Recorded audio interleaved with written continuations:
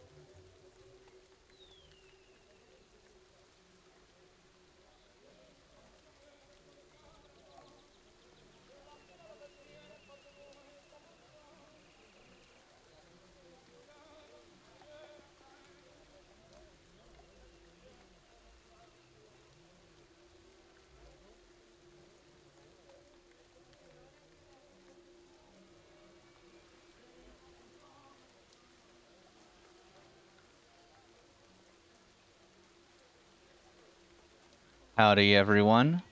Good afternoon, good evening, whatever time it is for you. It is time for the City of the Lost. How's it going, y'all? We got all of our players here, I believe. Yes, sir. Yep. Ready and present. Aha! Haha, wonderful. Welcome, everyone, to Session 5 of Veldheim, the City of the Lost, a dark and interactive Dungeons & Dragons campaign designed by yours truly and played by these wonderful fellows here. We've got Rob the Pure. Welcome, Rob. What's up, guys? We've got Gorkar. Gorkar is happy to be here. We've got Jabbers. Hey, everybody, how's it going? And we've got Frankie. Hello, everybody. And today is an exciting session because I have a whole dungeon prepared for the game today. It's going to be great. I'm excited. I hope you're excited. I believe that it is time for everybody to roll a d20, though, and see who gets the lowest and is our recapper for the day.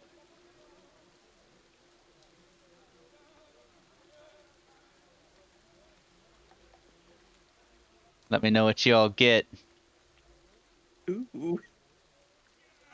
Thank you. I rolled a 7. I got a 5. All right, Gorkar. Looks like Frankie got a 12. Yep. And what's Gorkar got?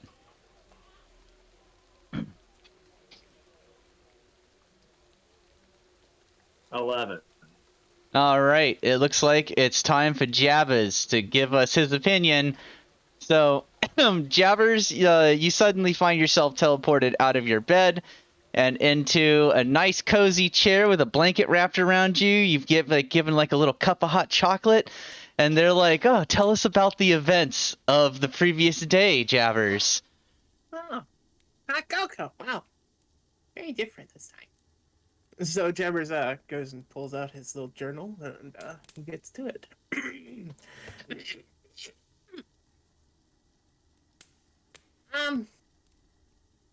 After Jabbers got poofed off to a new place. Oh, wait. No, that's old. Jabbers flips a few pages. I was looking at the wrong.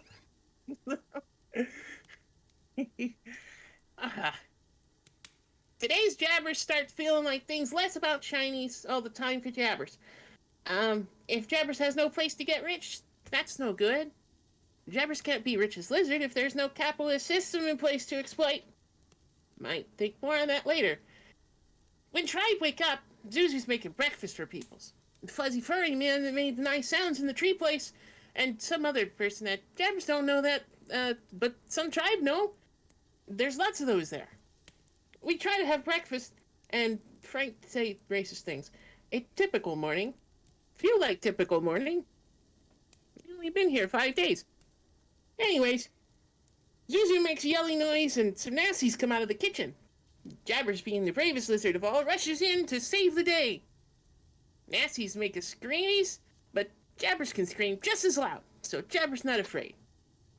After Jabbers defeat the nasties with only a small bit of help from Robs and Frank, we all finish breakfast, and Zuzu gives us a reward for saving his whole bar from certain peril. Zuzu says it happened every 100 years. Jabbers wonder how long Zuzu been in a new place. Why he not rich by now? Gorky show up just after. Jabbers guessed Tiefling Lady was a hard time. Gonna take Gorky a little while to grow fuzzy fur back like it used to be before burning. Jabbers think Gorky have very long night, but also get feeling that Gorky enjoy himself. Also think Gorky will choose better mates in future. Jabbers think Gorky looking at Grumble Teeth Lady lots. Maybe magic happen. Who knows? When we done eating, we goes outside, and Frank start talking about how he need fancy clothes and stuff. Jabbers not sure why Frank need fancy clothes to eat. Maybe it's an elf thing. Elves do lots of funny things sometimes. Shiny One once said elves used to giggle and be in trees more in old times. Not sure what that mean. So we all go to store where a little goblin man sells fancy clothes. He has little goblin ladies making them. Jabbers not so interested, since Jabbers always wear the finest of hat. Can't get much better. The goblin man sells Frank some clothes, make him look like a real bazzy wizard man. Jabbers kinda like him. Gobbo says he really get the tiefling lady's attention wearing him. Frank say he never breed before. Maybe that's why he want him. And Jabbers Frank age, he breed many times already. Not sure why Frank never breed yet. Lizards very different about mating things though. Need many lizards to survive. So we make many lizard. Pretty simple to Jabbers. Tribe decide to split up and go do things after that. Jabbers think it's finally time to get doing what Jabbers doing best. Being the sneakiest lizard and filling up his pockets. But Robs want to stop Jabbers. Robs is one of those people that like being a real do-good. Really do-good. Jabbers think Rob's gonna make it more harder for sneak take. Rob's one of those very religious persons that think the religion means do good all time forever. While that very nice for some peoples, lizards don't have that luxury. Jabbers guess it must be nice for whole people not have to sneak take. Rob thinks Jabbers should make more money honor way. Not sure why putting Jabbers' own tail at risk fighting and doing a violence being more honor way to get rich. Arena glorified violence as entertainment. Jabbers not think anything good or honor way about that. It fetishize killing, yeah? Anyway, Frank on Jabbers' side. He tells sneaky lie to Robs when we split up. Robs say Frank go watch Jabbers, but when Rob's gone, Frank wants to help Lizard sneak take. Maybe hope for Frank yet. Just maybe work on the racism thing sometime. Jabbers and Frank scoot off to shopping place. Shopping place always where the money goes, and is good for a grab. Frank does a little distraction for Jabbers while we do a slippery steal out of merchants' pockets. Jabbers do the right thing and give Frank a cut for his help. After that, we decide to go to arena and watch a fighting. Frank feel like gambling, so Jabbers teach him how odds work. Jabbers like rooting for underdog, and Big Lizard with a scabby face was fighting a nasties. We bet on the nasty to win. Lost our bet though. Big Lizard have good reason for odds in his favor. He tough. When next fight start, Frank lose lunch from all blood and insidey parts. Big Grumble Teeth Lady is really strong. Jabbers see kinda why Gorky like her. If Jabbers were Grumble Teeth, he'd seek out mate like that. When Jabbers and Frank leave arena to go meet with rest of tribe at religion place, other religious men stop us and do a look at Jabbers like he may up to no good. Jabbers used to it by now. Think rest of tribe noticing more. Rob and Gorky come out. Frank do another smooth hibbing. Rob believe we win bets at Arena for Arena cash. Jabbers didn't think that one. Jabbers is good influence. After that, it's time to leave for Gore again for feast with Veldy guy. We get to gate, and Jabbers learned that Leather Daddy Cowman guards being old things Veldy make. Still don't know why not use Lizard. On the way, the Sudis tell us that Veldy did a lot of stuff to make things bad. Need think up life or something? That responsible for all worlds dying all over the place because of chaos? Jabbers not know about that. Jabbers trust what he see. And Sudis can think that Grumble Teeth are purple, but that don't make it true. Jabbers never see a purple Grumble Teeth. So we get to Gore, and people waiting. Frank and Tiefling Lady have a stare for a while. Looks like she like his new clothes, like the Gumbo said. And after a while, Veldy shows up. Tiefling Lady gets happy, and then gets mad when he goes away. Maybe Tiefling want more attention from Veldy. Outside, there's a big table with lots of food we sit at. Veldy, Sudis, tribe, Tiefling tribe, lots of people all eat. Tiefling makes lots of meat and mushrooms. Rob doesn't like it. Meat makes him upset, so Jabbers don't eat it. Jabbers really want to, though. Frank say it could. Veldy start going a little cuckoo then. Start talking at nobody. Say things like, tune in and see you there. Jabbers was very confused. What most confusing is how we all started to float. Invisible something tried to take Jabbers' special gem. Jabbers wouldn't let it, though. It's mine. After all that craziness, Veldy walked off and away into a magic. And just kind of left us there in Gore. Feast over. Then weather over? When we all go leave back to the city, we figure out that Jabbers' new gem made the funny blood weather stop in Gore when all the flashes and fire happened. Jabbers was never good with magic-y stuff. It's confusing. When we get back to the city, we have small philosophical discussion about eating meat. It's hard for Jabbers to understand human-type things sometimes. Is lizard do what lizard do to survive? Not think so much about more implications of cannibalism. Food's food. Jabbers think Rob has some things to work through, though. When we get to New Lair, we find a treat. Zuzu made a big pot of tasty chowder in Magic Pot. New tribe fills up bellies before heading to bed. And then, that's all. Tomorrow we go to the place I already forgot, with the big monster that's also a door. Goodbye. Oh, can I take this, Coco? There's a popping sound. Jabbers, your memory is modified, and you wake up in bed with no recollection of the of telling a story. And all of you, by the way, don't forget, guys, to take a long rest, because between sessions you get one of those. And you're all waking up in Zulnar's Tavern, the Broken Fiddler, ready for the day. I just want to say before we get started, Nix, I am fucking dying. Holy shit! Yeah. Glad you like it. I think that's our best journal entry yet, with the meta commentary and shit. Oh, that was good. Yeah, that was pretty hilarious. I lost it when the whole Frankie says some racist things. Typical morning. For me, it was the capitalism thing. Absolutely said that. How can I be rich if there's no capitalist system to exploit? Yeah, so you all come out of your respective rooms, and out to the very delicious smelling breakfast that Zulnar has. He's made a type of breakfast steak with a greenish yellow sauce that smells a bit vinegary. It's strange, but it seems to work. What this called, Zuzu? Oh, this here is shark fin steak. Sharky fin steak. Yeah. It looks good. I'll definitely have some. Yep. Shark fins? Yeah, specialty from my homeland. Well, not the exact sharks from my home world, but close enough. I could work with it. You gotta do something with the fins. Yes, indeed.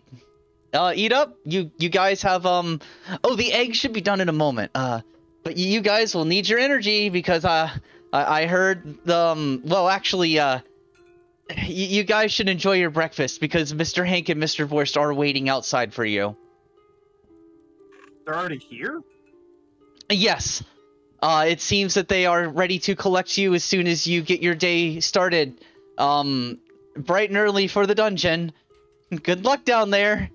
I did have one request though, when you head down there.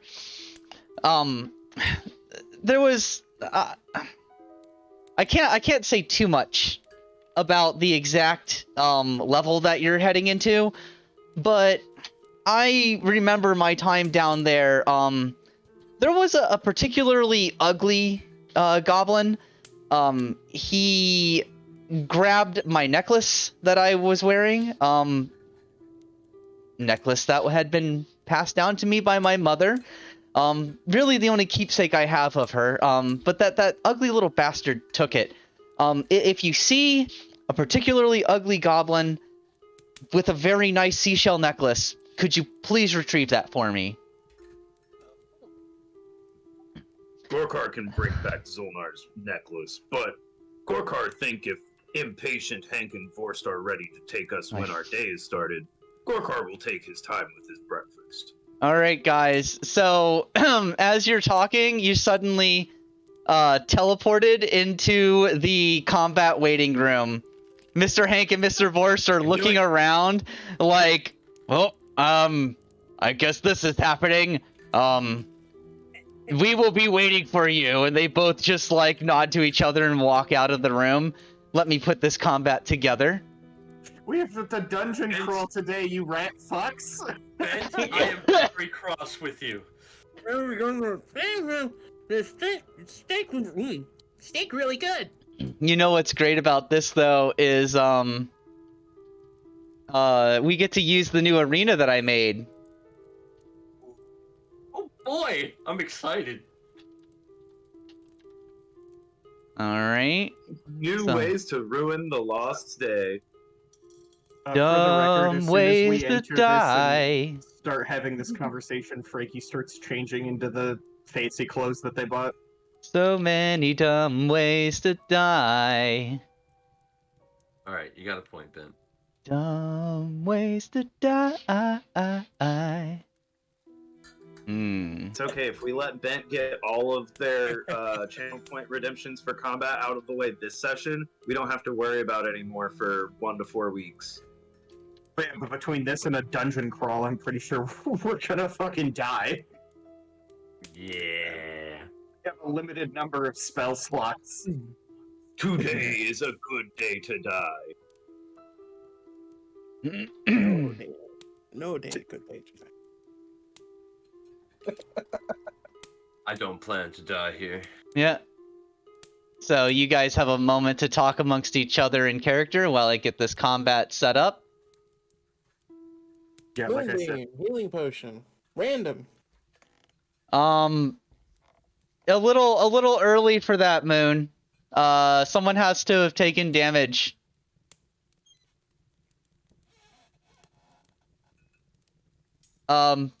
Please read the redeems because it says that a healing potion is used on someone instantly, not that you give one to somebody. So, Oopsies. yep, that one's just on cooldown for a half hour. I'll kick that back to you when I can, Moon. Let's see. All right, yeah, like I I think we're ready. Good intentions, though, Moon. Thank you very much. Yeah, thank you.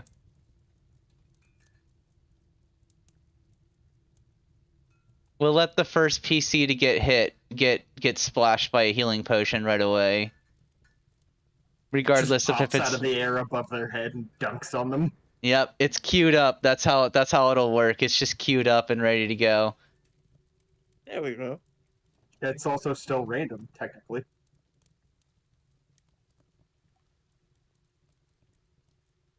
Yeah.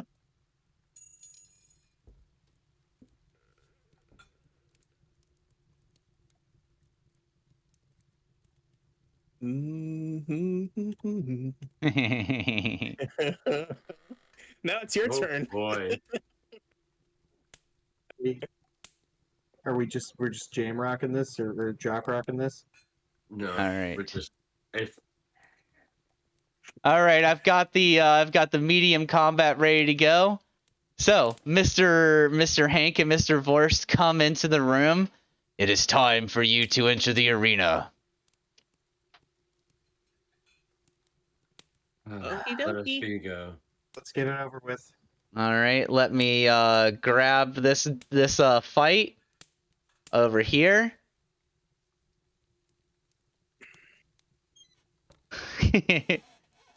Well, I mean, it can only be so evil because it's a medium combat, right? Also, we're ready for your initiatives whenever you gents would care to do so. And I will change us over to the new arena map. Oh. Looks gore themed. Oh, wow, go figure, right? I made it when I was making the gore maps. Ooh. So, Is there actually Well, a I lava say pit? the lava Gorkar is pool. ready, but Gorkar is clear. Yes, the Coming in a little lava spotty there, pool. Jesse. The lava pool is obviously hazardous terrain, and the portals on either side actually, like, if you step into it, you will step out through the other one. Is that going to be an instant action or? You walk through it. It's a movement. Yeah. Okay. So let's see here. I think the D is the draw tool. It is. You guys can set up anywhere within the box.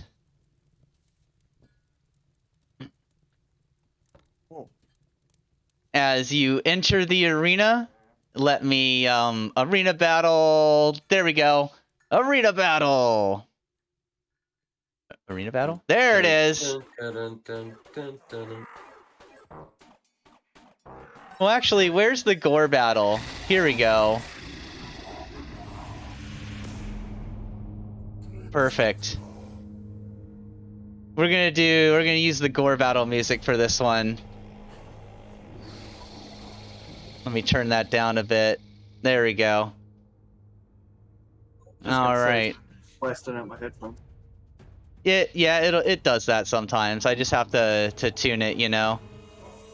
All right, so let's see. Let me get reorganized here with Harpy. All right, so you guys have all rolled your initiatives.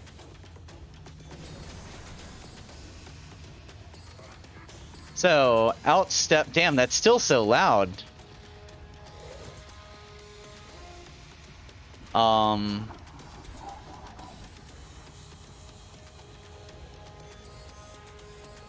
Dang, where's that battle music coming from, though? At this point, I assumed even the music was like meta, like it is actually playing in the fight. Yeah, totally. It definitely is canonically playing in the fight. It's got modern day speakers. Yep. Alright, so there's that. Okay, assets, no. Tokens, here we go. So I'm just gonna grab things. I'm not gonna grab, obviously it's not gonna be perfect. But there are 2 fire newt warriors. So I'll use this since it's a red kind of creature. So there's 2 fire newt warriors. And then there are 4 ash zombies. And I'll use this. Great, so my cantrip's gonna be useless. And the fire newt warriors are going to start here and here and all right. And as you guys come out and you hear the bell ring to start, they actually got higher initiative than all y'all did. So the fire newt warriors are going to run forward first. And they move 30 feet. So 5, 10, 15, 20, 25, 30. So he's going to, 30 here. So he's going to stay behind the statue for cover. 5, 10, 15, 20, 25, 30. Standing behind the statue for cover. And that's what they're going to do. It's an orange-colored salamander, the kind of like a Lizalfos from Ocarina of Time vent. Think of the fire Lizals from Lizalfos from Ocarina of Time. And then ash zombies, which are zombies made of ash and fire, in a literal sense. And they come shambling forward. 10, 15, 20. 5, 10, 15, 20. 5, 10, 15, 20. And 5, 10, 15, 20. And now that the ash zombies have gone, it is Rob the Pure's turn. Dick.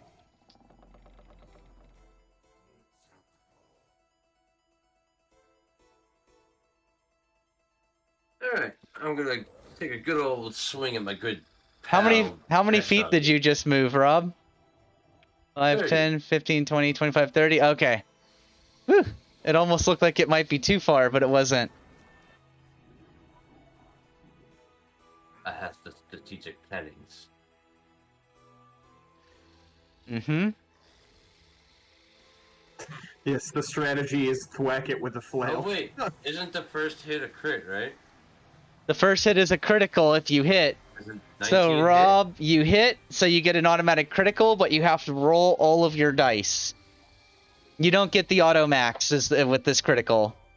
Is the way that it That's works. fine.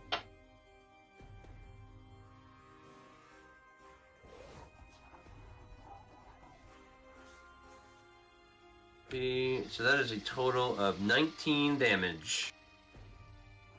All right, so you deal, and let me see here. I forgot to do this.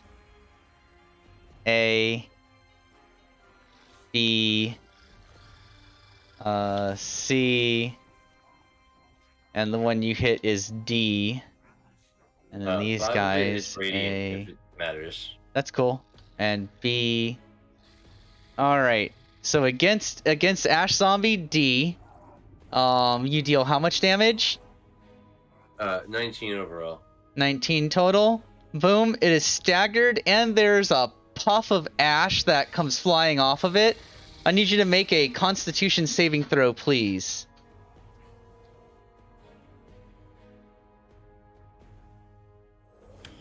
Oh, terrible. 3. A 3. Rob, you get dust. You get hot ash in your eye and in your mouth, in your eyes and in your mouth, and you have disadvantage on attack rolls, saving throws, and ability checks for 1 minute.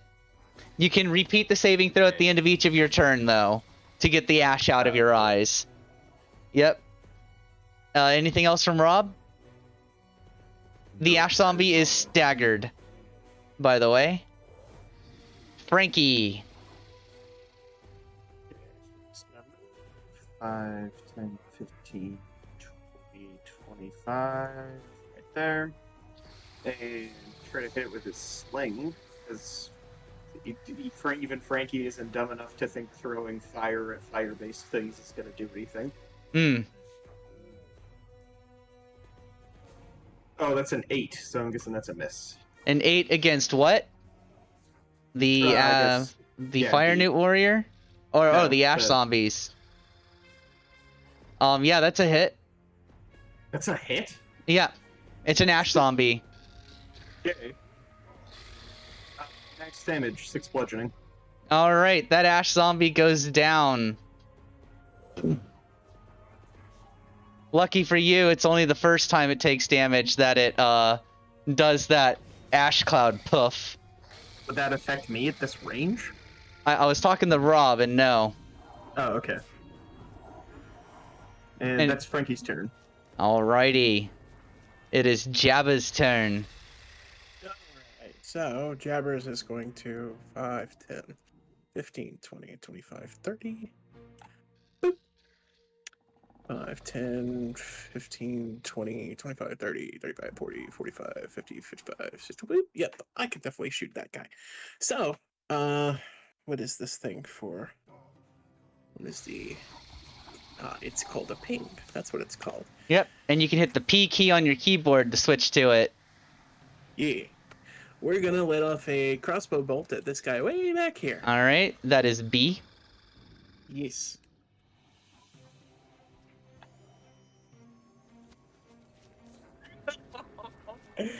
Oh, I got a nat 1 for 6. All right, let's roll another d20. Yeah. And it's like the 5th time that has happened with a critical redeem. 4. All right, let me find a House Rules channel in the thing that actually has... Oh my god. Here we go. God, I need to list this somewhere easier to find. You got a 4. If you hit one ally within 5 feet of your target with your attack, if there are no allies within 5 feet, hit yourself. So roll damage against yourself as your ranged weapon has a major malfunction. Lovely. Wait, 1d8 plus 3. Why does that say... Wait, why did it roll so many? It rolled your... It's no, automatically adding your sneak Oh. attack dice. remember that it Oh. automatically rolls your sneak attack dice, so you don't have to worry about what it adds together, just the 1d8 plus 3. Gotcha, so that's a 9. Mm-hmm. Plus that 9. Is that the 9? Yeah, 1d8 plus 3, so... hold on, I have to see what roll that is. Yeah, But it's that's 9. adding- That was 9. It's your sneak attack damage that it's Okay. rolling. No, I get that. I was just trying to see which one it added plus 3 to. 1d8. Yeah, it's 9. Yeah. Yeah, it does it properly. Okay. So 9, 9, and 9, and 9. Anything else from Javis? I'm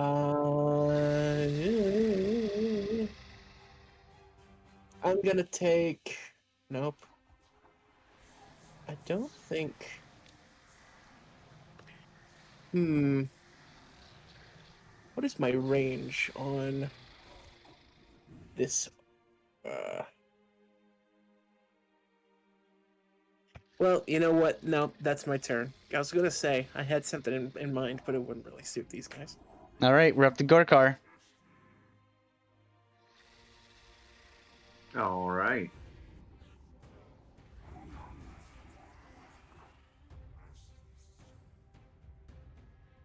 $30 feet.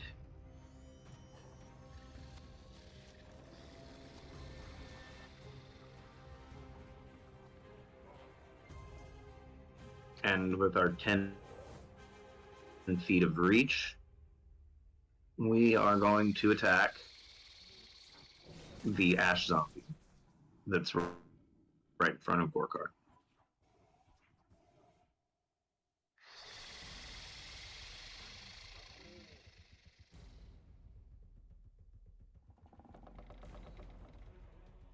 $12. Oh, hey, Jabbers, by the way, I'm going to roll 2d4 plus 2 because when you damage yourself, the healing potion falls out of the sky onto your head. For 5 HP. Oh, nice. Thanks, Moon. Yep, I forgot that we queued that up. Yeah. So that's a 12 to hit. A 12 to hit an ash zombie is a hit.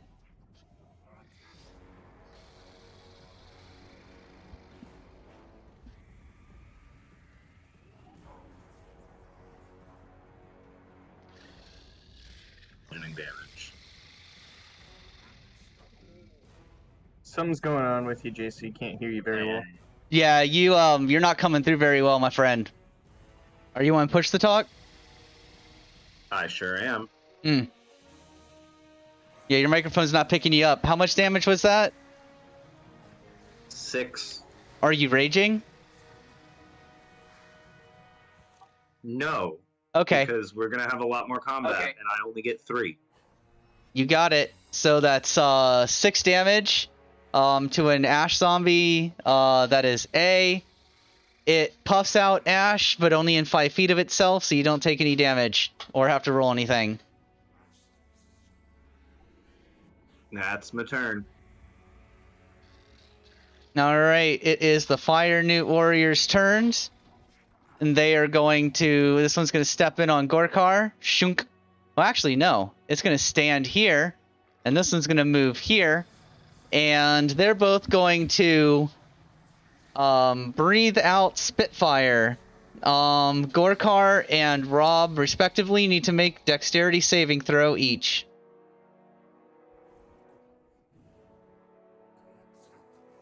The dice hate me today. 7. Rob, you take 9 fire damage.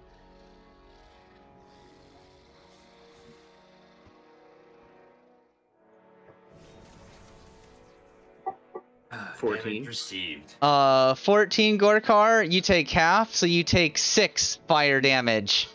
You managed to dodge some of it. Yeah, they both breathe out a little jet of fire at both of you and swing their scimitars in the air in front of themselves, like posturing. The ash zombies are going to step forward. Bleh. 5, 10, 15. 5, 10, 15. Alright, so the first one is going to swing in at Gorkar.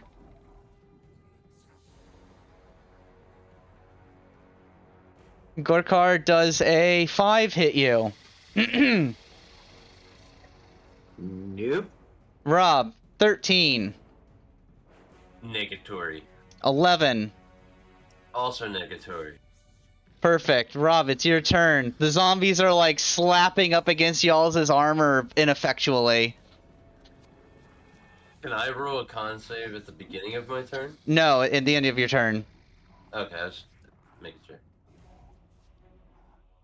You just you have disadvantage as you've got hot ash in your eyes, kind of obscuring. There's a smear of black across your face from the puff. An 8? An 8 hits. Did you roll at disadvantage though? I rolled twice. Oh, good stuff. Then yeah, an 8 hits.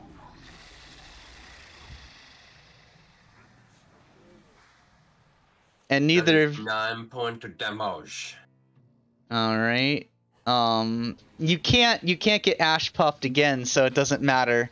So which one are you attacking? The top one or the bottom one? Viewer's choice. We're gonna go with the bottom one then. See.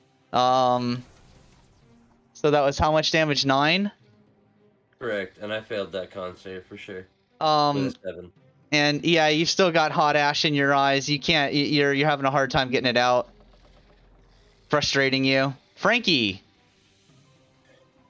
I have a plan here, so Frankie's going to move 5, 10, 15, 20. And I am going to need both the Ash Zombies attacking Rob and both of the Newts to give me, I believe it's Dexterity saving throws? Yeah, don't forget you can spin yourself. Dex throw. Like, wee. So all 4 of them, all except for the one Ash Zombie you meet, are what's the range on this? It's a 30-foot line. Okay, cool. So yep. B and C Ash Zombie, A and B Fire Newt. So the Ash Zombies first, since they're in front of in the way. What kind of saving throw? Dexterity. Alright, so the first Ash Zombie, that is a 5. The second Ash Zombie, that is a 6.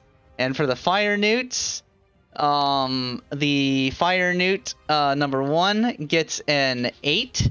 And Fire Newt number 2 gets a 2. Oh, right. So, all 4 of them are covered in acid as I cast Tasha's Caustic Brew. Beautiful. So it's at the start of their turn is when they start taking damage from it. They don't take damage from it initially, too? It doesn't say. I don't think they do, because it just says a creature covered in the acid takes 2d4 acid at the start of each of its turns. Ah, okay, cool beans. Gotcha. They're covered in acid, then. Yep.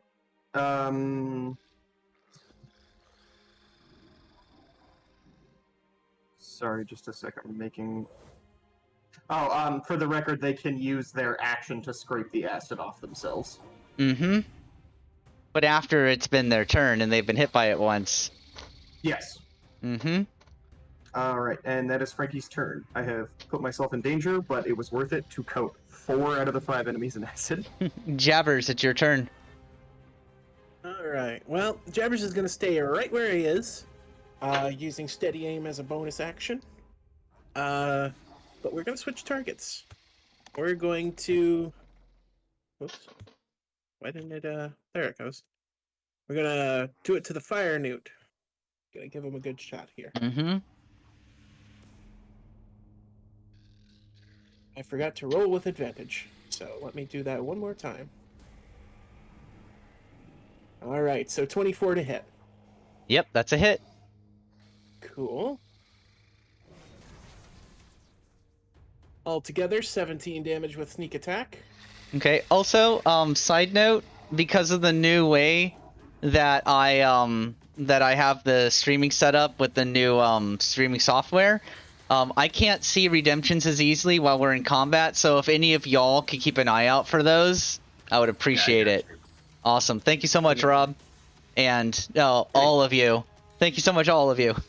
So that was 17 damage. 17 damage at which one? Fire newt right here. And what was your to hit roll? To hit was 24. Ah, right. So 17 damage to him. Mm-hmm. And, Hold on. So that's B 2040. Oh no, 17. 17. Boom. He is bloodied. Cool. And, oh, that's me turn. All right. That means it's Gorkar's turn. Yeah.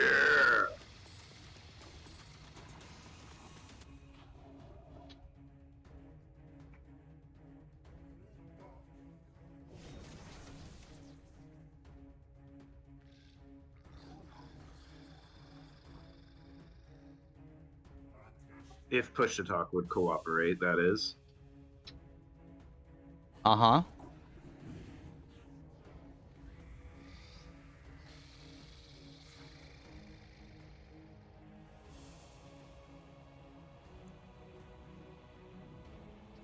I guess we're gonna stand and deliver. All right. I guess this one's also gonna be reckless, just because. Does reckless only can you only reckless while you're raging?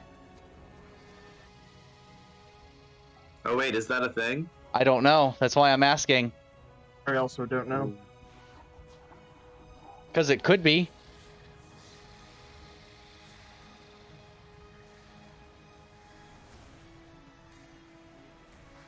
Nope.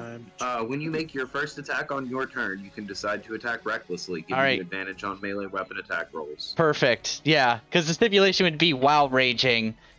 That's what I didn't know. Awesome. So go for it.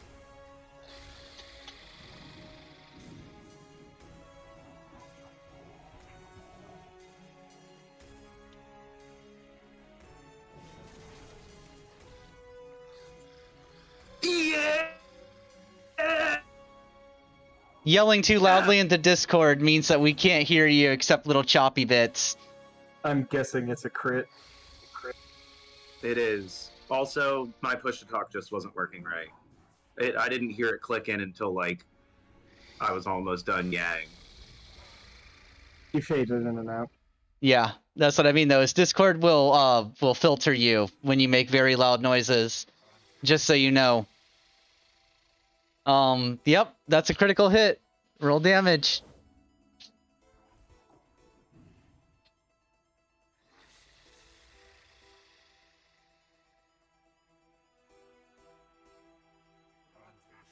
Making sure you clear the first one. Oh, and max damage on that crit too. Holy shit. Well, that's the clear roll. That's the one he rolled. Yeah, I was hoping that I could just petition you to keep the max damage, but I'll roll my regular damage again. I mean, we all know that we have to roll it once to clear it. I actually have no idea what you guys are talking about when you talk about that. When you crit with D&D Beyond, it automatically adds another dice to your roll. It automatically adds your critical dice to the roll that it does. So you have to roll it once to make that go away. And then you can roll it and add your max die. If I roll a 1, I'm gonna be so mad. I just never done that. That's interesting. I don't know. I don't know what to tell you.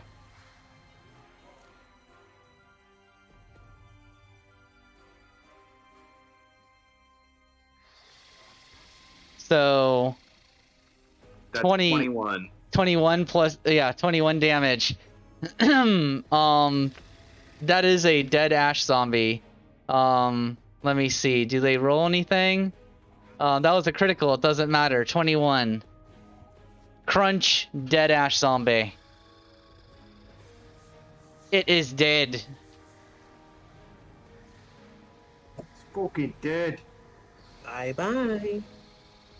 Anything else from Gorkar?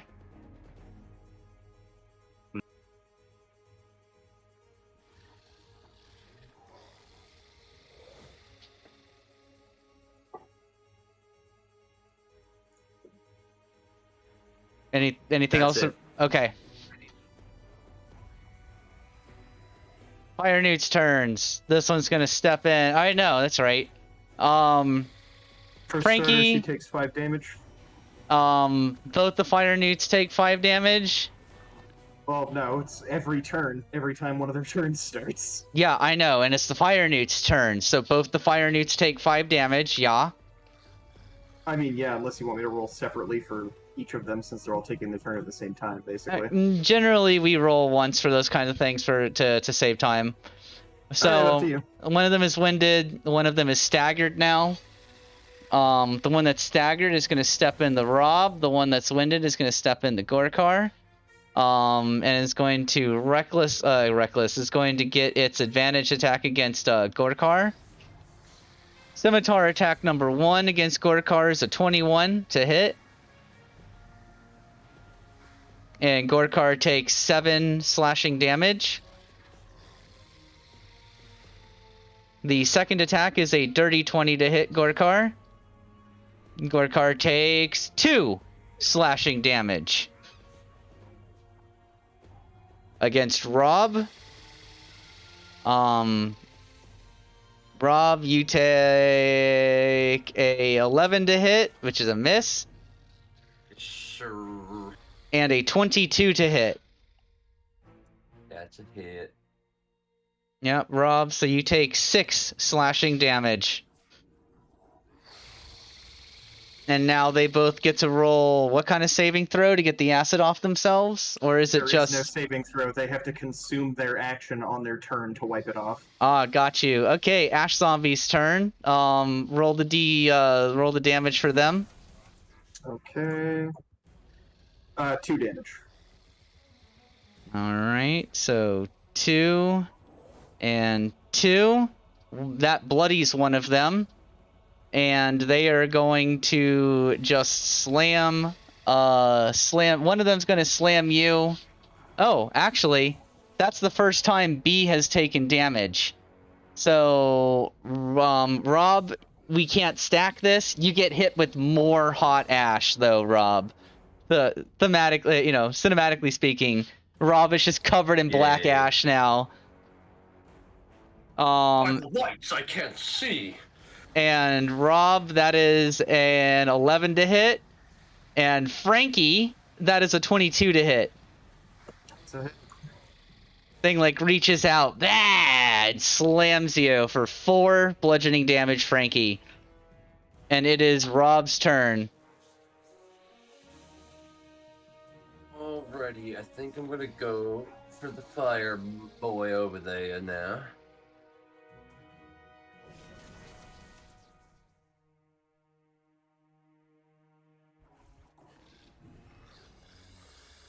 I rolled 2 11s. An 11 to hit what? The fire newt. Nope, that's a miss. Poop. Alright, hold on. I'm gonna roll my con save. Oh my goodness, 9. you are a paladin. You wipe at your face and it's just in your eyes so bad. It keeps piling up and getting worse. It's a compounding problem.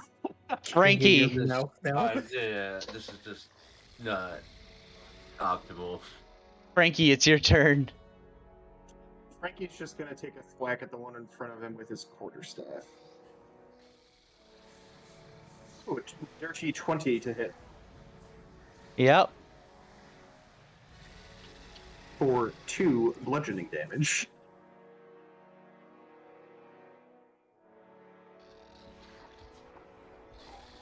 Okay. Let me see. That's 2 bludgeoning damage to which one? The one that's in front of you. You hit C. You did 2 damage. Okay, cool. Still bloodied. And that's Frankie's turn. Jabbers. All right. So, how's Rob looking? Bloodied. Yeah. Bloodied. Okay. We're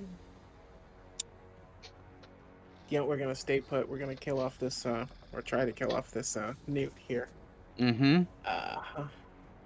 Once again, using steady aim, bonus action.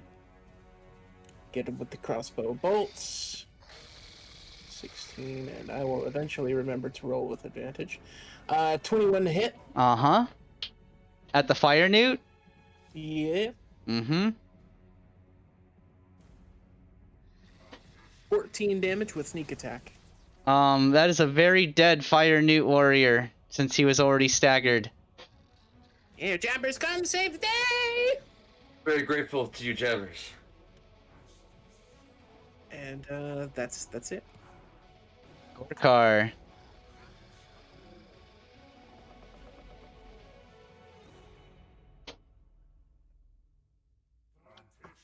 Is going to swing recklessly. Also, not that it would have mattered because that was a dead ash zombie anyways, but D&D Beyond isn't automatically rolling my or adding my +7 from vicious to my crits. So I'll have to be more aware of that next time. Okie dokie.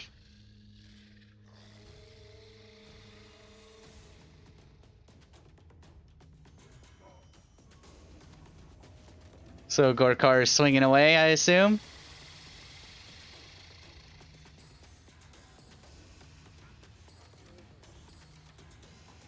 What are the odds? You natural 20 again? Nice. Go ahead and roll that Yep. beautiful roll the clear and then roll that beautiful damage.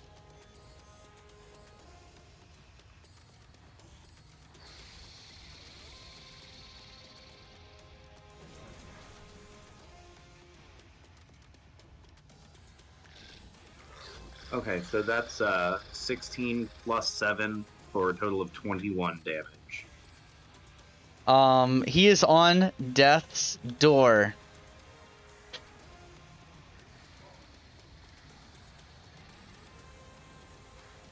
Blast, why do I not have two attacks yet? Okay, that's And it. Merc goes, "Why are you not wearing spiked armor? Body check!" You hear Merc yelling from the sidelines, "That's why Merc wears spike armor!" Gorkar thought that was Merc's barbarian path. And the fire newt on death's door is going to haggardly swing its scimitar at you. You recklessly attacked, didn't you? You did. Yep. He gets a 9 to hit. Oh, hang on, I gotta roll his damage. That's a miss. Mm-hmm. Hang on. Oh, that's Roll his right. acid That's damage. right. And You're right. He just he bubbles. definitely dies. He just bubbles and froths and melts in place. Like, and just melts to the ground in a green puddle. Hell yeah, chalk one up for the sorcerer. Yeah, he was coming to swing at you and just melted instead, Gorkar. Roll damage for the ash zombies. 4 damage. 4 damage. Okay, so this one takes 4, and he is still winded. This one takes 4, which makes him staggered.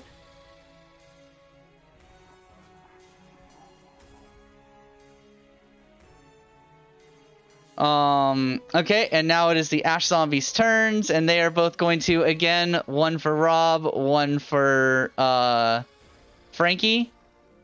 So, Rob, that is a 14 to hit.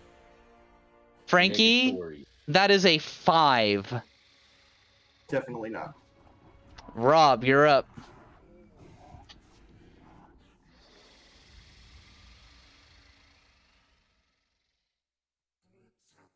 I'm just rolling. 7. You get disadvantage. I thought I told it to. Hold You just roll one more time, not twice. Basically, in case you crit fail. on. Yeah. 7. Okay, so that's a miss, Rob.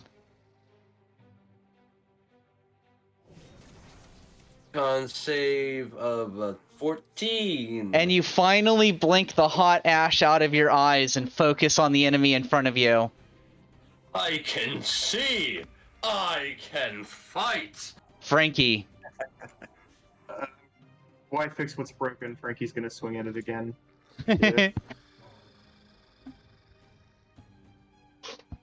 Also a 7, so that's a miss for Frankie. That's a miss for Frankie.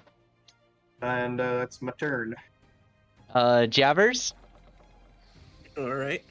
Line of sight, we can see this guy. You can see both of them, it's fine. Oh, okay. Well, let's if we can see the one in front of Frankie, we're gonna hit that one. Mm-hmm. Once again, using bonus action steady aim. When they're behind, like, their own allies, I would give them cover.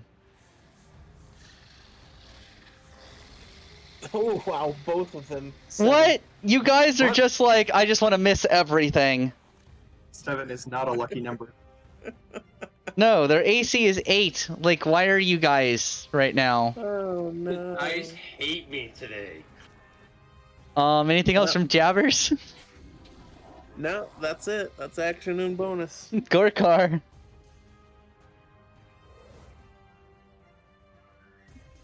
All right, Gorkar is going to.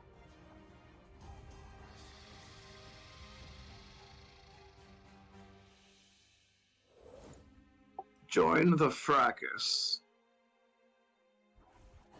Join the party, old bean. It's smashing.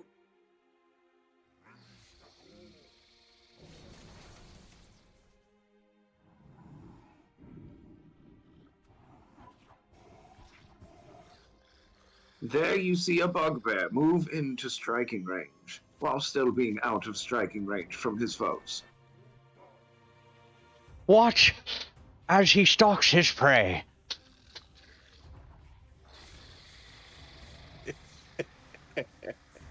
The wild bugbear, indeed. The wild bugbear stalks his prey.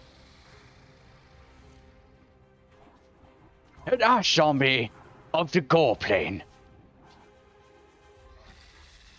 Having attacked recklessly, the bugbear, with advantage, rolls a 23 to strike the ashy little bitch. That's a hit. Well, Yeah, I know what I'm for doing some after reason- this session. For some reason, David Attenborough is the announcer in the arena right now. Just, you know, that's what it. That's what it Actually, is. Sir David Attenborough. Yep. As you can see, That's 8 points of blood damage. the bugbear is angry. 8 points of bludgeoning damage. Oh, He's it's not quite and it's as angry bloodied. as she could be. Yeah. You should wait and see when it's mating season. Anything else from Gorkar?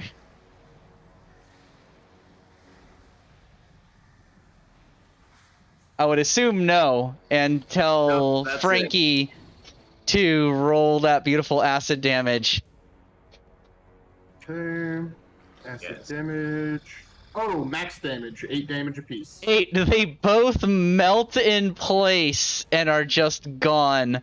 And you all are showered by Veldbucks and Velder coins. Roll your roll your 2d20s, one for Velders and one for Veldbucks.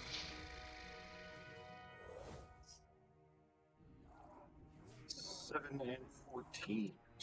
And there is a popping sound as you all very suddenly find yourselves back in Zolnar's Tavern. Don't forget to short rest. And yes, don't forget to do your short rest because that automatically happens. Thank you, Bent, for the medium combat. I made the most of it. All of you guys, and also remember that you won't be able to ask each other what your XP total is to get yourself up to speed, because at this point, all 4 of you would have different XP values. Well, actually, only one of us, right? Because 3 of us were involved in the same battle. 3 were involved in one battle. 2 of you were involved at the battle with Merc. Gorkar was in a battle by himself. Everyone should have a different XP value at this point. Oh yeah, I forgot about the Merc battle.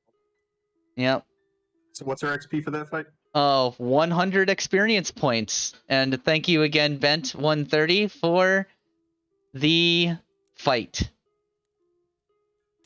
Rolled exactly what I need to get it back up to full for hit dice, expending a sorcery point to get my spell slot back. Yes, and Mr. Hank and Mr. Vorst walk in through the door, look around, and say, "Finish your breakfast. We need to get moving." Well, after that little interruption, we've only just started. Yes, well, hurry up. It's cold. Oh, fuck. Gorkar stretches and yawns and says, "Oh, another shark fin steak for Gorkar, please." Zolnar comes running from the back and goes, "Oh, sorry, the steaks are all gone. You guys just missed Tink and Dinkle. But I do have lots of eggs and some sausage." Gorkar, kill those lizards! Dink and dinkle fast. And ravenous, apparently. Lizards gotta eat. Bugbear gotta eat lizards. No offense, Jabbers. You probably not the tastiest lizard. After yesterday, we all know I'm not above it. So Yeah, Mr. but hold his Hank, tongue for now. Mr. Hank and Mr. Vorst just stand off to the side talking to each other as you all finish up your breakfast. Another cup of coffee, please, Zolnar, and 2 more eggs. Make that 2 cups of coffee, please. Okay. Gorkar want hot bean juice too.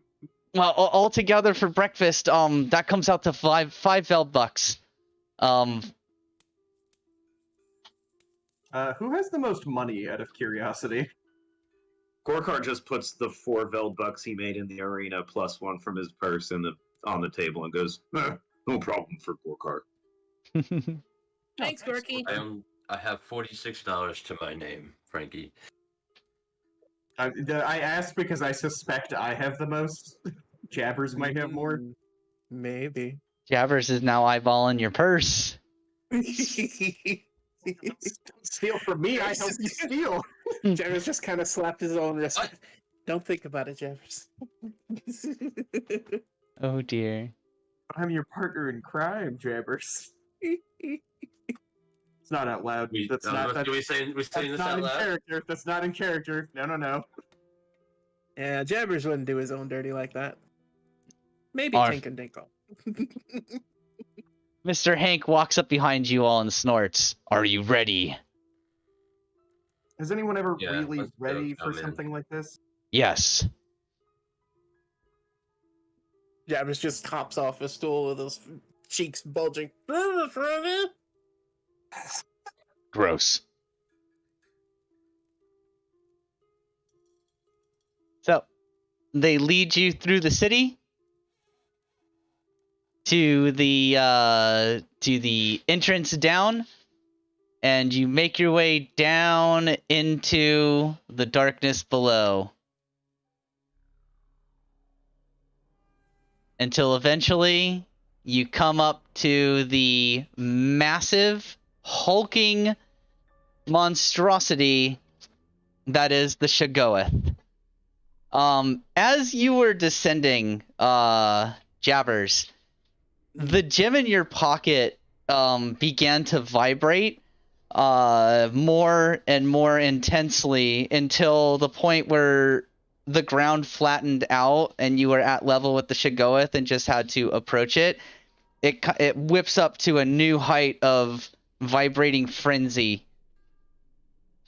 And you actually note, if you pull it out, that it has started to glow a strange blood red color that is it is absolutely fascinating to stare at. Wow.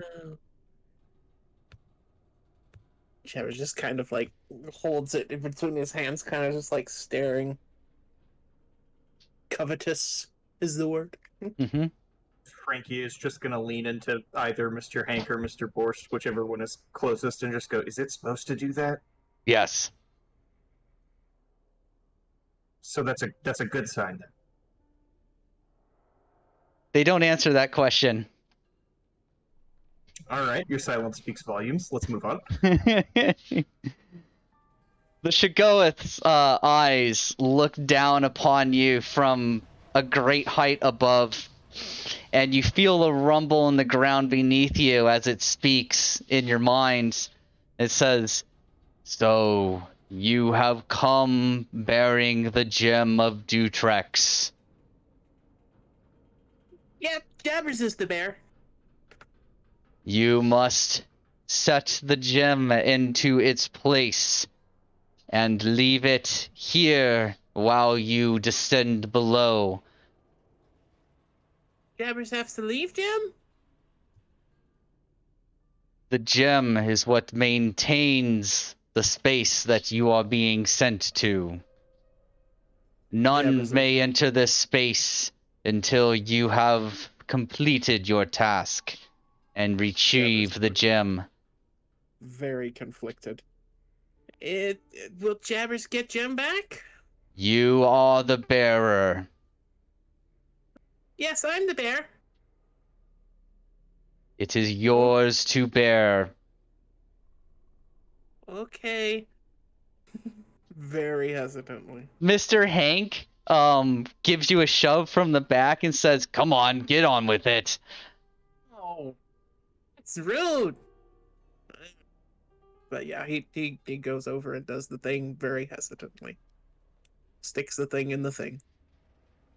It's a little stone pedestal that's only a little bit bigger around than the gem is wide.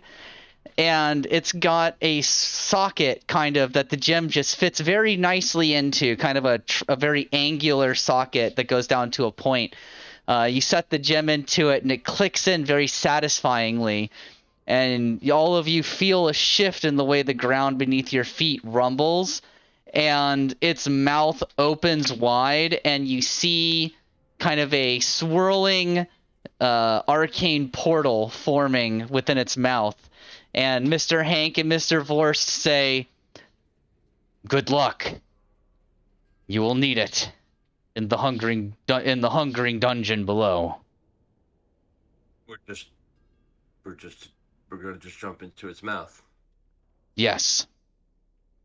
The Shagoeth is part of the magic of Lord Veld's dungeon that he has painstakingly assembled for you to train and become more powerful. Rob stares at him for a moment and goes, "For the record, you're all absolutely insane." Yeah, hold on. He just nods, absolutely not contesting the point. Gorkar actually think this check out. This might make most sense of this whole After he place. nods, Rob lets out a sigh and just goes, and just kind of like walks in. There's a Hold on. a strange slurp noise as Rob steps through the portal and is gone.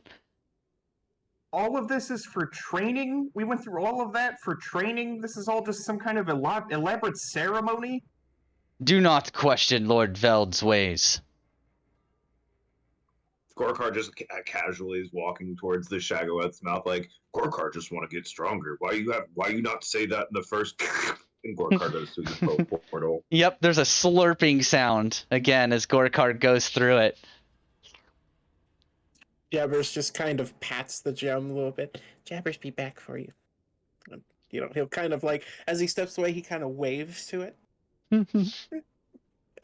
And Seeing them all go through, Frankie just kind of shrugs and starts muttering to himself as he's going towards it. Eaten by a giant monster. This is ridiculous. I cannot believe that this is my life now.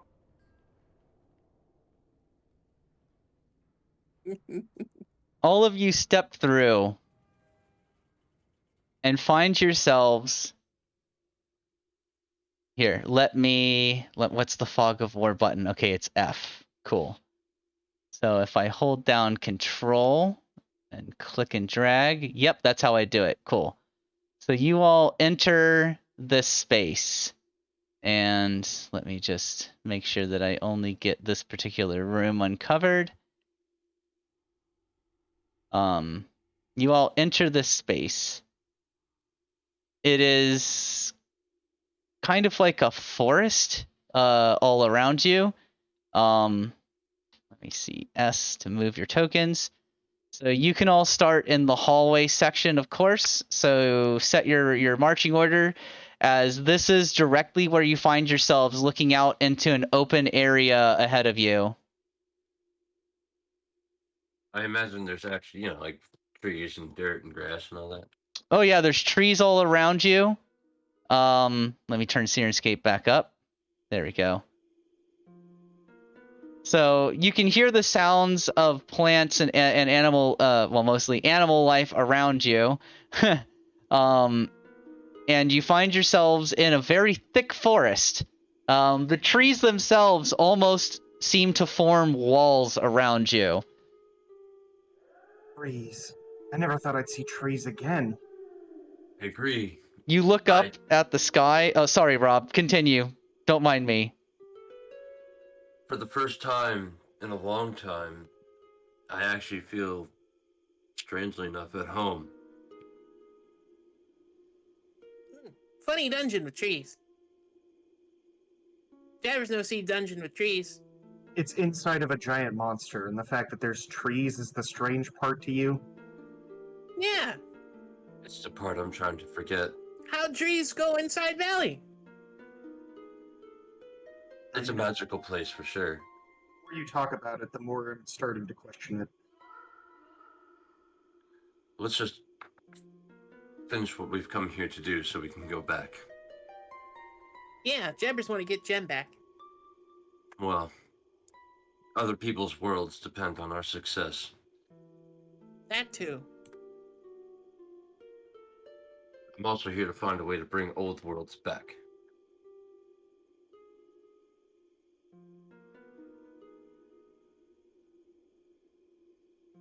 All right, so you all are walking forth through this dungeon, I assume?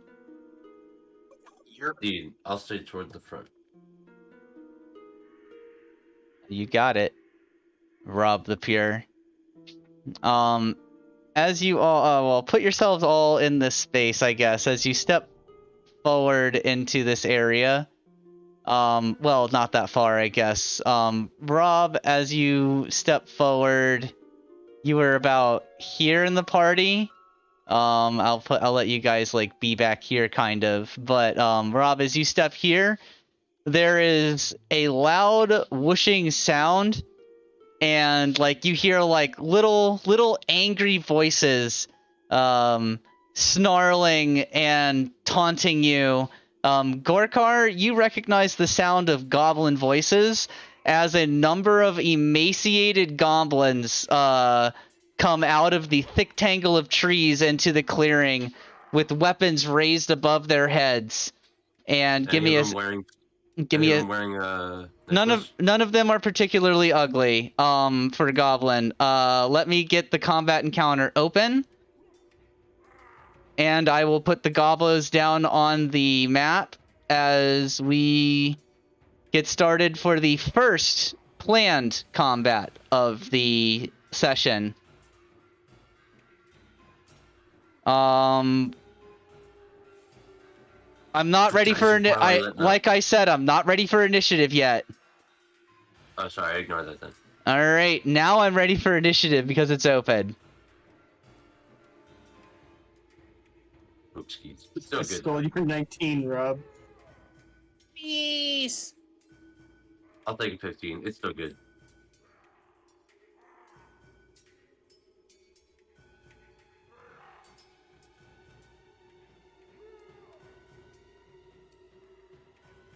That's a lot of gobbies. And as previously that's mentioned, another 5 for Gorkar. they're absolutely emaciated. They look like bones and skin pulled tight. And they're all like staring at you guys and drooling profusely. You will not feast on our bones today. And Frankie, you're the first one up in the combat. Okay, let me do some counting. 5, 10, 15. A group of moderately handsome goblins enter the clearing. Well, they're emaciated, so you know they've got, like, abs. You hear ribs? They look like abs. So I am going to launch a firebolt at this one. Uh-huh. Oh, right. Let me letter them real quick. Sorry, I am dumb.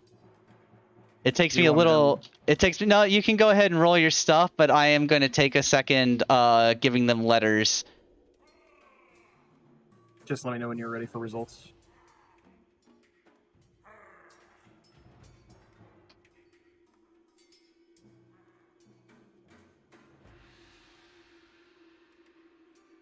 And H. All right, I am ready for results. That is a 23 to hit. And can you ping them again? Yeah, give me a sec. Oh, you got the P button on the keyboard is for ping. S is to go back to your regular cursor. And gotcha. This one. Yes. 23 is a hit. Okay. Wait, fuck. This one, right? Yes. Okay, It's only 1 fire damage. that's E. Just to guess, the theme of Frankie today is yes, I can hit things, but no, I will not hurt them. Yeah, the fire hits it and kind of ricochets off into the woods behind it. It doesn't seem to catch fire to anything. You just hear like a sizzling sound as the fire like goes into the darkness. That is Frankie's turn. All right, Frankie, Rob the Pure.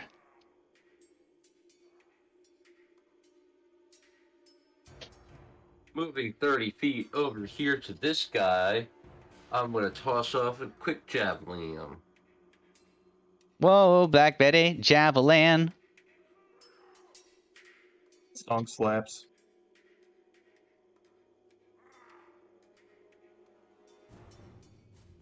For an 18 to hit. That's a hit.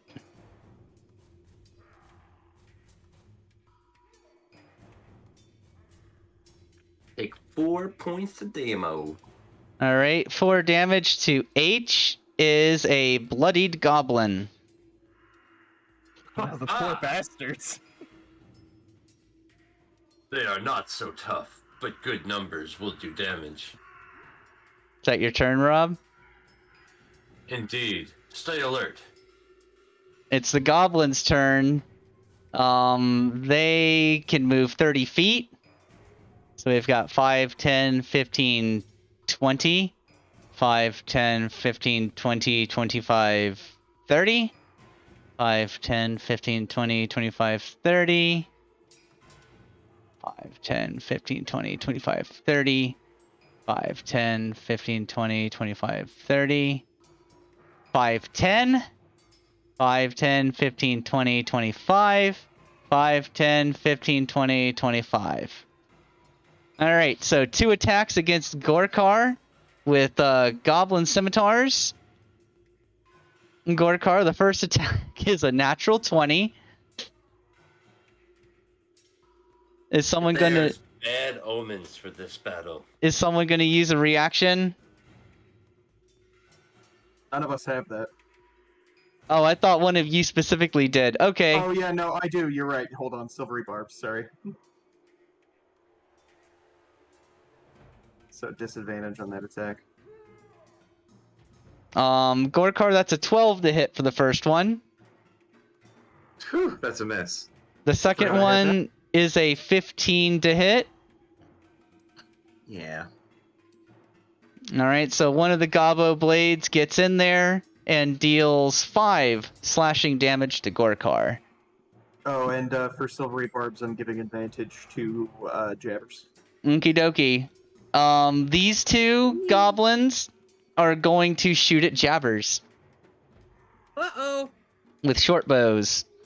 Jabbers, that is a 10 No good. and a 6.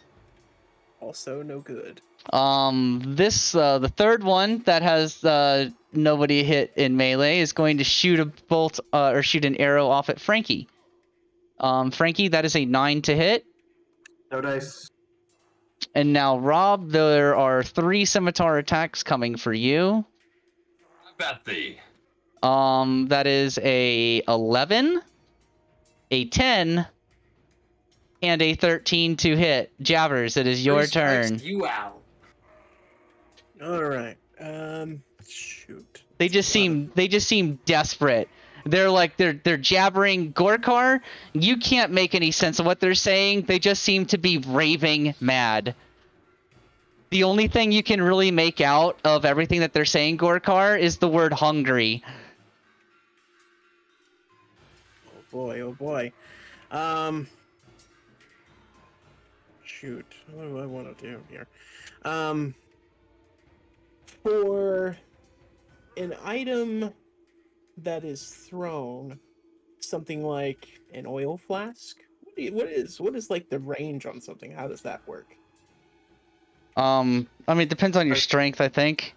Wait, I can throw it up to 20 feet. Never mind, the description says so. There you go. Okay. 5, 10, 15, 20. So I could just kind of step. Whoops, I have ping on. I can just kind of step right here.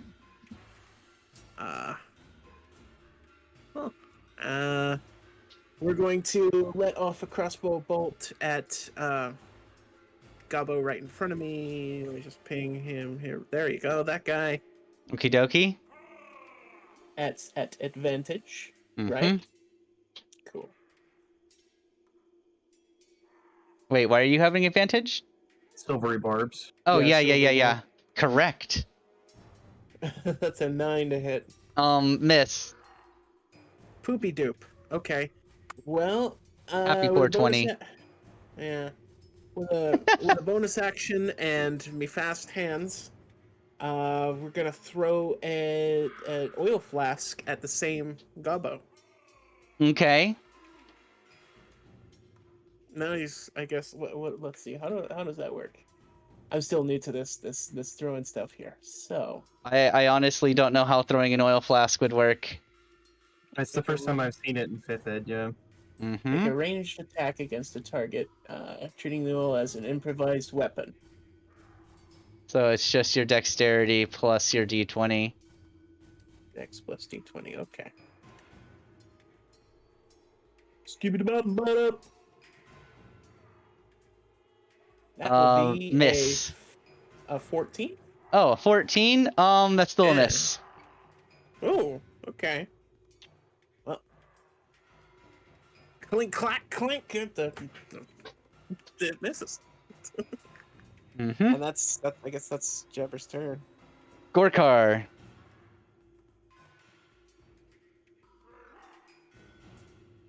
Finally. Gorkar will immediately rage.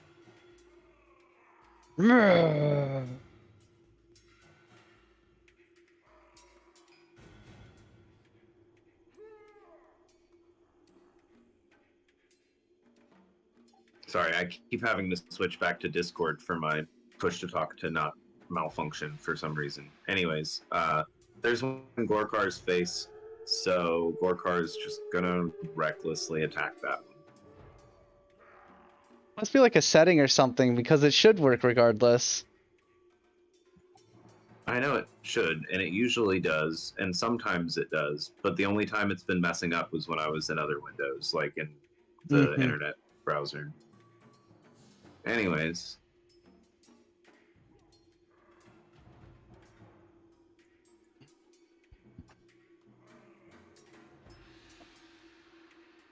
Specifically it's when I'm in Harpy. I'm guessing your push to talk key has been bound to something by the update now. So when you're pushing it, it's trying to activate something in Harpy instead of activating Discord. Hmm.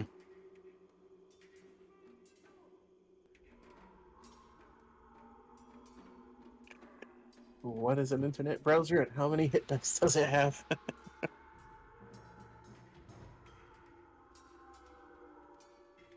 And that's not information we would be privy to anyway as the players. That's a 22 to hit. That's a hit. You're hitting the top one or the bottom one? The one that is directly adjacent with Gorkar and not diagonal to him. All right, cool. The bottom one.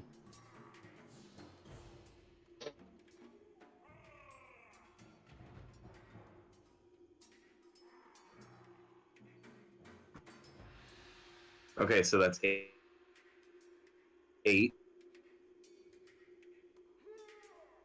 And because you're raging, that becomes 10. And then 1d6 plus 1, so minimum Divine Fury damage of 2, so that's 12 total damage. Yep, that's a dead ass goblin. You just absolutely crush this thing, telescoping its spine. Jesus Christ!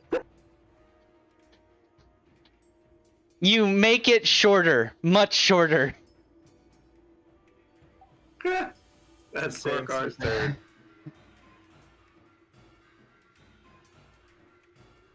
That's Gorkar's turn. Frankie, top of round 2. You're going to Firebolt. And now the hotkey isn't working. That one. Mm-hmm. 19 to hit. That's a hit. Oh, much better. 10 damage. 10 damage. Frankie, you what spell is this? Firebolt. Firebolt. The fire like rips a hole through the thing's chest, and it just goes as it collapses to the ground. A little flaming hole through its body now. Frankie, at the end of my turn, is just gonna yell, "Does anyone else feel kind of bad about killing these guys?" Not even a little.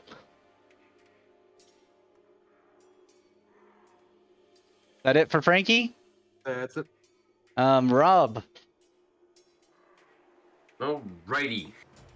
The one that has the javelin in the chest. Actually, yeah, the one that has javelin in his chest or whatever.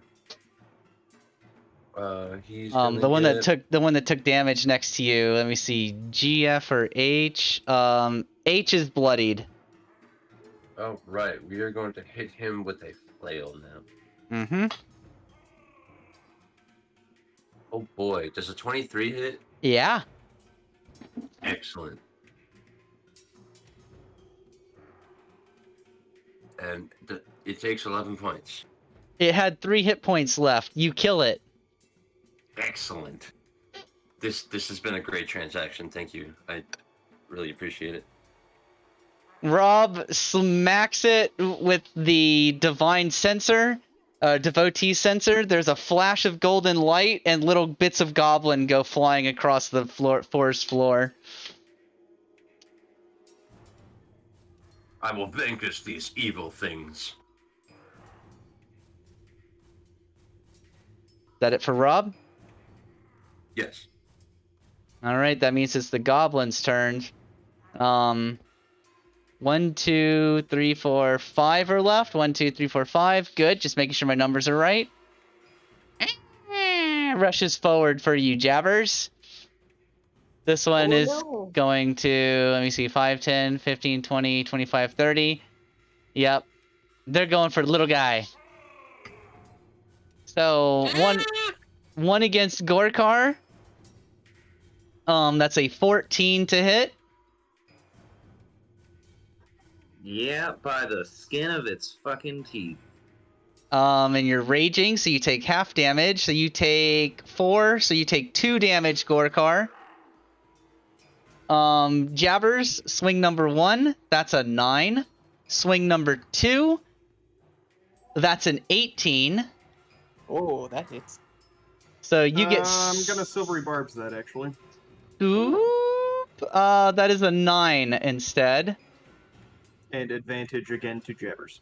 And Rob, that is a 13 and a 15. Nope. So they're just desperately slashing away at you guys. And Jabbers, who is bloodied, it's your turn.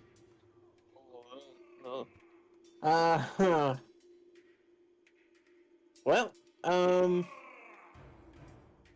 Jabbers is gonna whip out the short sword and try and make a stab at this guy right in front of him with advantage.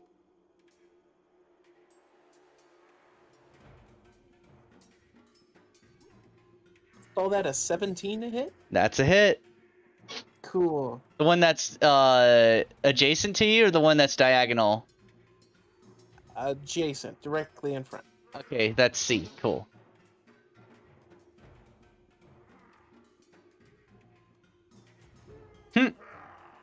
With sneak attack, that's 15 damage. Yep. You slice its throat, and it's like ah, as blood goes splurting, and it topples to the ground. All right. As a bonus action, we're gonna disengage, and we're gonna 5, 10, 15, 20, 25, 30. Whee! All the way over there. Spin them around. And that's Jabbers. You spin me right round, Jabbers right round. Eh. Like a noisy boxy.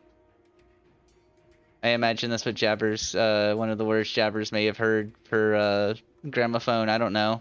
Noisy box. Gorkar.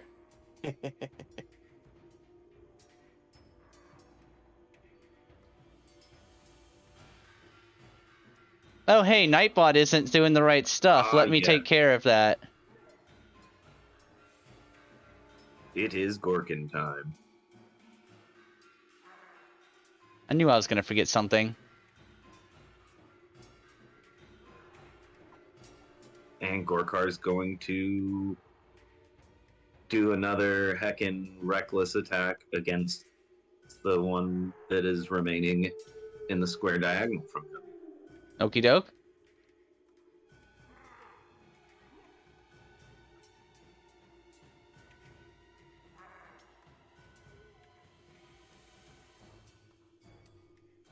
I spun you the right way. Does a 15. A 15 hit Gorkar.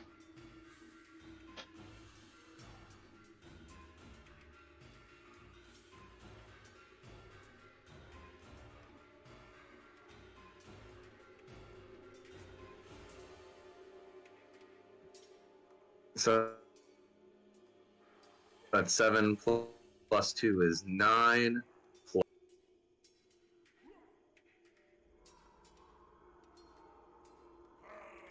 You're cutting out pretty hard again. That would be the touch to talk doing the thing. 12 total damage. Well, regardless, your 9 hammer plus throws it up against the 5 is trees. 14. Your hammer throws it you splat it up against the trees nearby and it just splatters. Dead Gobbo. Let me look at the map now that there's a dead Gobbo instead of one that can hit me when I move away.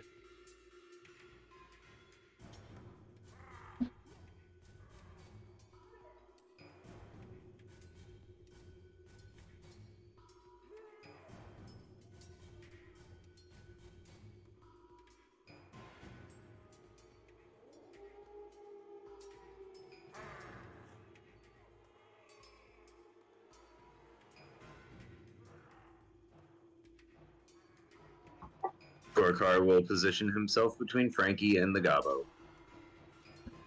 Alrighty. It's Frankie time.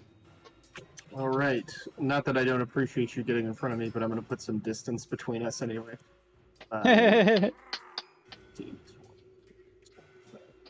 30.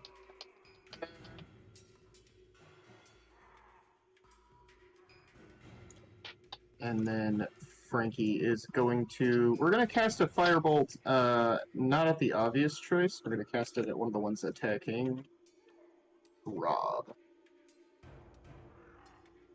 That one. Okie dokie, you got it. The one on the right. Oh, I'm on fire. 25 to hit. That's a hit.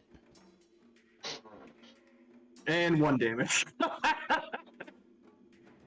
Wait, is 25 a On natural 20? No. No, I have a +7, man. He Level 3? the firebolt like just grazes him, and he looks up like, huh? Any damage is damage. That's my turn. Rob. Or, no, hold on. Sorry. Oh. Before I end my turn, Frankie does continue to shout, "Guys, seriously! Like this doesn't feel fair." Now it's my turn. All right, Rob, it's your turn. The one that just got whizzed by Frankie, I'm gonna look at him and be like, "Hey, ugly, eyes front," and then just like smack down on him. Uh-huh.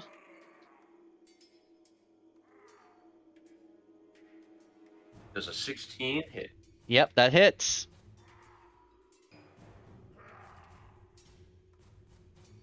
He's going to take 10 points of damage. There's a flash of golden light as the goblin's eyes unsocket as you crush its skull down.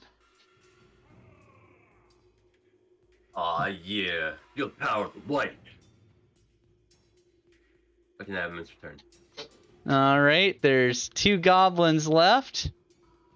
And one of them is going to attack Gorkar for an 11 to hit, and one of them's going to attack Rob for a 19 to hit.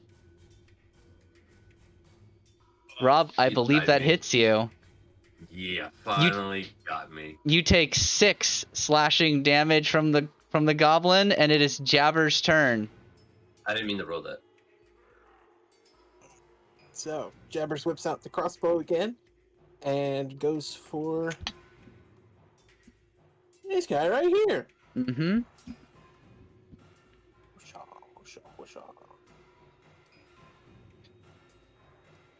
That's a nat 1 for a 6. Uh-oh, roll another d20. Yeah, Jabbers, oh no. that's a 19. the second Meant one to do right that. You overextend yourself on your attack, but it somehow hits, but you fall prone afterwards. So roll damage, but you're prone. Alright. I like to imagine it's Jabbers getting used to the recoil from the crossbow. With sneak attack, that's 15. You were attacking the one at Gorkar? Yes. Okay, that is Goblin E. You fall over from the recoil on accident, but the arrow goes straight through its like neck, and it's like and goes down. Jabbers meant to do that.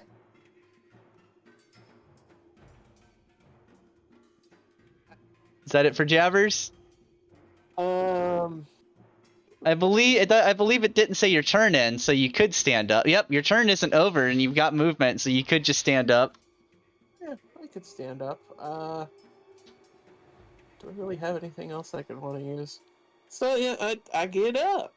All right, And that's it. Gorkar, it's your turn.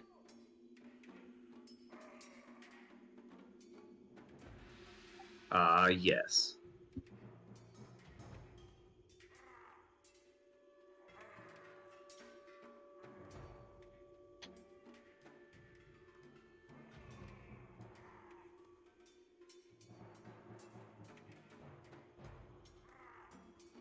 That's 25 feet of movement Uh-huh.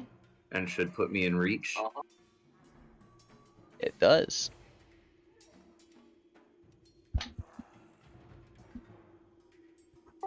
We doing another reckless attack with the Warhammer. Okie dokie.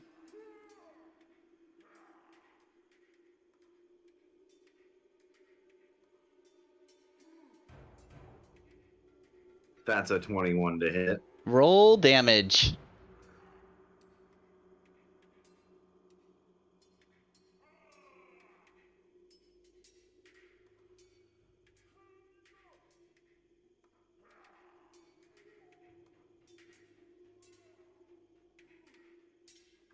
Okay, so 13 plus 3, 16 bludgeoning damage. Yep, you obliterate yet another goblin, and you all are plunged into the uneasy kind of ambience of the dungeon. Congratulations. Each of you get 100 experience points each. Noise.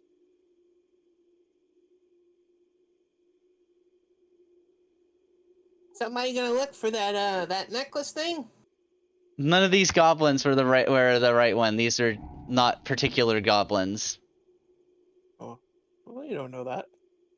No. I did actually in the beginning of the combat. Yeah, one Oh. that's particularly ugly. All of these goblins were pretty ugly, but by Zolnar's description, none of them fit the description. Okay. I mean, beauty is a matter of perspective. Yeah. He said, having single-handedly slain like 3 of them. I don't see your point. Oof.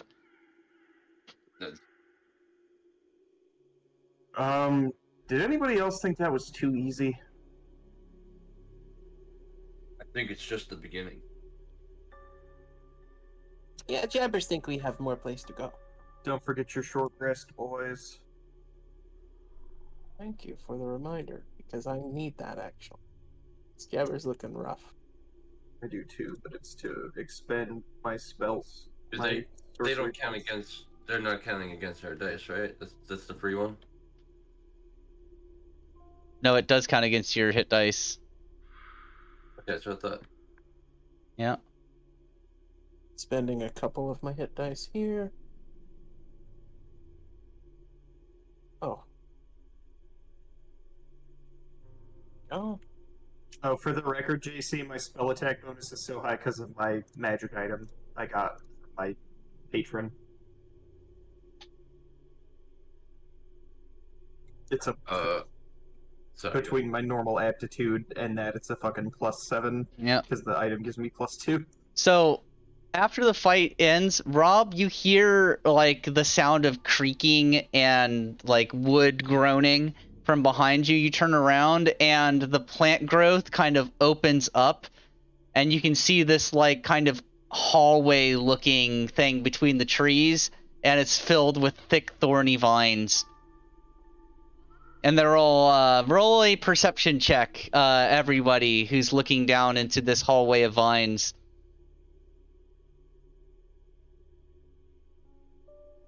No, 2. Jabber's too far away. Try peek anyway. Dirty 20? All of you Score one for the looking barbarian. all of you looking down this hallway of vines, it looks navigable enough. Gorkar, you look down this hallway and you realize that the vines are shifting ever so slightly, almost purposefully.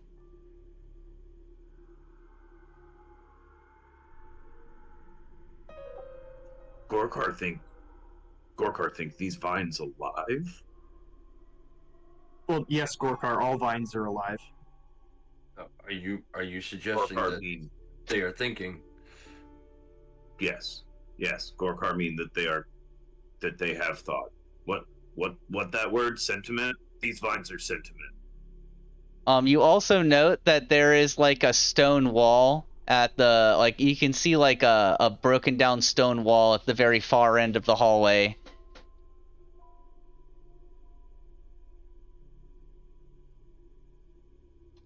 So they have no choice but to run through these writhing vines. What is this, an obstacle course? Well, if we have no other way through, I shall brave it first. All right. Jabber's okay with traps, but this different. Well, So Rob walks forward. Oh. S. There we go. So Rob, you get. Let me see. Here. And I need you to make a strength saving throw.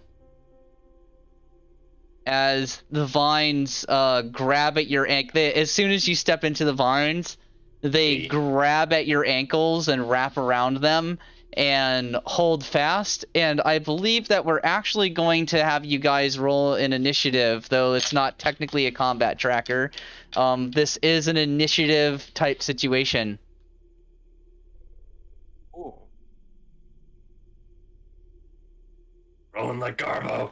3. A 2. Oh, nope. I have a bonus. That's 6. And I'm just rolling. Actually, no, that's right. Dungeon actions just take place on 20. So let's see here.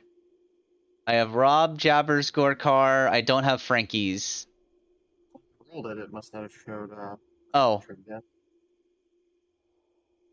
Oh, did you roll it before Rob rolled his strength save? No. Oh, that's weird. It's better than what I had the first time, so I will take it. Well, what did you have? 16. Is it not showing up? Nope, they're not showing up. So you have a 16. Cool.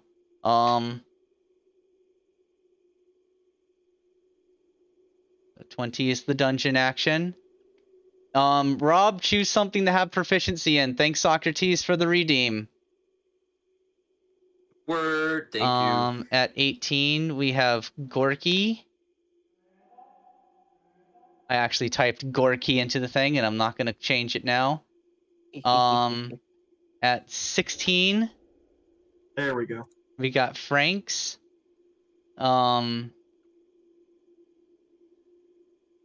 At Rob, what did you get? You got a 3? Initiative 3. Okay, and Ooh, another expertise redemption. okay, 16. Oh no, Jabbers, what did you get? You got a 6. Okay, Jabbers. 6. Jabbers, and Rob with a 3. No, wait. Now, how am I supposed to? How do you add the proficiency? Oh, don't worry about actually adding it to your sheet. Just remember that you have it, and add the proper numbers. And add the +2. Okay. Yep. And Jabbers, you get expertise in something. Thank you, Socrates. Yes, thank you. So Rob, actually, I am going to play us some.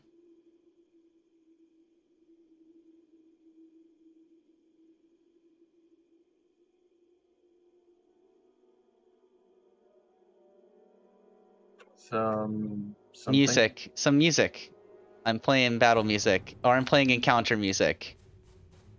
All right, so the vines suddenly whip up around Rob, and they are going to drag him this way. 5, 10, 15. Rob, you get dragged in this direction. You can see that, and I'm going to just draw it. Actually, no, I've got assets. I could just use an asset of some kind. There is a... I don't like any of these. Here we go. There is a, like, central vine here. Oh, God. Music. Hold on. Let me fix Sirenscape. It's playing 2 musics at once. There we go.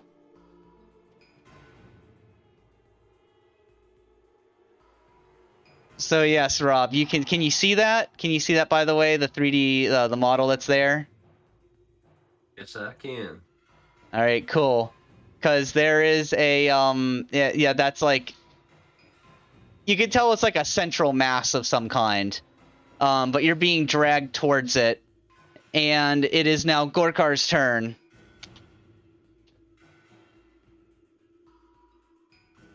Oh Lord.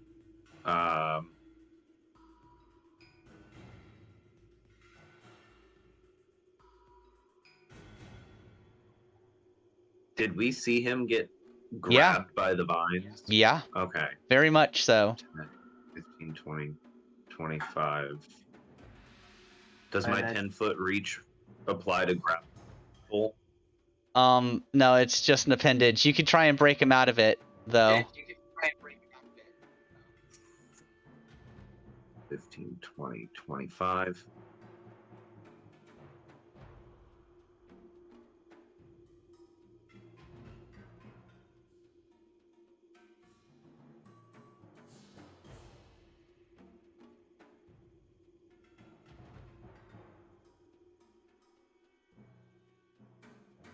There we go. Just because the vines aren't easily seen, I'm going to just draw these little circles here like this.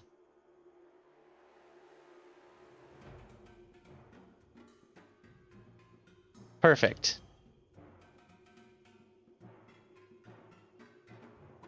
I believe I have lost sight of Rob. Then refresh. yeah, I still see him.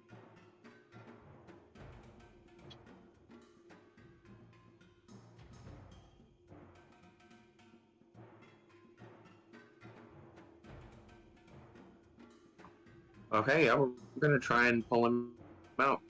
All right, that's a I think that's an athletics check for yanking him out.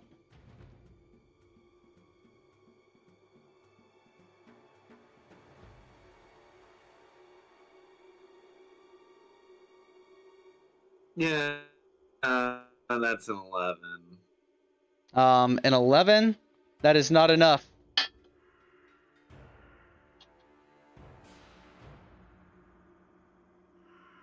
You try and Gorkar detangle too, Rob and pull him strong. out, but you're not able to.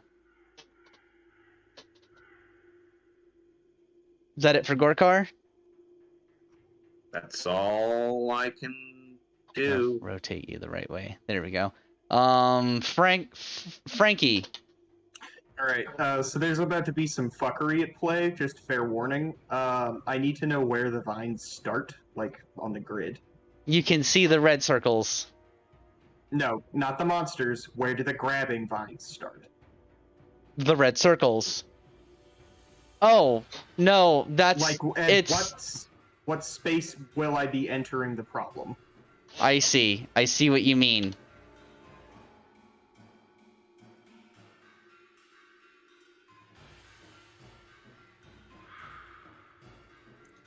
Okay, cool.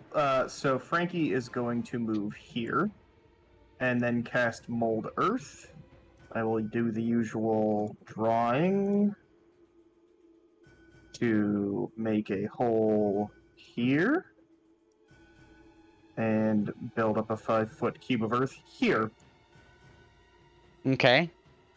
And then he is going to climb on top of that. Okay. So for now, that's my turn. But You are now standing on top of a 5-foot high hill of earth surrounded by very tall trees. yeah. So just to be clear, all of these vines and stuff, like all of this area in front of me and all that is earth, right? Yeah. Okay, cool. So I'm sure you can see where I'm going with this. I can see not, what it'll all be you're. clear to me soon. I can see what you're thinking with this, but I don't know how well it's gonna work. I mean, I am technically 10 feet in the air now. Well, 5 feet in the air now. Yeah, the vines have much more reach than that. You must realize. Fine. Ruin my fun. That's my turn. Jabbers. So, I too have a bit of a hypothetical kind of situation here. So, I'm assuming that Rob will probably need to make a check in order to try and break free of these vines, correct? Yep. Okay. So, if these vines were very slippery, would that perhaps maybe give him an advantage? They're not smooth vines. They're like thorny vines. Okay. Well, I mean, that still poses the same question, but I guess It depends, I guess. it depends.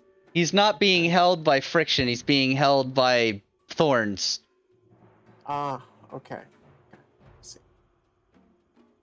Thorny vines. Yep, I assume since they don't damage him, they're just like hooked into the cracks of his armor. basically. Okay. Hmm. Oh, a tricky dicky situation. Okay, so 5, 10, 15, 20. These bushes here that are that I can hit P on. These bushes kind of here, are they, well, are like trees? Are they real thick that I can't move through them, or are they They are relatively... very thick. You cannot move through them. Okay. It's effectively like a wall. Okay. Well, I guess Jabbers is going to just 5, 10, 15, 20, 25. Fuck it. Let's see what this does. So, gonna try and get over here. All right. Well, the first square that you enter, roll a strength saving throw. Lovely. So put yourself back to the first square where you entered the area. Sure. All right, you pass. I pass. Yeah. So you So you can can you can move freely. Yeah. Cool. So back here we go, and Jabbers is gonna try and cut Rob free with a dagger. Make an attack roll then. Cool. Which one is it? Well, maybe not the dagger, the short sword. Got one somewhere here. Gosh darn it, if it isn't just a nat 1. Oh my God, Jabbers, roll another Why, d20. Jabbers? Was that 3 in less than 2 hours? Jesus Christ. That is. I don't know. A 5.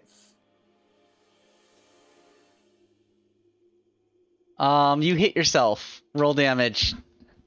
Great. Take it. You go to hack at it, and another vine like grabs your arm and pulls it just so. You slice yourself. 7. Yep.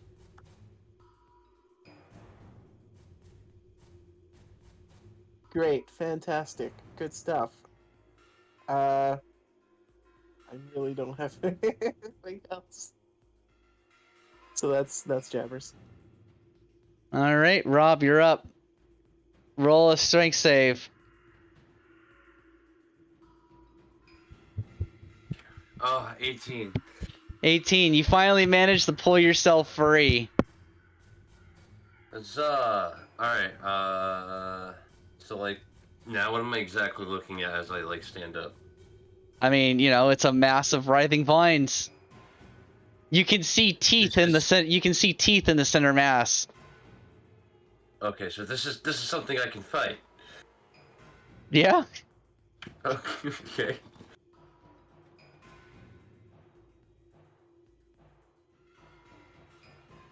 I hate these dice, damn it. 12. It's not a hit. Please. They seem to be made of sterner stuff. Like, you get a solid thwack in, but they seem to be made of sterner stuff. And now I need Rob, Jabbers, and Gorkar to each make me a strength saving throw, as it is the dungeon's turn. Fucking 8. 21. Alright, Gorkar, you're the one that's not grabbed. Jabbers, you're grabbed by the one that's behind you, so 5, 10, 15 feet, you're pulled that way. Rob, you're pulled 5 feet this way, and it's going to try to bite you. That's a natural 20. I'm assuming I can't silvery barbs that. You can't see it, it's around the corner. I don't think it's C. I think it's can hear me. Check it. Please. No, it is C. Okay. Damn it. So, Rob, you take 15 piercing damage as it bites into you hard. Oh, And jeez. Gorkar's turn. I am bloodied. Maybe even staggered.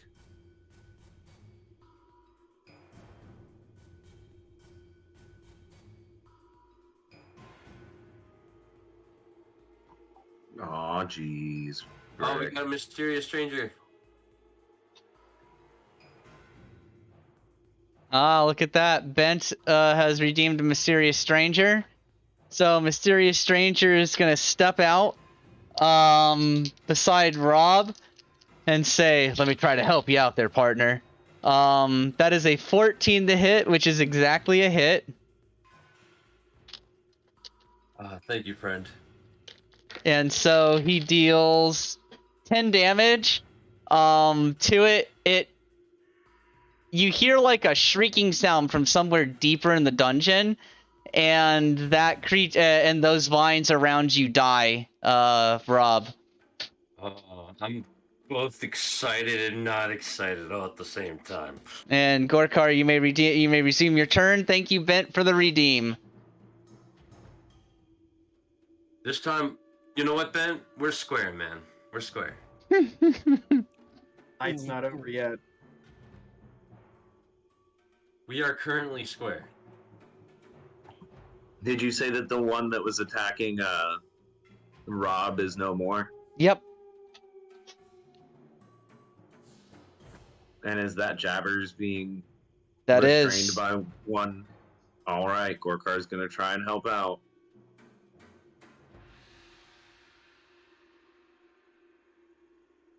Athletics for pulling Jabbers out of vines if you go up next to him.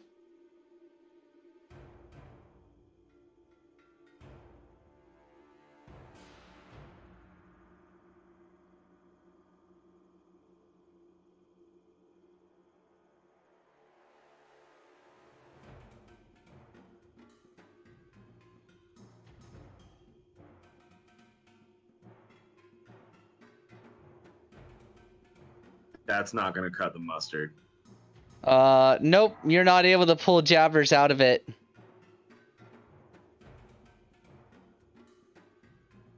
Anything else from Gorkar? Nothing Gorkar can do. Frankie, you're up. Alright, I guess I'll switch tags since you've already intuited that my plan isn't going to work anyway.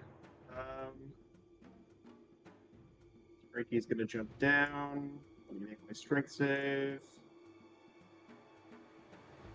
Is it a check or a saving throw? Saving throw. 17. Yep, you managed to thwart the vines trying to grab you as you move through this area.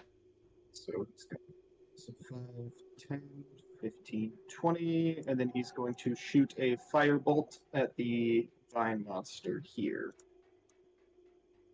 Yeah, you can like lean around and shoot through that opening. You sure? Okay, I wasn't sure. 14 to hit.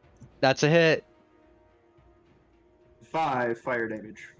It's fire damage. You deal 10 fire damage, and it burns up. So Frankie throws a firebolt at it. It like burns away. He just blows the smoke from his fingers. Hmm. His turn. Jabbers, you are released. It is your turn. Great. Let me draw a new line of danger. There you go. Yeah, Jabbers just kind of brushes himself off. We can keep going, I guess.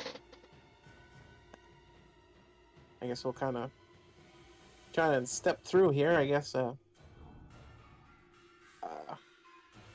Take a ride into the danger zone, Bent says. Yeah. That's exactly what we're doing here, Bent. All right, so where's that? Let's get that strength save.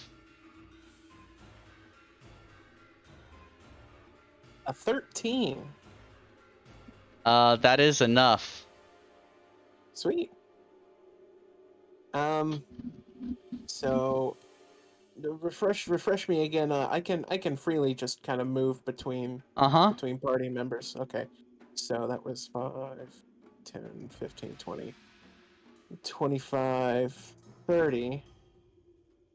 And we're looking to the right and left. We can plainly see these things. Mm-hmm. You can see like the toothy cores that the vines originate from.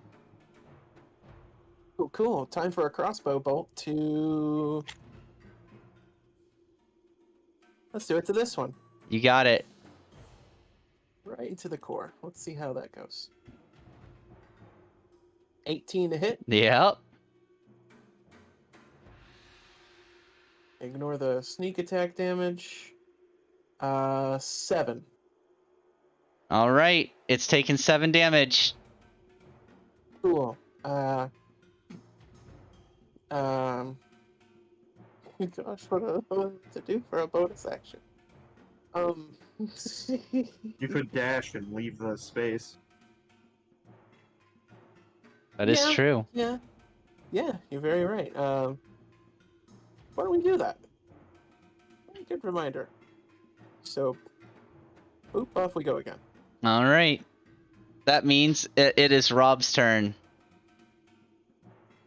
Oh boy, I'm just so excited and ready. But I am gonna actually take the turn to move here. Then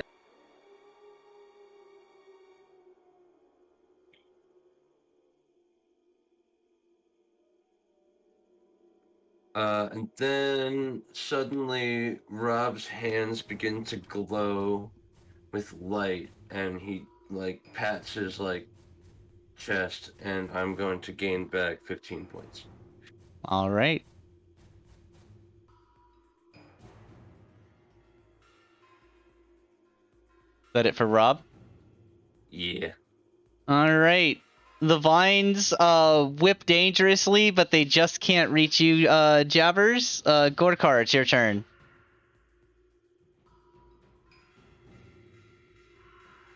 Systematically taking the hallway instead of just charging through. I like it. I guess we scooching forward.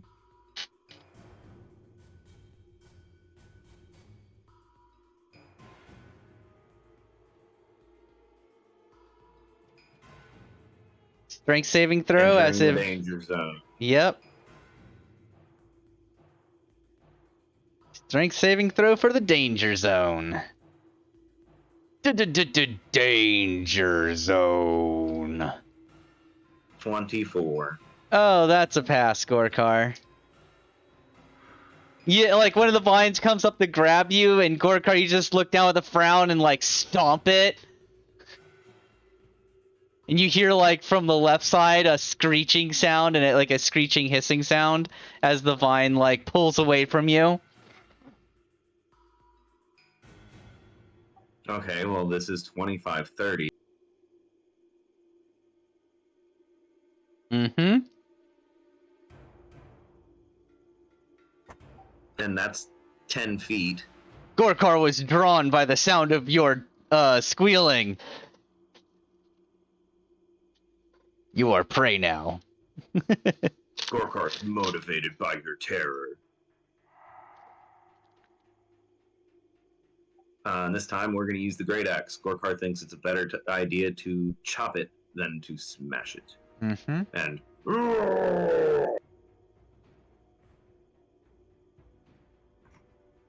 18. That's a hit.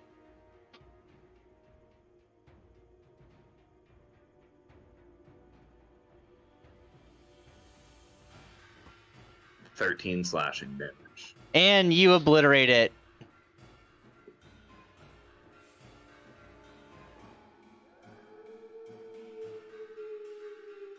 That's it. All right. I believe that it is now Frankie's turn. Alright. Let me make my strength save. 11? That is not I don't enough. You're grabbed and restrained. Okay. Does it move me closer to it? On its turn. Oh, what a crock of shit. Check those conditions. Hold an action until you're pulled in the view and then shoot it. I mean, I'm trying to check the conditions. I want to know exactly what that means, but I can't find the fucking conditions button. oh, it just means you have disadvantage on attack rolls. And attacks against you have advantage. I want to read because I need to know exactly what it's doing. Okay. Restrained. Creature's disadvantage on dex throws. Okay. That doesn't mean I can't move. Well, your speed becomes 0. Your speed That's becomes grappled. 0. You are Is it both? grappled. Yeah, you're grappled, Well, so you're restrained. Fuck. Yeah, I guess hold action, cast Firebolt for the next thing that comes into view. Mm-hmm. The fuck else am I gonna do? Turn up. Jabbers. Alright. We're gonna try and do the same thing again. Pop here, make your strength. I have to make another strength, right? Mm-hmm. Okay.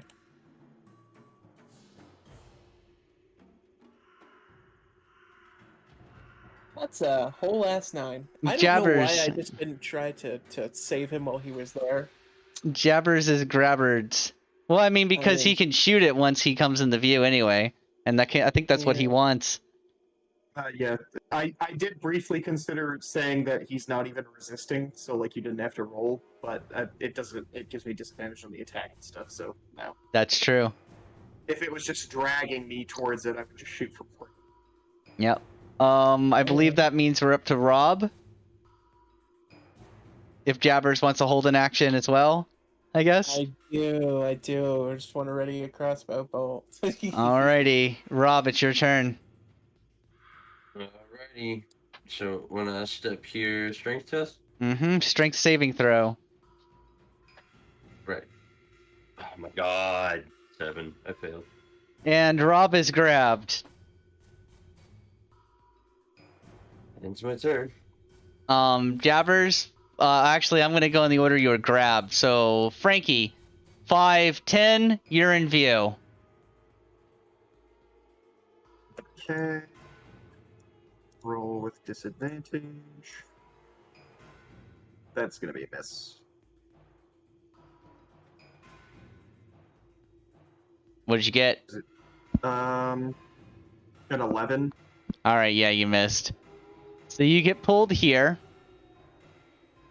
Jabbers, 5, 10, make your shot. Alright. Disadvantage.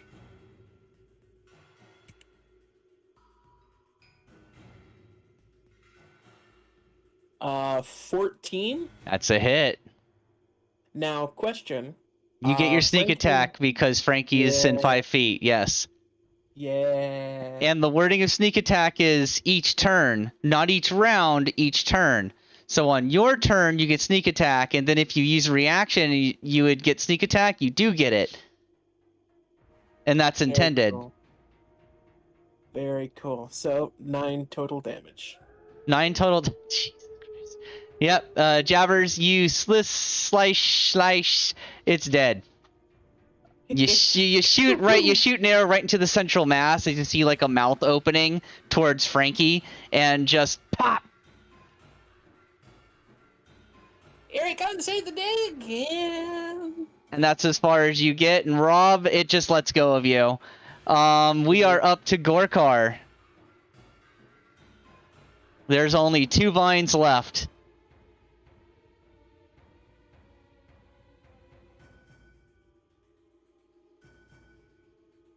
Strength saving throw. Mm-hmm.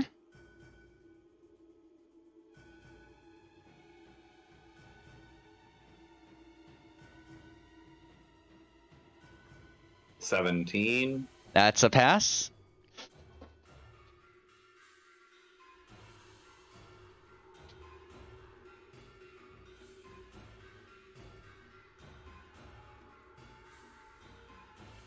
That's 25 feet of movement. Mm-hmm.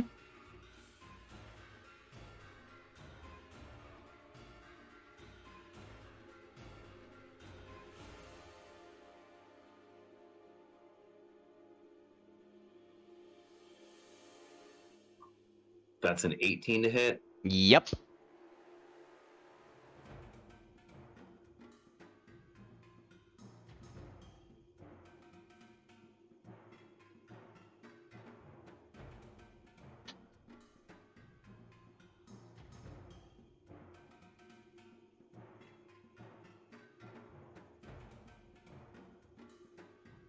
$12 points of damage. You obliterate it, Gorkar. There's a strange splatting sound, and you almost think that it's blood that splatters around the ground. So that's impossible, right? Totally.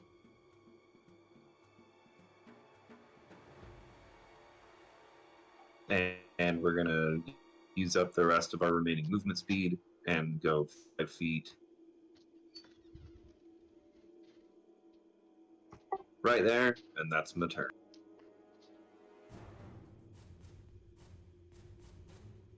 Okie dokie. That means that we are up to Frankie. Okay, we're gonna go 5, 10, 15, 20. Make a strength save. 15. 15 is a pass. Alright, then we're gonna go 25, 30. And we're gonna shoot off another fire bolt.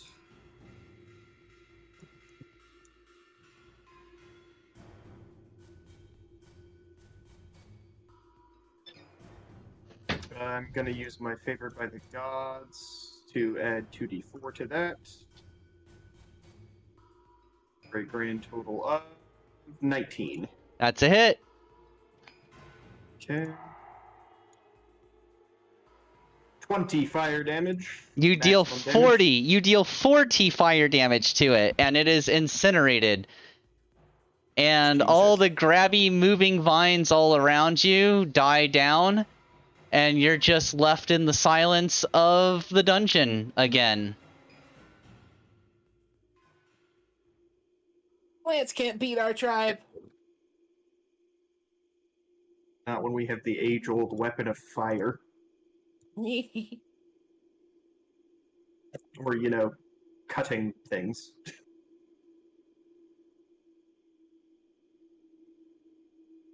You all see that the area ahead of you seems to be some kind of cathedral building.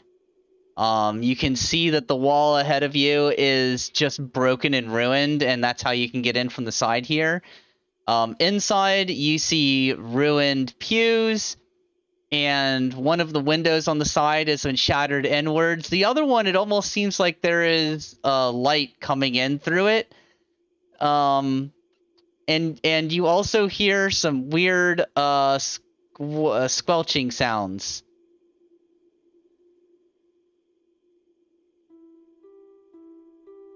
Maybe want Jabbers have a sneaky look inside?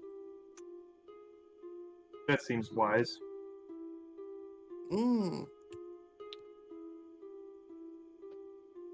dokie. Well, we're gonna have Jabbers have a sneaky look inside, see if he can sneak in. Yep. Oh, without also 100 experience points each for the trap encounter.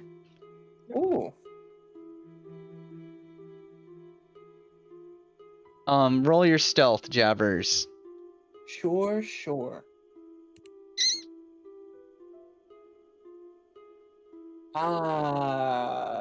10.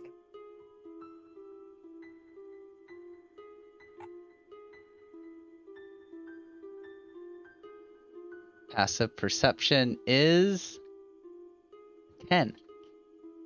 So Jabbers, you step in, and immediately there's the 6, they look like they used to be goblins, but vines are growing out of their mouths and eye sockets and ears and nostrils.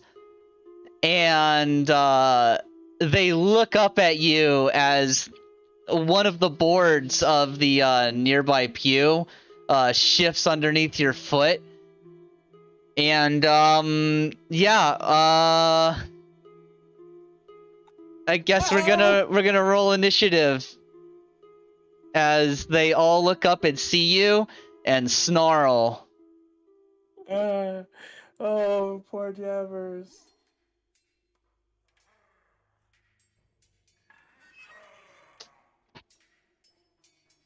And I am ready for the initiatives. Uh-oh. Yeah, these used to be goblins, but it looks like they got taken over by plant things. Like they're zombified by plants. Did you get my initiative? I did. It is Jabber's turn first. Gabos! We're going to... Well... Don't forget to letter them, Chuck. Oh, thank you. Very good, very good. Well... I guess I am not spoiled for choice here. We're going to throw off a crossbow bolt at probably the closest guy here, right directly in front of me. Okay. You got it. The one that's just directly in front of you. Yep. Jeez! That's a natural 1 for a 6. Oh my God, Jesus. Jabbers! What is going on today? Roll another d20. Dice are cursed. Jeez. An 8. Can you roll a Constitution check, please? Oh boy.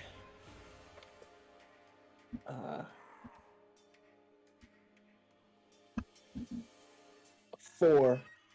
In your surprise, Jabbers, you step wrong, and you feel your leg pull in an odd direction, and you pull a muscle. You move at half speed until your next long rest. Oh boy. Wow. So half speed for the rest of the session. Ah! Time to ride Gorkar's shoulders. Oh, jeez. That's fucked. Okay. Well, That's super fucked. I guess we're going to, because Jabbers doesn't want to be right here. This is the worst spot for him to be. So, we're gonna... I'll step in front of you soon. Well, we're gonna move back is what we're gonna do. 5, 10... Hold on, before I gotta turn the camera so I can look. So... This wall, I'm looking at the spaces themselves. It looks like half of it is wall, half of it is green. These two spaces are traversable, and that's it. Okay, so there's no place to duck behind like this wall here if I wanted to. Yeah, you could do that. Okay, so we're gonna just scoot right over here and take bonus action hide. Uh-huh. And try roll stealth again. Mm-hmm. Actually good this time. That's a 24. All right, and it's Gorkar's turn.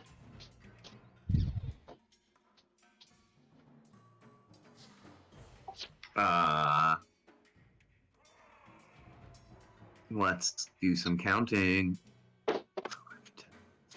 Let's do some counting!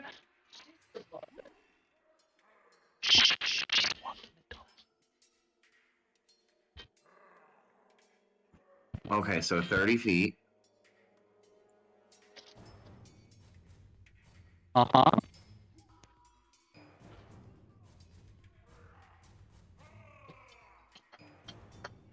That would put old Gorky right there.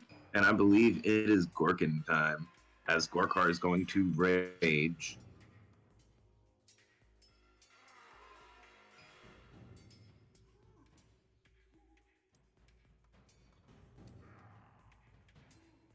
And then we are going to use the Vicious Great Hand.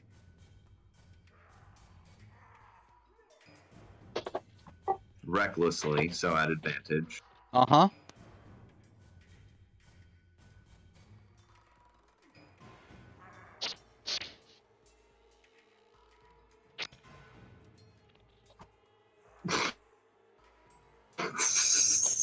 That's another natural 20. Jesus Christ. I think Gorkar is just eating your luck, Jabbers. That's what's going on here. Okay, so we're gonna roll to clear, and then roll. Mm-hmm.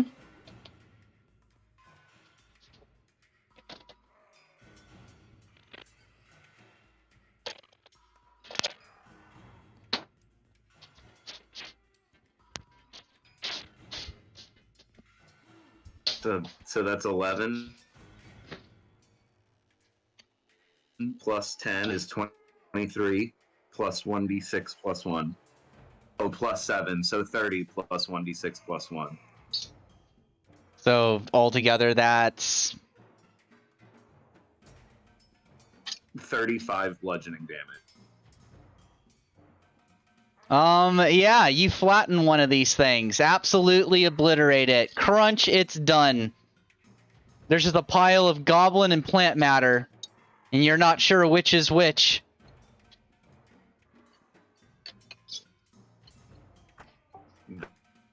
That'd be my turn. Alright. We're up to the podlings' turns. Seeing Gorkar in the room with them, they move how far? Okay.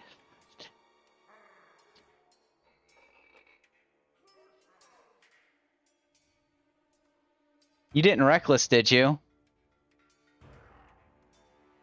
Definitely. Hee. You did? Yep.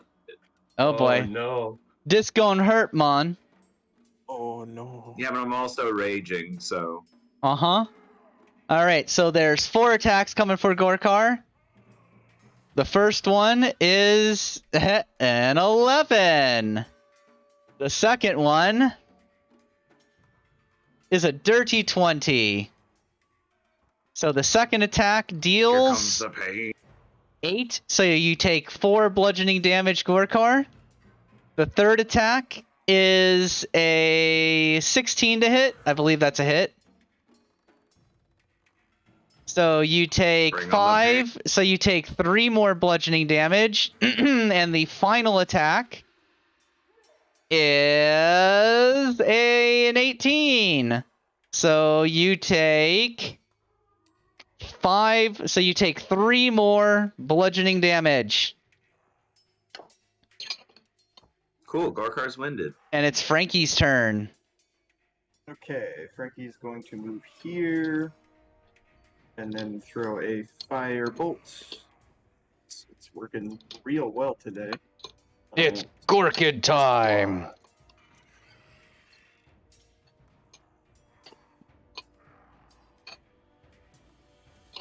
12 to hit.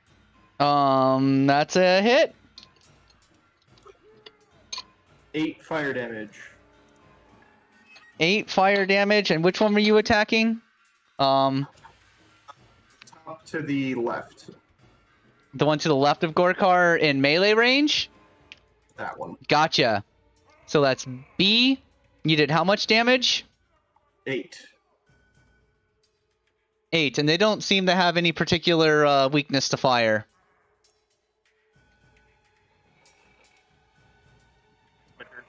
Winded. Anything else from Frankster? That's my turn. All right, Rob. I almost said Jabbers. All right.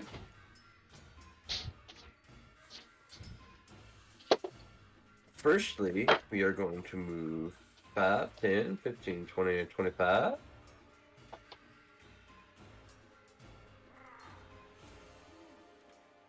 We're going to start with that side dude there.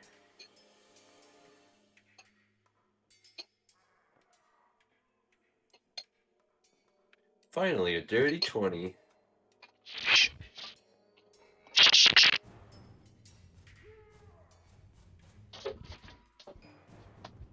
And you take 17 points of damage. Hold on, let me get the dog in my room. Come on, dog. Okay. Sorry, I'm grabbing food since it was ready.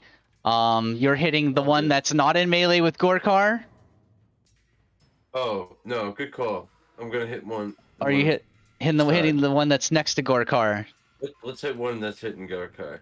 All right. So you did how much damage? That is 17. He's on death's door. That is. That ends my turn.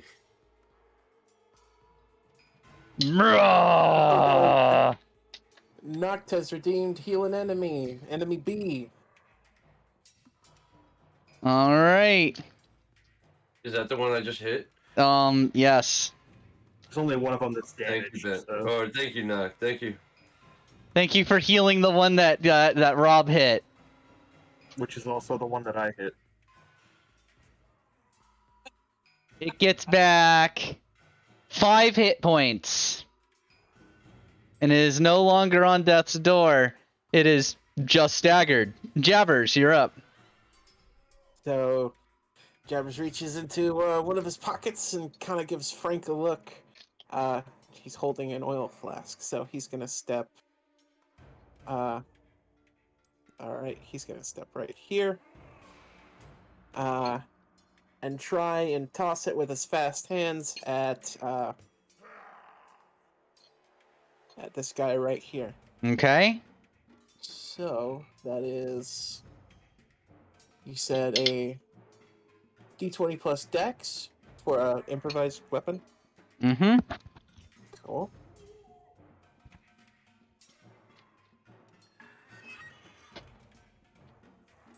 $22.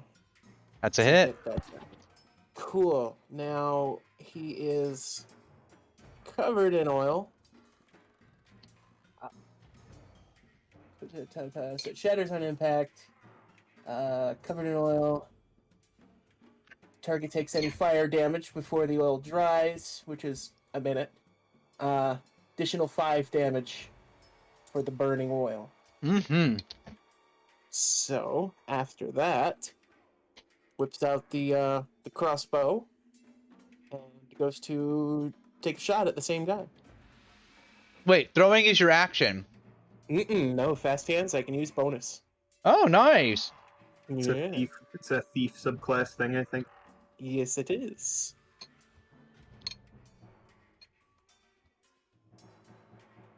$19 to hit. Mm-hmm. And we will get that sweet, sweet sneak attack. Yes, For a you total will. of 13 damage. Against which one? This guy right here, the same. Oh, the same Guy one. that So is- F. Yeah, So 13 damage to F. and covered in oil. Next time he gets hit with a fire attack, 5 extra damage. He is bloodied. Assuming he survives Gorkar's next turn. Assuming. And we're just gonna have Jabbers move back a 5 since he can't really move more than 15 feet now. Mm-hmm. And that's Jabber's turn. Gorkar. Gorkar, before you take your turn, give yourself a temporary rare magic item. Thank you, Socrates. Ooh. Nice. Thank you. Or, Very nice. actually, after your turn, so we don't hold up have- combat too much. Yes, I have a list for this. I will take care of that after my turn. Uh-huh. Which of them was healed by the powers that be? The one behind you, directly behind you.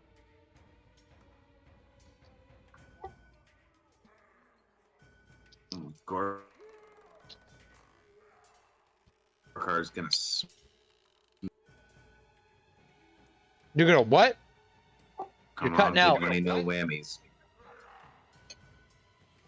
Smack it with the hammer.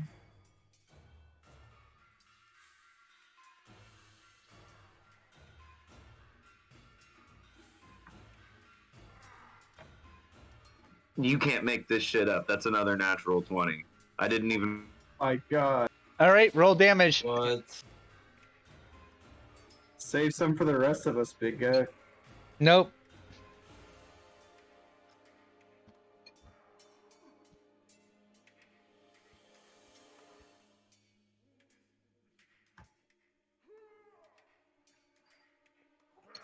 Okay, so that's 10 plus 5. So the base damage is 15, plus 2 for raging is 17, plus 7 for vicious is 24. Now let me roll my 1d6 plus 1. It's already dead. It had 6 hit Big points. number go up. Endorphins go up. Podling B is very Yeah, that's dead. 27 total damage. Thank you, Gorkar. It is very dead. Very, very dead. And that's it. Gorkar stands in the viscera.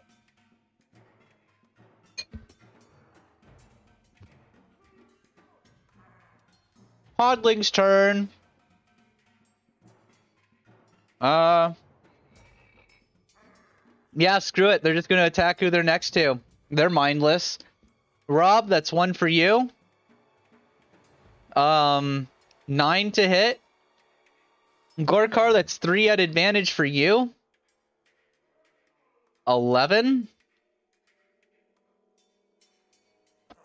Natural. Why at advantage? Because you reckless attacked, right? No, I didn't. I actually made it a point to say that I didn't reckless and still got a natural 20. Okay, It you didn't got come it through. then. So then the first attack is... I'm just rolling whole new attacks then. The first one is a 22 to hit.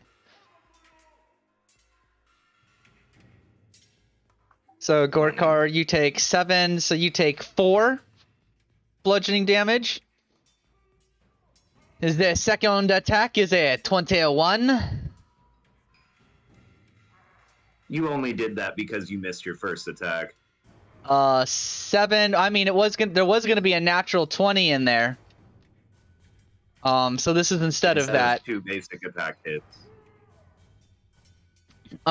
7, so you take 4 more bludgeoning damage. And the final one I'm bloody now, are you is happy? a 22. Then you take 8, so 4 more bludgeoning damage. And it's Frankie's turn. I'm staggered now, are you happy? Frankie is going to light off a firebolt at F. I think is the one that got foiled. Yep,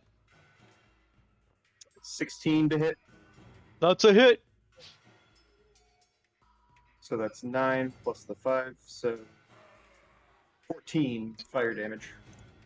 It goes down in a blazing inferno. Yeah. Yay, team synergy. Whole gang. And that is going to be my turn. Rob, you're up. Okie dokie. Since Gorkar got a superior healing potion from Socrates. Let me see here. A superior healing potion is 8d4 plus 8, I believe. That's what the redeem Yes. says. So let me roll Gorkar's healing.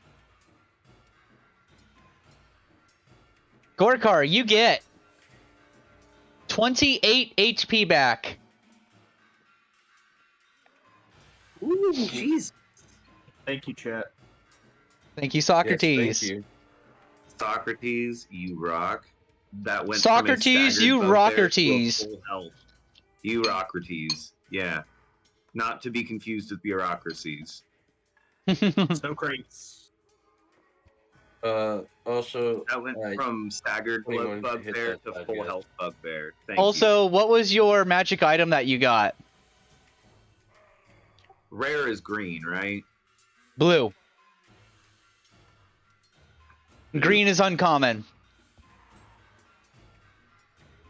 We'll let you think about it. Rob, what are you doing?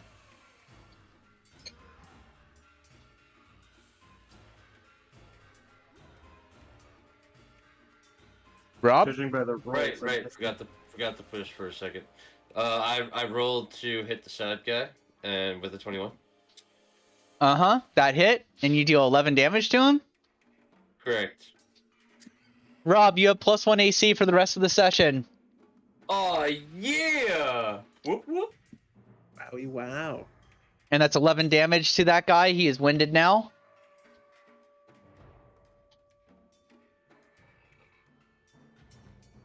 That'll end my turn. Also, not we square. Jabbers. All right. Well, I don't really need to do anything except let off those crossbow bolts right now. So, Aye. aye. I'm going for this guy right here. Alrighty.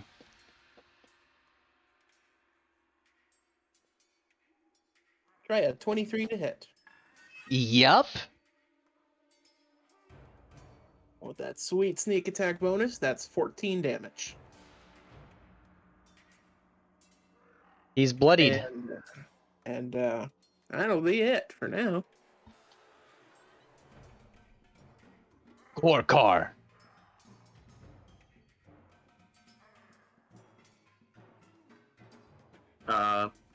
Okay, so Gorkar's magic item, first of all. I believe we're going to go with the Amulet of Health. Good one.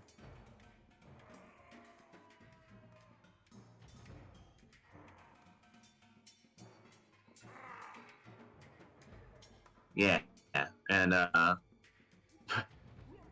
your Constitution score is 19 while wearing this. Mm-hmm.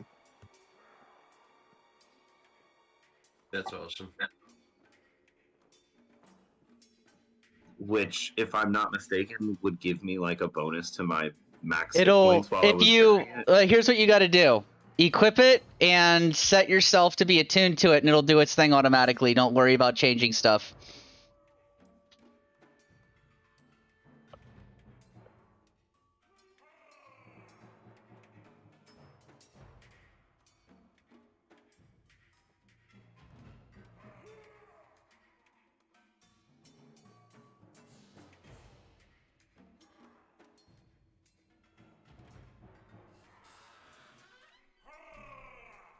All right, the deed is done. All right, now it's your turn. What we got?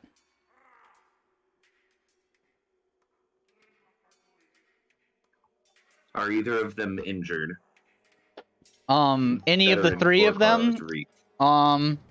They're all three technically in reach. One is bloodied. The one that is diagonal to the right from you. The one that's diagonal down to the left from you is winded, or no, is full health. And yeah, bloodied, full, winded. Thank you for reminding me I can fucking ping.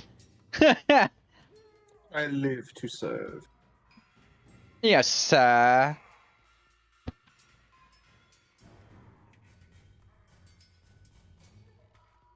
That one is getting a smiggity smackety. That one's getting the gork. It's getting gorked. Get gorked on. Get gorked on. There we go.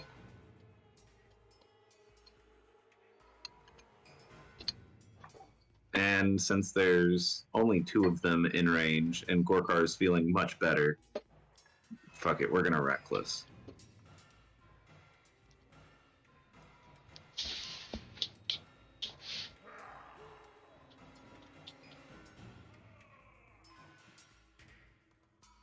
$22. Yeah.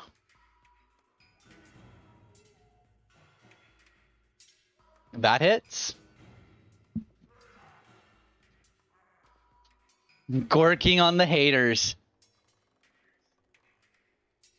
So that's 13 plus 2, 15 plus 1d6 plus 1.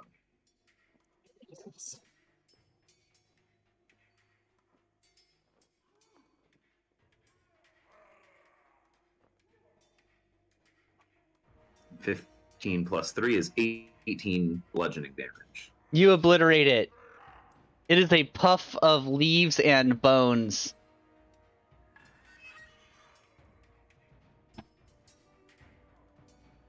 Get gorked on.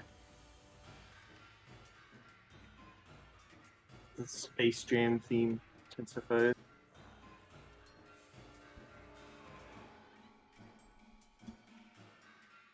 Booster. Is that it for Gorkar? I think that's all Gorkar can do. All right. Barbarians don't have bonus actions at this level besides just raging. Yep. Make sure you're saying that's it for your turn, because I don't know what you do and don't got. The podlings are one is going to attack Rob, one is going to attack Gorkar. Rob, that is a 6. Gorkar, that is a 17. Gorkar takes 5, so 3 bludgeoning damage. Gorkar. And it's Francis's turn. Okay, Frankie's going to weave in here. I don't know, maybe take yourself off push the talk since it's being so troublesome and making you take so long to be able to respond, Gorkar. Cause that's a lot of silence between things. Dead air. Mm-hmm. And we're going to shoot a firebolt at the swap. Uh-huh. And we're going to use... quick question. Did we get the effects of a short rest after the encounter with the vines? You would have. Okay, so I'm going to reuse my favorite by the gods to make that an 18. Okie dokie. 10 fire damage.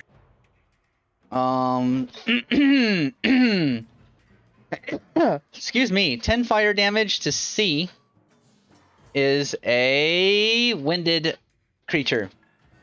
And that is Frankie's turn. All right. It is Rob's turn. Oh boy, here it comes. Sorry. Oh boy, a 10. That's a miss. Oh no. Oh no, that's a hit. Sorry. Oh yay. Can you kindly take 16 points of damage? Don't you would you kindly me. That's a dead creature though. Yay! You smite it with holy power.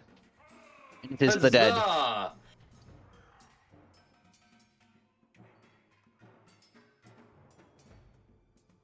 Anything else from Rob? Yes, I move 5 feet into this creature's face, and like, hey, ugly, over here. Jabbers. Immediately after Rob makes his taunt, Jabber steps about 10 foot this way, pulls out the crossbow. Pulls out makes the you- crossbow and shoots him in the face. And makes with a failed shot that does not. That is the opposite dramatic effect that I wanted. Aw. The taunt is well placed. Yeah, well. Can't always work like that. And that's it. We're just gonna hang here for a sec. All right. Gorkar.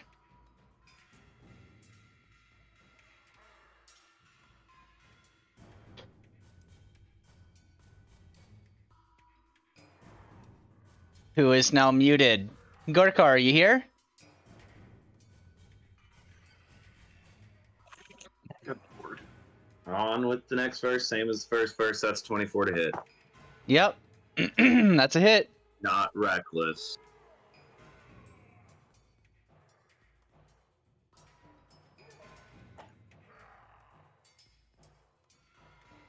For minimum damage, 4 plus 2 is 6, plus 1d6 plus 1. 6 plus 5 is 11 damage. All right. Gorkar deals 11 damage, and it is staggered. And that's it. All right. It's going to screech at you, Gorkar, and try to retaliate. It gets a 13 to miss, and it is Frankie's turn. Like Gorkar said, second verse, something about verses. 19 Music. to hit. 19 hits. 6 fire damage. And it goes down in flames.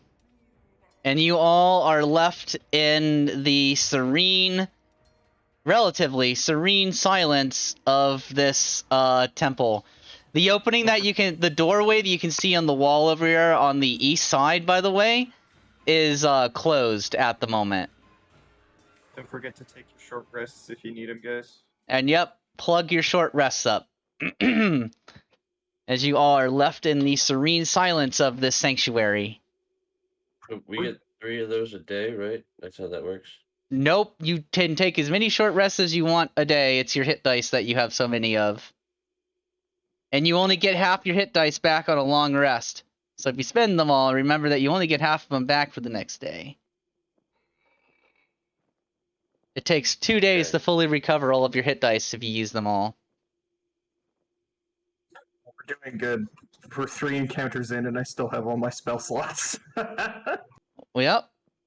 1, you're holding on to them for the big stuff, and that's good. Because 1 normal D&D day is 6 encounters, and you're 3 encounters deep. Well, you're 4 encounters deep, technically. So you're going to have 7 today. Is there anything else in the room? Like, should we explore the environment more, or are we just going to keep pushing on? I say we look. Okay. I have no issues with this. Dips, is there even a point in looking around, or are we just going to keep moving on? I'm not going to answer that. What do you want to do? Perception check. Yeah, Jabbers wants to look over here at all this fun stuff. Wow, that's an interesting date that combat was created on. December 31st, 1969. I don't think that's the case, D&D Beyond. You each get 150 experience points each for the combat.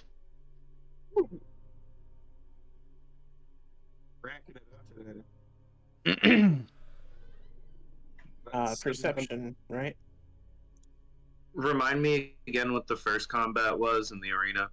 Hundred. Hundo. Thought so. Hundreds. Alright, so just let me know where you're looking. The room itself is a dilapidated old cathedral. All of the benches have been broken. It almost seems purposefully.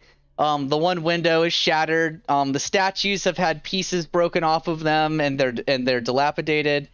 The altar in the center has some books, some stacks of paper on it, like a piece of dirty cloth, but nothing.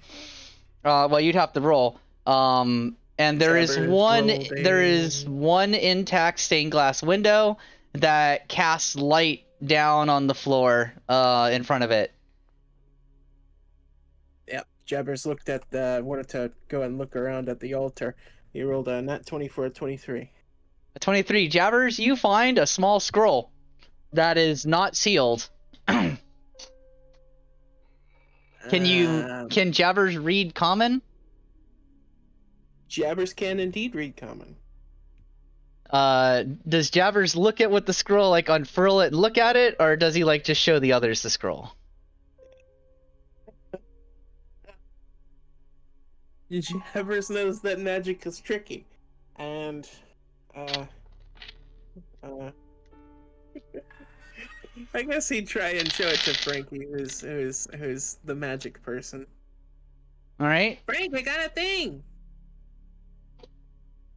While he was looking, I rolled a 14, searching among the pews here. I don't assume I find anything.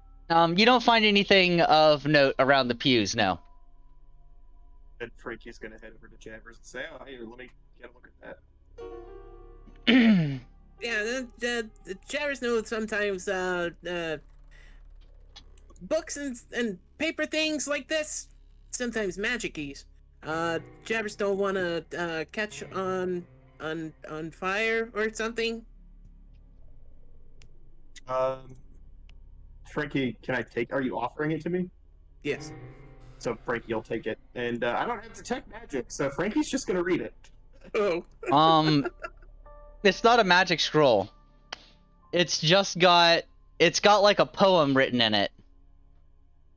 Is it a good poem or a bad poem? Frankie, you read the poem as thus. In the darkness, deep and scary, on the lookout, keeping wary, backs turned to the darkness stills, empty eyes with icy chills. Step into the black of void, teeth chatter and paranoid. Never to be seen again, say goodbye then, my dear friend. Slowly moving, never stop, in this place that time forgot. Then 1, then 3, then 2, then 4. Brightness will open the door. Frankie's just gonna ponder that for a little bit. What is? I'll say he read it out loud. Oh.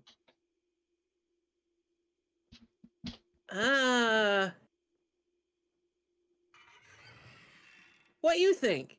Well, Puzzle? it's not magical, but I have a feeling that it will be of use to us at some point. It's a riddle, I think. It may hold a clue to something we're going to face in the future. Either way, good job, Jabbers. Thank you. And Devers looks very pleased with himself. So just funny words, maybe puzzle. You can keep it. Yeah, Frankie is already just like lost in thought, like staring at it, then looking up, like very thoughtful look, then looking back down at it, thoughtful look, looking back down at it. very Looking, you do note, Frankie, that there are 4 levers behind the altar along the wall, and there's like a small dilapidated painting hanging above each, and the plaque above each of them just has a single numeral, 1 through 4. But 1 above this one, 2 above this one, 3 above this one, 4 above this one. Okay.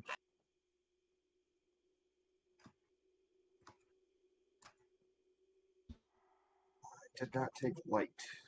And as you all are contemplating this, there is a sound, almost like a disturbance of the very air around you. And you look, and you can see that there is a thick blackness that has filled the very end of the room. Each of you need to make a charisma saving throw as you see eyes kind of forming in this shadowy blackness, ebbing in and out of view. You can hear these whispering sounds in your head. Roll the 25. A 22 and a 25 are both passes. I feel like it's a waste of my natural 20 though. Jabbers, you are afraid. You are under the condition of fear.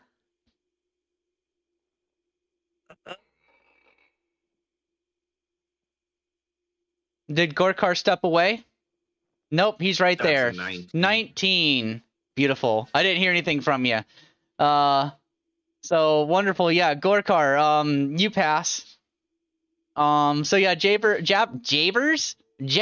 you're afraid there, Jabbers.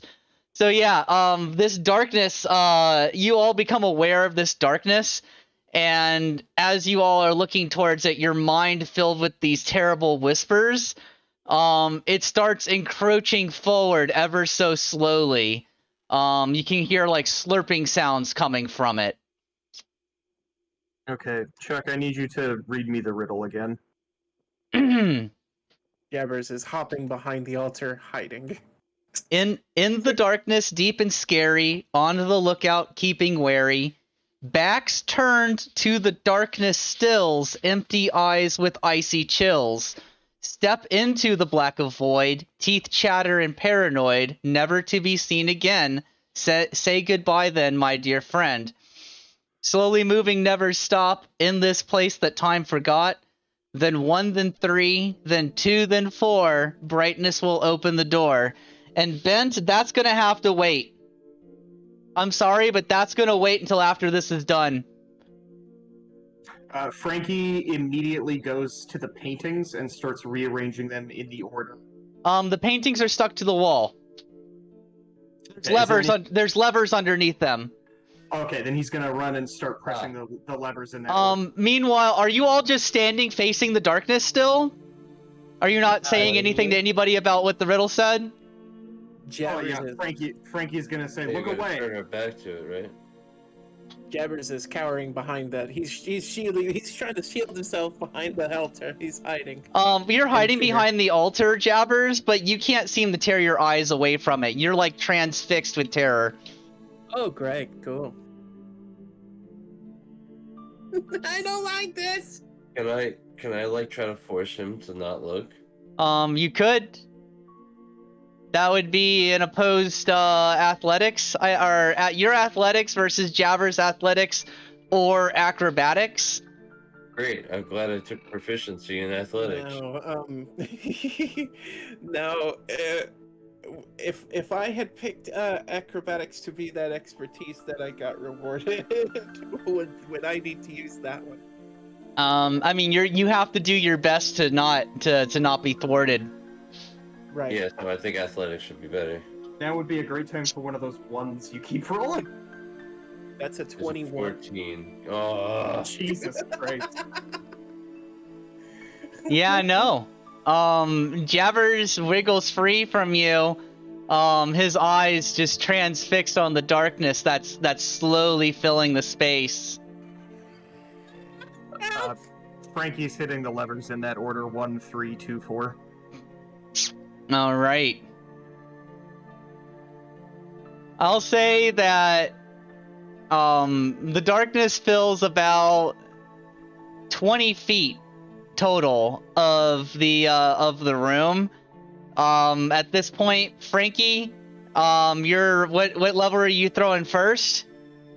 1, 3, 2, 4. All right, so Frankie, you run over to the first one, which should be down here. Like basically, it's 1, 2, 3, 4.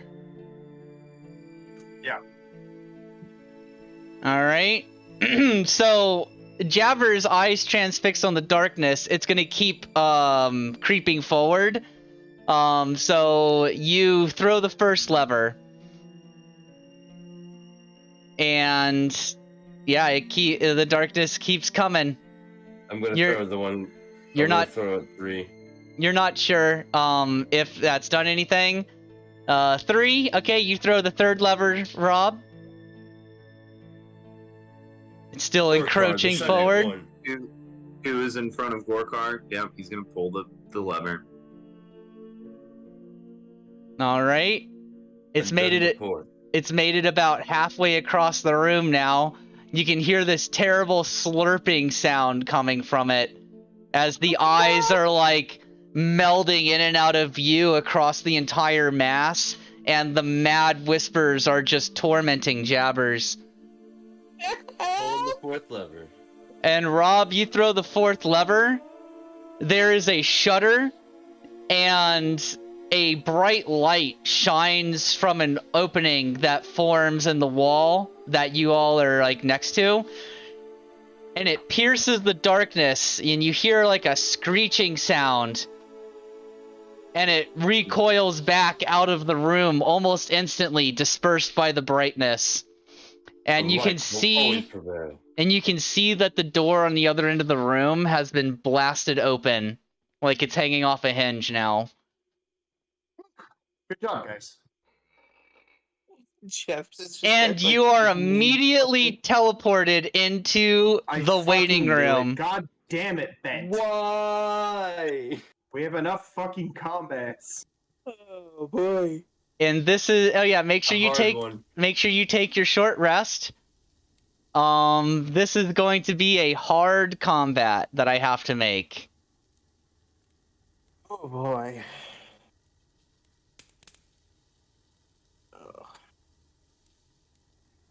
I only have 2 rages left.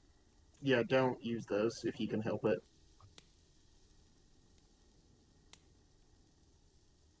I mean, you could let the fight kill you. I don't know.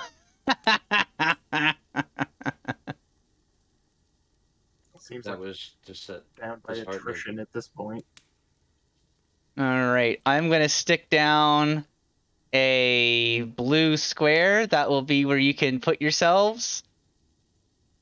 And since this is a hard combat, we're gonna have you all start in this area. Oh. Now I have to put that together, so give me a moment. Also, after I'm done putting it together, like you guys can roleplay talk in the waiting room. Mr. Hank and Mr. Vorst like look around like it would seem that they want you to fail. Well, you will be back when it is time, and they both step out of the room, grumbling about getting called in here a lot today. Charming as ever, boys. Jabbers is just kind of like recuperating. They're kind of knee buckling a little bit. Frankie is like kneeled over with Jabbers, like, it's okay, it's gone, we got rid of it, you're safe. Well, kinda safe. You're safe from that. Oh, it's terrible timing. It's gonna be alright, little guy. I'm right here. You got me, you got Gorkar, you got Rob, we're all here to protect you. Mm. Yeah, you should get right in the middle. Middle, huh? Alright. Not a bad idea. Now you got sneak attack from 3 different sides. That'll do. Yeah, hopefully they don't come for me though, because that's not gonna end well. Need to get to the level where I can learn kinetic jaunt, because boy, my defensive abilities are just trash right now. Trash. I'm actually gonna check that, because I'm not actually sure what level that spell is.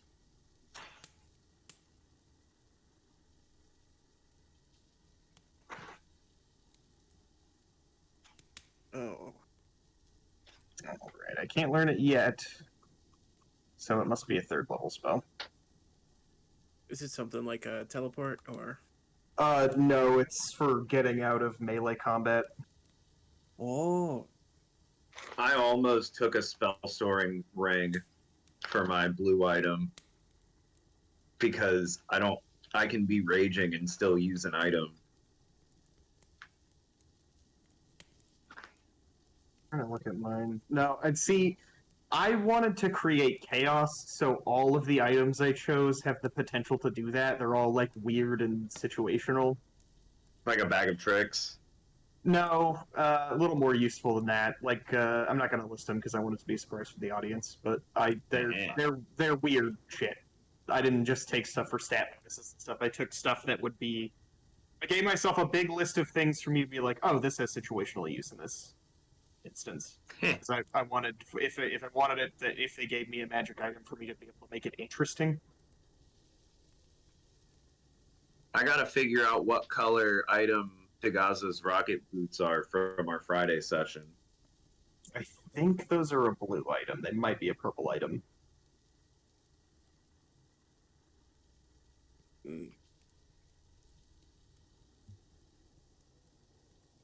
Flying bugbear. That last session with him just dropping through the roof. Oh, that was good.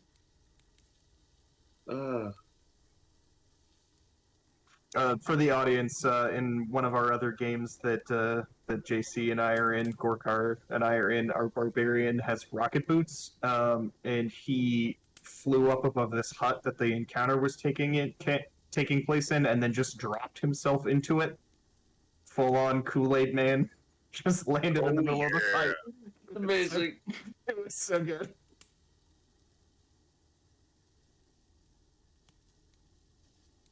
Did I Yep. hear it? There. Oh yeah, I am almost ready. So Mr. Hank and Mr. Forst walk into the room, look around at all of you and say, "Well, it is time." Just a quick note. I know combat's about to begin, but do we want to take the break now so that we can come back and start combat? I was actually Because it going is- to mention that. Okay. Yes, that is exactly what I'm doing. It seems like a good midpoint. Yep, let me just put the monsters down on the table that I'm going to have. I want to be done with that before I do anything else. Wait, why Aw, did it's a you... cow. Meh. Or like a yak or something. Some sort of ungulate. Yakety yak. Don't talk back. 2 ungulates. That's what they're called. Cows, bison, yaks, ungulates. Ungulato. Sheep as well, maybe? I'm not actually 100% sure.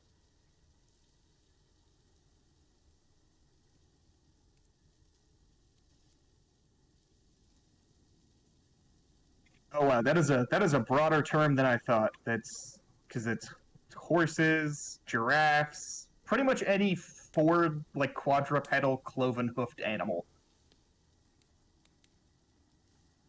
All right. So when we return, our party is surrounded on all 4 sides by various kinds of monsters and threats. And yeah, we are actually going to take our break here, our mid-session break.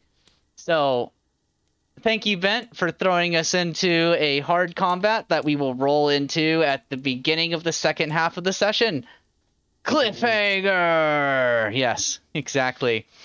Yeah. And hey, y'all, don't forget we're gonna be 15 minutes here. So let me see, it's 6:10 now. So at 6:25 we will return. Until then, I will see you all after the break. See y'all later. See you. Bye. For Bye. now.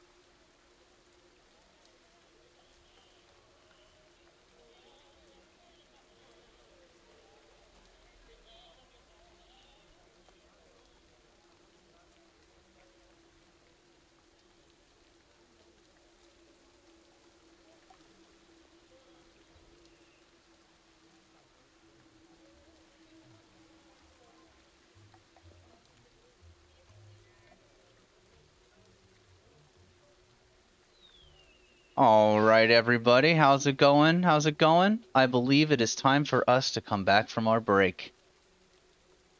How we going, everybody? Do we have all of our player characters? We got Mr. Rob the Pure, I am here. Gorkar, Standing tall. Jabbers, And Heidi ho there. and Frankie. I'll be your wingman, Maverick. Beautiful. All right. I believe that since we had recap read by Jabbers. Jabbers, Yes. that Rob, Gorkar, and Frankie must roll a d20. And while they are rolling, it is the good time to remind you all that it's probably going to be something like the session notes for the previous session will be posted like about a week later. But for anyone who wants to help, I'm getting tongue-tied. Oh my goodness. Anyone who wants to help support us, we have a Patreon set up.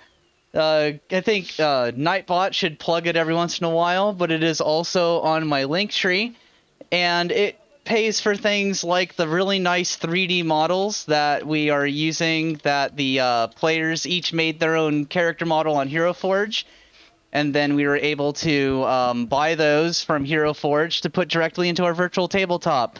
So huge shout out and a big thank you to everyone who has supported us already so far.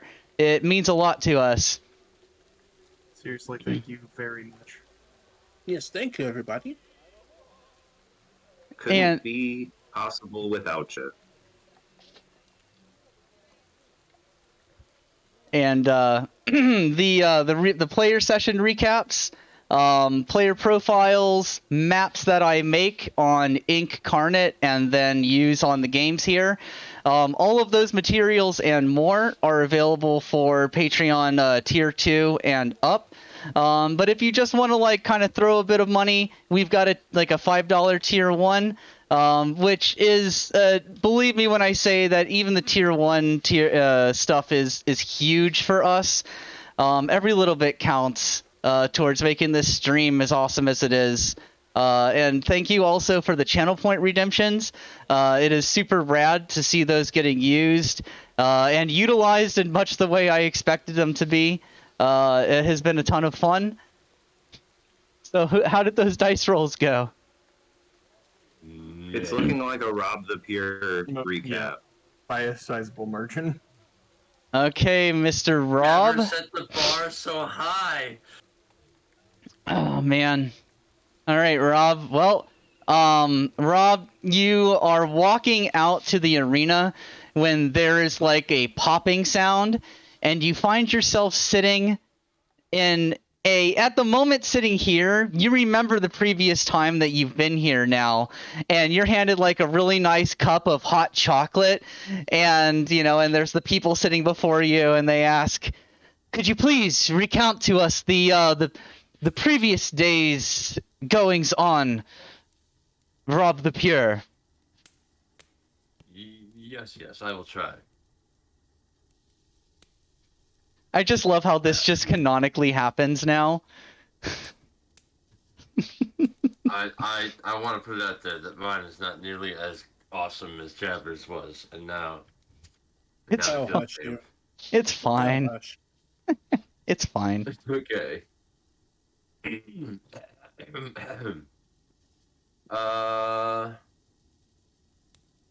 Today was more normal than others have been lately, in the chaos and disorder that this place is.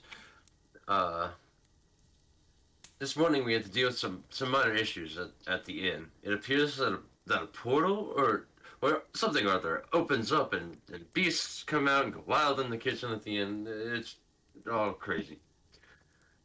Myself, Frankie, and Jabbers dispatched of these vile creatures in a short time, of course. Shortly after the commotion, we decided that we hit the shops to look into some upgrades, and although I get the small feeling that Jabbers has other intentions. In the market, we shopped for fancy clothes for Frankie, whom has never attended a fancy meal before and was nervous, so he wished to look the part to help blend in. In a rundown-looking shop we have found, a goblin cleric and his 2 goblin tailors were inside. They seemed too busy at their craft to notice us.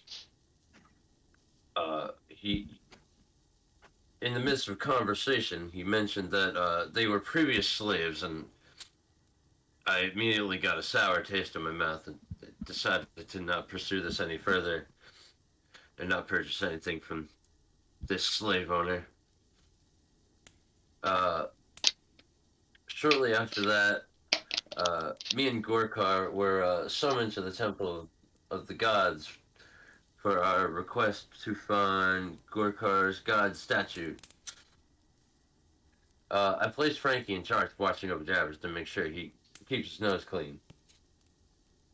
We are in a strange place and have enough problems as it is, and I don't want to lose a friend to the law, or worse. At the temple, me and Gorkar had a conversation that I believe brought us even closer together. The more I learn about Gorkar and his home and beliefs, I find myself questioning some of my own worldviews. Surely these creatures I once called beasts were capable of feelings and dreams, just like me and my loved ones. I've been such a fool. But watch over them and me. Shortly after our return to meet with Frankie and Jabbers, it was time to go back to that place of hell and attend our feast. I wish to forget this meal has ever taken place. If I could be honest with myself, I misread that. It says, I wish to forget the meal has ever taken place, if I can be honest with myself. I don't know how or why, but I know innocent people died, and I have this meal, the 8 people. And the horror of all that, I slipped from my bag, food from my bag to my plate, and even attempted to share my bread with these creatures that were repulsed by bread. Bread? Can one imagine? But for now, I wish to rest my head and forget this awful place and carry on with my new tasks at hand. We have a big adventure soon. We are now to enter a doorway that is a creature, and only light knows what's in store. Bless us all. And that is it. And you find yourself with enough time to finish your nice little cup of hot chocolate before you are modified, memoried, and boom, back to the arena where you find yourself with no recollection of the events just a moment ago, getting ready for battle. My more comforting zone. And I believe that if you give me just a second, now I am ready for y'all to roll your initiatives. As you are up against 2 large horse-like creatures called hippocamps. There is just a young wizard to the north. And the creature to the south is called a choker. That's comforting. I have everybody's initiative, and that means that it is Jabber's time. Whole gang, part 1. Whole gang, part 1.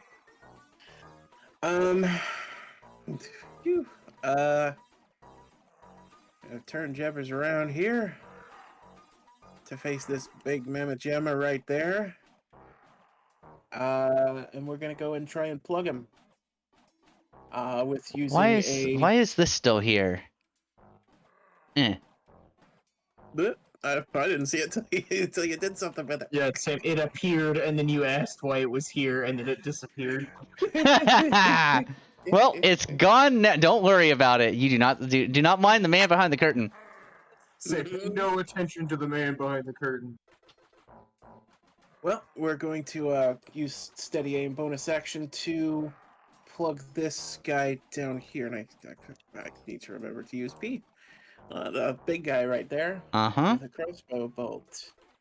Or attempt to, anyway. 21 to hit. 21 to hit?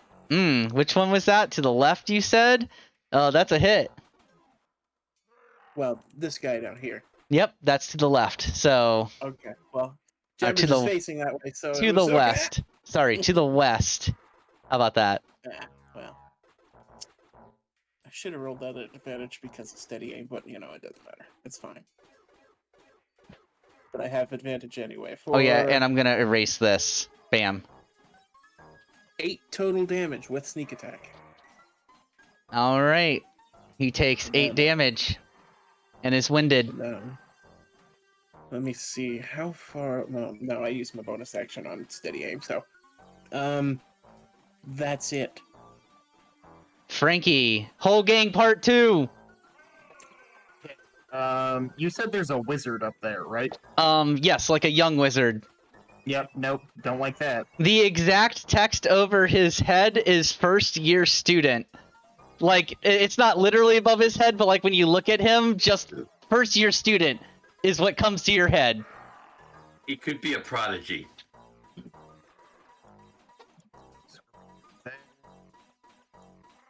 Can't be all that of much of a prodigy. And that if he's down here. and that thing that he's behind gives him total cover from where you are currently standing. Well, then there's literally nothing I can do, so that's super cool. Those crystalline structures provide cover. I guess I'm gonna move there and take the dodge action. Okie dokie. That's my turn. Hippocamp's turns.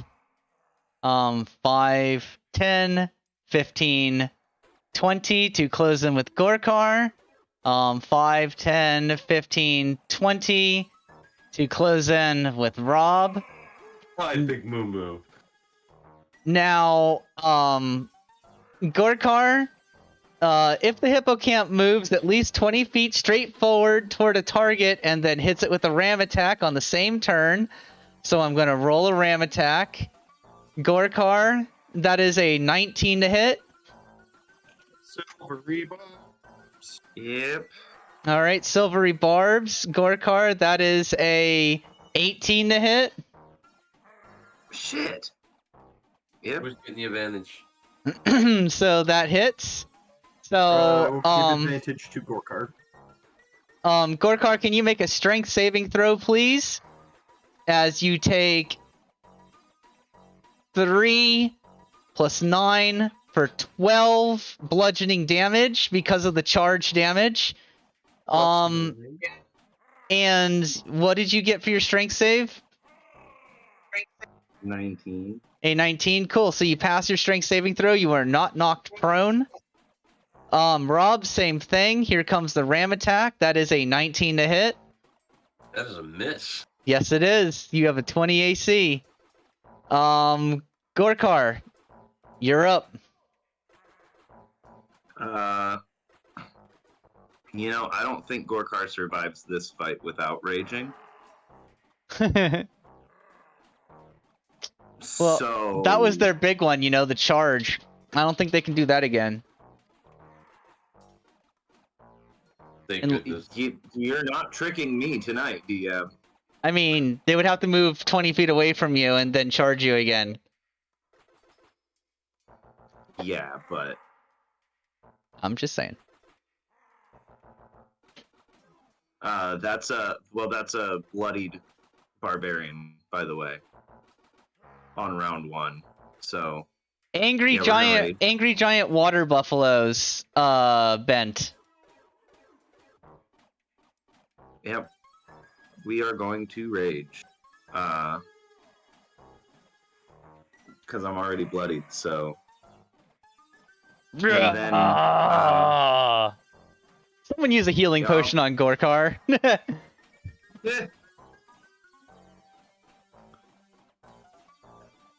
barely bloodied. No, wait. Nope, not yet bloodied. I'm sorry, I did the math wrong. Close. Oh, well, then there you go. And does a 21 hit? Yes.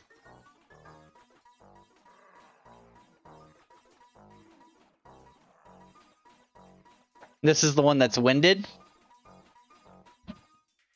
Yes. Mm-hmm. Yeah, I know. I was just saying that for, everybody. Ooh, for minimum damage of 4 plus 2 plus 1d6 plus 1.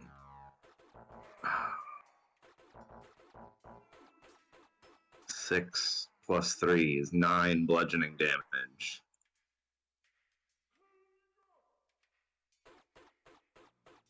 All right, he is staggered. And Gorkar stands and delivers. That's his turn. Alrighty. First year student's turn.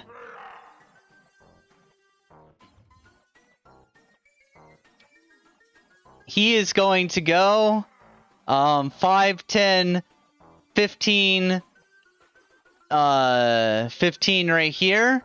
And he's going to look at you, Frankie, and he's just going to yell, "Sorry!" And he's going to magic flare you. That is a 22 to hit, Frankie. You take 2 force damage. And then he jumps, she jumps through the portal. Does Judge not help me at 20. all?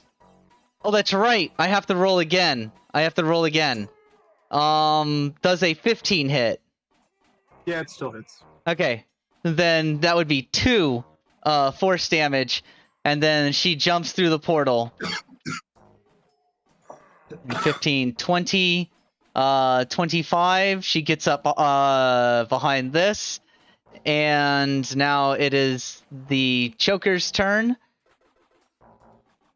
It is going to... Oh, that's cool. His speed is 30. So 5, 10, 15, 20, 25, 30. Reach 10 feet. Beautiful. Hey, Jabbers. No, no. Here comes 1 tentacle for you. That's a natural 1. Ooh. Against Jabbers. Jabbers just can't stay away from natural 1s, for or against him today. That is a 17. Misses wildly, managed not to fall down, but looks goofy, and you all probably laugh a bit at how bad this was. It gets angry, and it's going to swing at you again, Jabbers. That is a 23 to hit. That hits, yeah. You take 6 piercing damage, and you are grappled by it, which means you are restrained. And this tentacle is currently used up. It only has 2 tentacles. Cool. Jabber's bloodied. And that's it for the Choker. Actually, it can use... The Choker can take an extra action on its turn once per short rest. So he's going to do so. And he's just going to, like, whip you twice with his other tentacle. Oh, man. So the first one is an 18 to hit. Yeah. It's not going to grapple you with the tentacle, but it is going to deal 5 damage to you. And then it's going to bop you again. That is a dirty 20 to hit. And Jabbers takes 5 more piercing damage, but it chooses not to restrain you with that tentacle as well. It's whipping you with one of the tentacles. Rob, Jabber you're is up. on death's door. Oh my no. god, Jabbers is on death's door. Jesus. Yeah. All right. Well, unfortunately for Rob, he's got to deal with the problem at hand. Gorkar had a healing potion used on him some time ago. Gorkar, you get 5 HP back, Gorkar. And Mysterious Stranger. And here's a Mysterious Stranger redeem. So the Mysterious Stranger steps out next to the Death's Door Jabbers. Only Jabbers can see him as he gets a natural 20 on his attack against the creature that got Jabbers so bad. And that is 16 plus 22, 23, 24, 25, 20, 26 damage to a thing with 13 hit points. The guy says, "I got you, little lizard guy."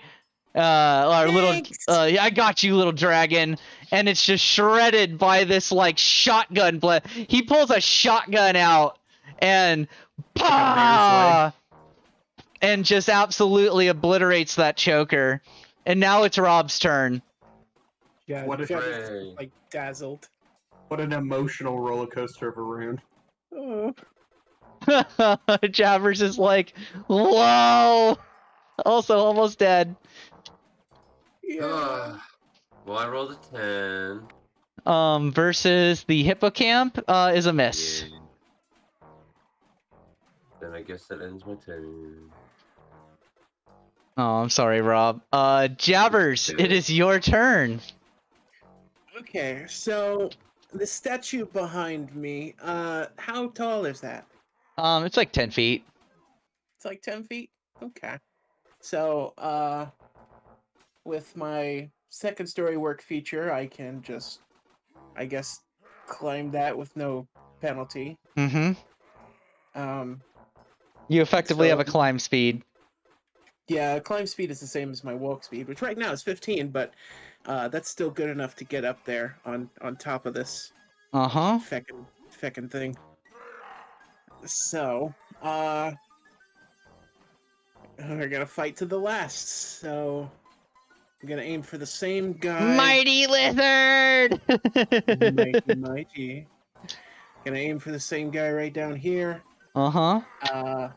With a crossbow bolty, which should be a 21 to hit. Yeah, that hits. Fan-fucking-tastic. For 10 total damage with sneak attack.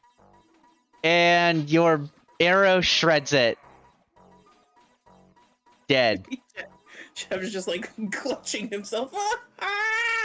The arrow like goes in right behind like the skull plate, like right in the back of the neck, and just it thump down.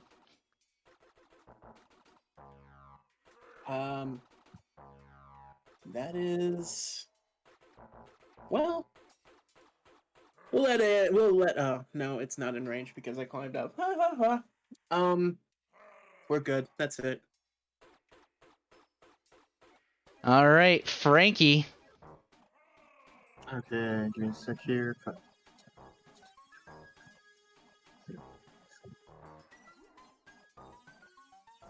Jabbers is on death's door. Yes, I know.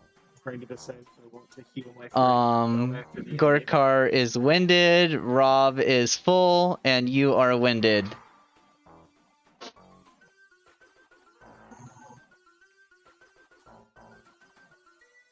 For the good of the party.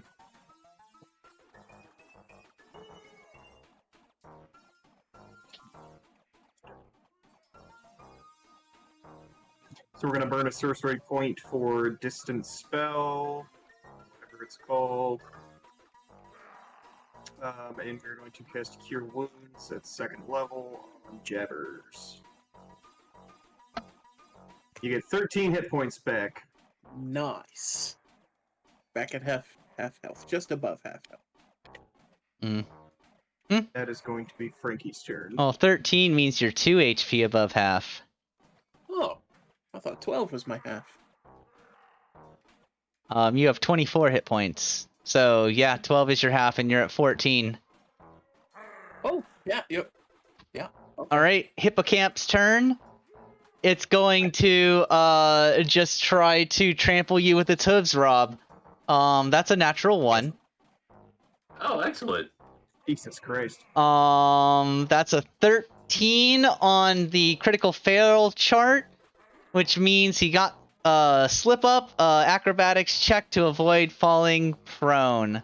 Is he immune to prone? No, he is not. Acrobatics check is a failure. It slips and like falls on its side. Excellent. It's free advantage for Rob and probably Gorkar. And Gorkar, it's your turn.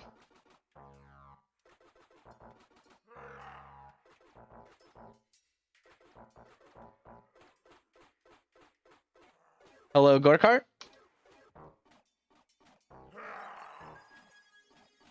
Gorkar is muted. Gorkar There is we go. already in melee. No, he's. Oh yeah, he is.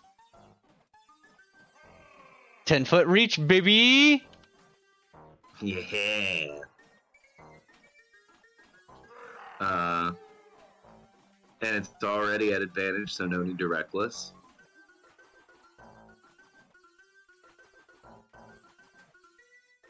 Exactly. Oh god, that's a miss. 10 is a miss.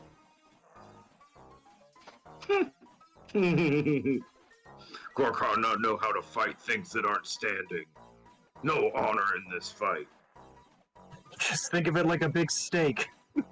Gorkar misses on purpose. Gorkar can't hit toppled foe.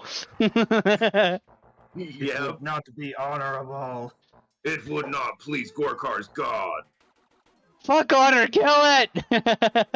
So that's my turn. The first year student.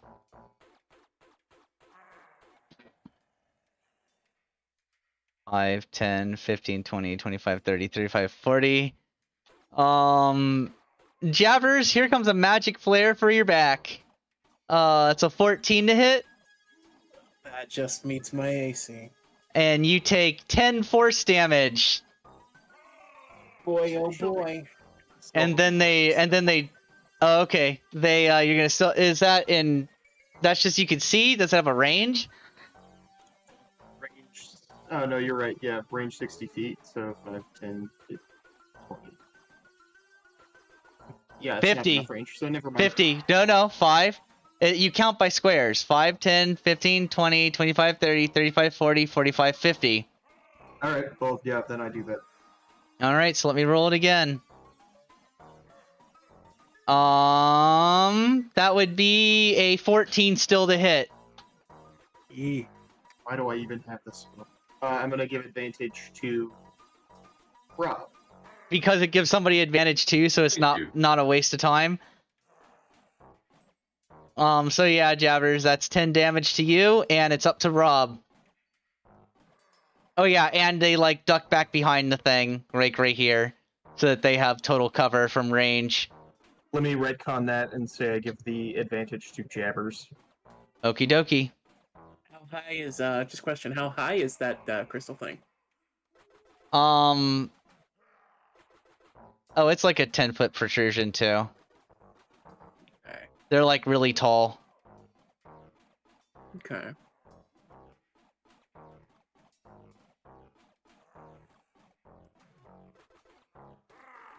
You said it was my turn? Yep. Okie dokie then. I get advantage on this, yeah? I believe so. Excelente. I'm gonna need it. Garbage. 12. 12 against the hippocamp is a miss. Okie dokes. Poor Rob. Yep, just can't seem to hit. It is Jabber's turn, who is staggered. Well, I think he's actually bloodied, but... Nope. If you have 4 No? HP, it's staggered. Oh, okay. Well, that don't fucking know numbers. So, I guess since I can't flippin' shoot that lady, we're gonna go and try and shoot this guy.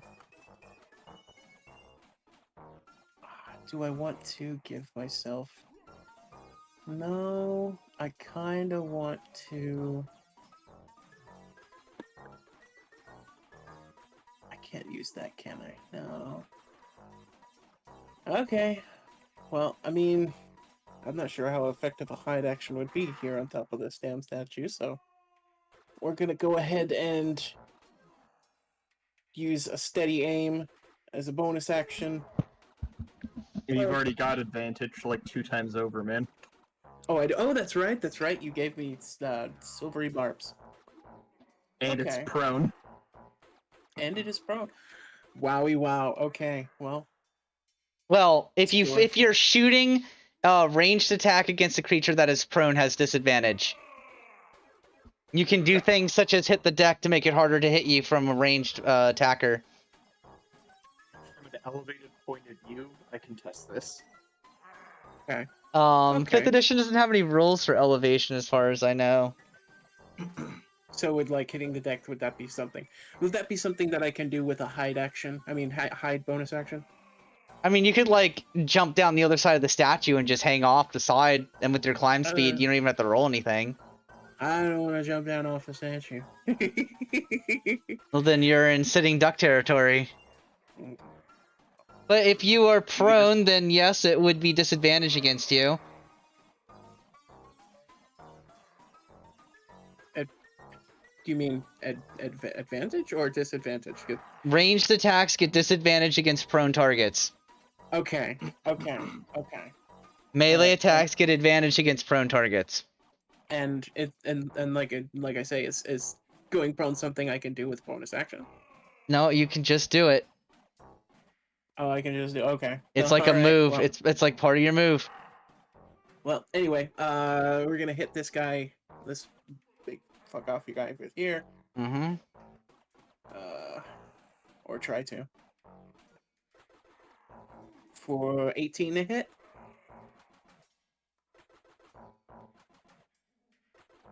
Yeah. Did you roll? Was that advantage?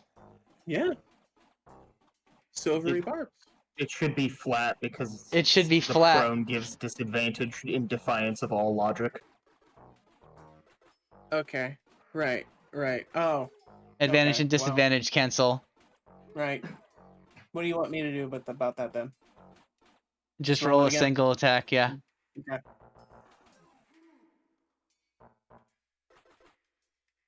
Don't get a natural one. 15 to hit?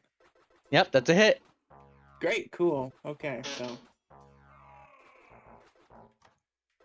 Rah! So 9 damage. Okie dokie. It is winded. As a bonus action, we're going to let out a draconic cry. Nope, he's too far away because I'm 10 foot up. Never mind, screw that. We're just gonna go prone. Okie doke. And that's the end of my turn. Frankie. Frankie's going to take the dash action and go. Well, I mean, you can move and then dash. Point. Coming out right behind this person, and I can't do anything to attack them, but my intent is to distract them. So Frankie's gonna come through the portal and then whistle, do the like circle finger, pinch your lip, loud whistle at the initiate, and go, hello. Okay. That's my turn. The hippocamp stands up and tries to trample Rob again with its hooves. Rob, that is a 13 to miss. Gorkar's turn. Haha. This is a missing contest between me and this thing. Also, the first year student goes, ah! As you pop out behind him. That thing's still prone? Nope. Stood up. Yep. And it's the only thing in striking range, so Gorkar's going to recklessly attack. Mm-hmm.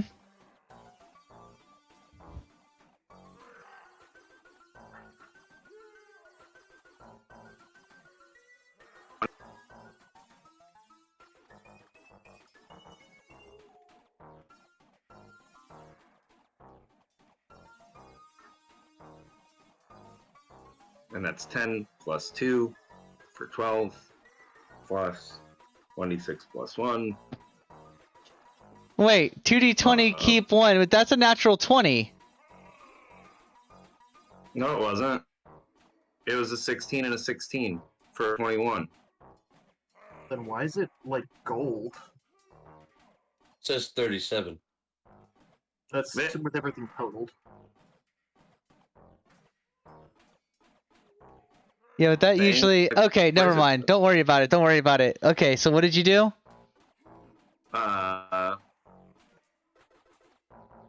10 plus 2 is 12, plus 4 is 16 bludgeoning damage. Alright, you crush the thing's skull and it goes poof. And is dead. Fuck yeah. Gorkar Makes just you feel really roars. useless. There's a loud cheer from the crowd around, and Merc goes, "Dat my trainee!" Gorkar has the hammer over his head, just pumping it and roaring. Anything else from Gorkar? Any That's movement? it. Nope. Cool. First year student is going to throw his hand up for a touch attack, Frankie. That is a 22 to hit. Alright, it was my turn last, so we're going to Silvery Barbs that. Okay. That is a 9 to hit, Frankie. So that's a miss. Grant advantage to Jabbers. Alrighty. That means that it is Rob's turn. Oh, Oh, it's boy. wait, hold on. Sorry. They're gonna do that, and they're gonna go, ah! And make an opportunity attack if you like, Frankie.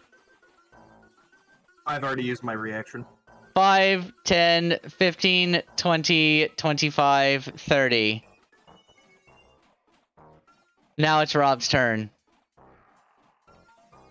Alright, we're gonna move 5, 10, 15, 20, 25, 30.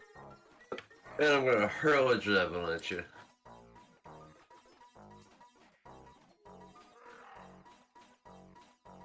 Alright, natural 1.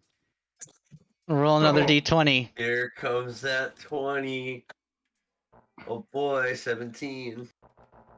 A 17 was not good. Oh boy. You miss wildly, but you manage not to fall down. However, you do look goofy, and the first year student can't help but kind of chuckle a bit at how terrible that was.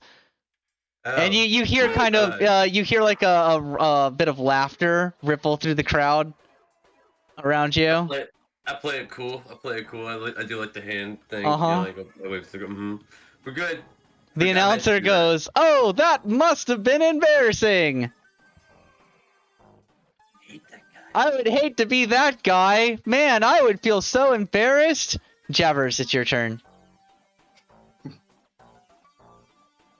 Gosh, I wouldn't be able to show my face again at the tavern. David Attenborough comes over the speaker. Here we see the human male making a complete ass of himself. Man, I really wouldn't want to be that fucking guy. Jesus Christ, guys, lay off. Well, I mean, that's the 17 on the crit fail chart. Everyone laughs. Jabber's turn. Yeah, so Jabber stands up, his eyes following this lady moving. And let me see. What is the M is the measure tool? No. Is it? Nah, count by square. Okay. You can definitely hit from here with your crossbow. Oh, That's yeah, 45. Yeah, That's Oh, 45. okay.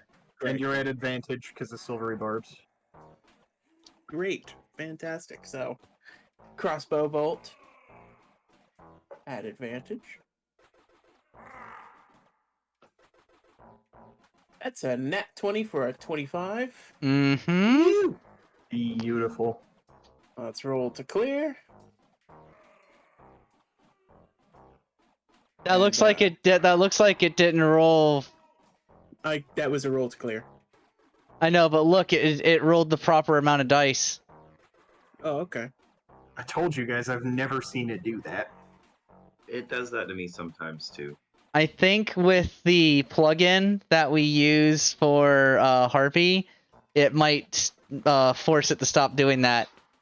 Because that is kind of intrusive that it does that. So it says 17 damage. Is that what you got? That's 17 damage plus the D8. Mm-hmm. Well, actually, Plus a D8 plus 2D6 of max. well, that yeah, a D8. Okay. A D8 and 2D6 all maxed. 17 plus that. Okay. So I'll just roll it So again. plus 20. No, you don't roll. It maxes, Oh, remember? Okay. Right. Okay. It's the way that Harpy handles this confuses me. 37 damage. Yeah. 37 damage. Jabbers, you just shoot a shot that goes straight between the eyes through the forehead, and he goes like flipping backwards before disappearing. And there is a monstrous roar of applause as you all are showered with money. Roll your 2d20s. Yay. Good God.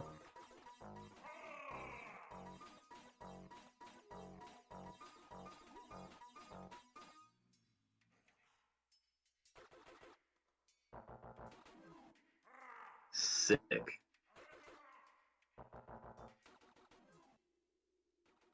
I have like 56 Velbucks and like 60 Velders right now. I have 98 Velbucks and 50 Velders. Oh, is that all? Crime pays. I have money. We bragging about the money that we have, boys. And you all find yourselves standing in the places that you were before you got teleported out of here. Nice job with that last one, Jabbers. Just like hunting geese. Don't forget, short rest. I Gork are literally proud took of no little damage lizard. and did no damage. Thank you, Bent, for Even the Trey. hard combat. And all of you guys get December 31st, 1969. Are you serious? 125 experience points each for that fight.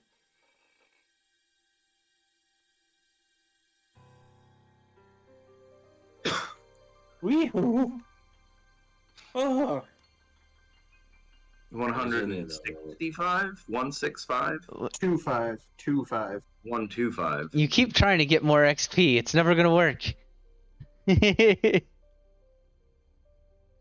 even if I ask pretty please. Gorkar trying to squeeze extra XP. You said Gorkar did incredible that match and got extra XP, right? 165? No, 125. But Gorkar got overkill. Overkill count for something, right? Only in Xenoblade. Looked pretty Gorkar hard. Blade Chronicles. Yep, that was a pretty hard fight. That was a good one. Yeah. Jabbers almost died. That reminds me, you're at like 4 hit points, right? I was, but I used my last hit point to get to 10.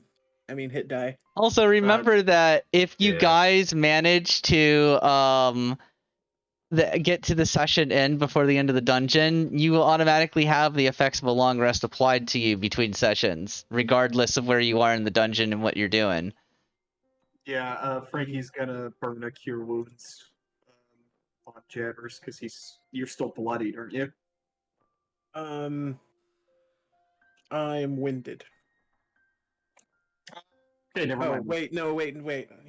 Which one is worse? I was gonna say at 10 HP? No. Winded is half. At 10 HP you are Or, bloody. winded, so no, I'm I'm sorry. Winded is damaged, but not half. Bloodied is half or below. Staggered is a quarter or below. Okay, so I am bloodied then. Yeah. 11 hit points back. Thank you very much. I'm going to start uncovering the next area while you guys talk and stuff. Now Jabbers feel a lot better. Thank you, Frank. I would be lying if I said I wouldn't have done it anyway, but let's call it an extra reward for that last kill. That was art, my friend. Jabbers just kind of puffs out his chest, proudly strides along to the end of the room with Frank here. Frankie seems to have some hurt pride over that spellcaster. There can be only one. Gorkar would say to Jabbers, Jabbers now join Gorkar in 2 fronts of battle. mighty killing, and fighting on the door of death. Yeah. Jabbers almost die. Whee! There is great honor in fighting in the face of death. Is Most honorable thing a lizard could do. oh, Jabber's very honorable. Gorkar Thank knows. you. Rob snickers. Frankie is remembering back to yesterday's crime and is just like, yeah, I'm not gonna say anything. Can't give the little guy away. Gorkar will carry Jabbers, noticing that he is moving slower than usual until we get into combat. Oh, Gorky ride. Get on my shoulders, little lizard. We go for a ride.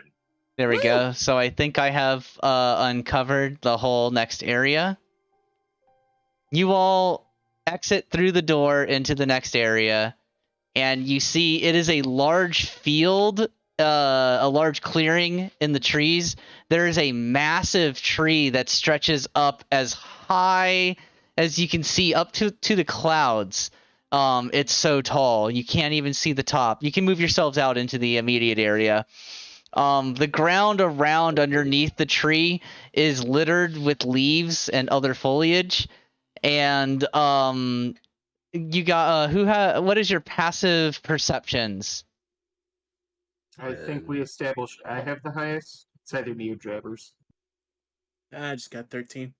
Yeah, Gor- 13. Gorkar, move yourself inside the next room. Passive perception is 12. Okay, so it's Frankie then, eh? Frankie and Jabbers are tied. Yep. Okay, so Frankie and Jabbers, you both note that there seems to be some kind of oily black substance clinging to the tree a little ways up, but you're not sure what it is. That's gross. And you can Frankie see just that this clearing has a, like, you can see there's like an we're gonna call them exits. There's like an exit a little ways up to the left. There's one down a bit further to the right, and then you can see there's like another stone. Actually, I'm gonna uncover it over here. There is like a stone wall over here and an entrance into some kind of building. Frankie just takes one look at the tree and goes, "Big tree." There's a nasty gunk up there. I wonder if tree infected. A disease. Some kind of fungus, maybe? Doesn't look very fun to me. No, like a mushroom. Oh. Pretty goopy for a Gorkar mushroom. think it looked more like slime. Slime is also a fungus, typically. Gorkar not know about that. Slime a mushroom? Kind of. I'll tell you later. Okay. It could be poisonous, so we need to be careful. You say poisonous. I'm wondering if it's flammable. Oh. If not it, the tree itself certainly is. Yes, and that's what I'm wondering. Is it adding to the flammability of the tree, or is it lessening it? Only one Frank, way to you find want out, I to- suppose. But if you do burn it, I hope it doesn't upset this place. I'm not going to open with that, but you know, so far lighting most things on fire in here has been a good idea. I understand. Gorkar just beams at the idea of lighting shit on fire, just like Gorkar agree. For a moment, Rob's heads are filled with the thoughts of another character of mine, Ace. Lighting stuff on fire is his specialty. If you light fire, will smoke come out of what big monster name again? Scoop. Come out the nose. Shagoeth, thing that eat us Shaggy. in Porto. Yeah, so smoke come out Shaggy's nose. That would be neat. And he'd So- be like a dragon. Hold on, you're saying if I light it on fire, it might make smoke come out of this thing? hadn't Shooting even in the thought of dark that. here. I don't know if that's how this works. That makes it more intriguing. I think it makes it funny. Well, there's only one way to find out. I mean, I can get close and investigate further. Yeah, be my guest. I'm gonna investigate from back here. Well, we gotta go for it anyway, Frank. Gorkar usually go in first, go but there. Gorkar have jabbers on shoulders. Jabbers along for the ride. Where you want to go, Jabbers go. Anything happening as I walk in? No. Alright, I'm gonna make my way all the way over here.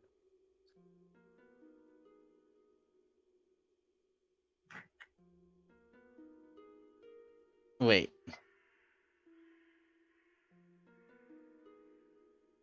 Gorkar is going to give the tree a wide berth. I was gonna.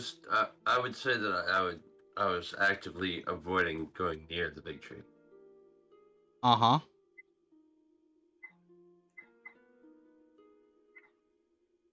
Seems like bad juju. Why can I not move this token? Gorkar, are you wanting to go like over here?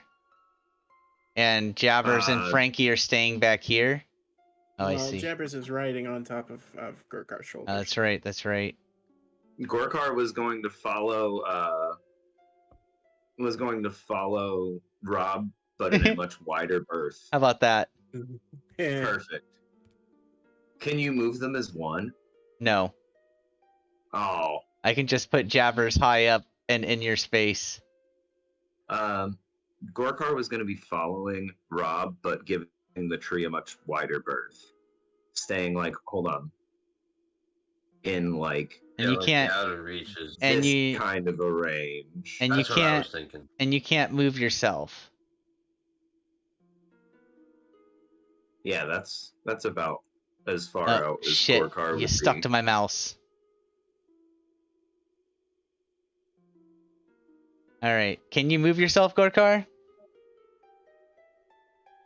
Refresh. Uh, Oh, hit F. Or not F, hit S on the keyboard and then try to move yourself. I still need to refresh because I could not. Or you were doing the ping thing. Yeah, you were doing the ping thing. No, I switched over. Oh, I hit S. Frankie, you just duplicated yourself. No, I I Right, saw no it mirror not image. be moved. Alright, so can you move yourself, Gorkar? no. At all?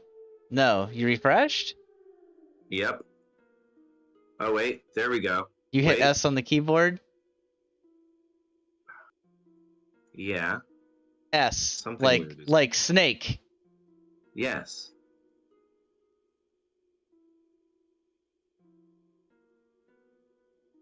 funny game. Go click click. You might just have to ping where you want to do things. So anyway, Gorkar's over here. Jabbers is riding on his shoulders. Frankie, you're Sure. staying back there. A nature check while they're walking over there. On what in particular? Tree. Sure. I'm trying to see if I can figure out what's wrong with it. If there is anything wrong with it. Oh, I Oh, think I sure. can move my token now, by the way. I Okay. refreshed again and it's working. That's a 6, so Frankie don't know jack shit. Mm-mm.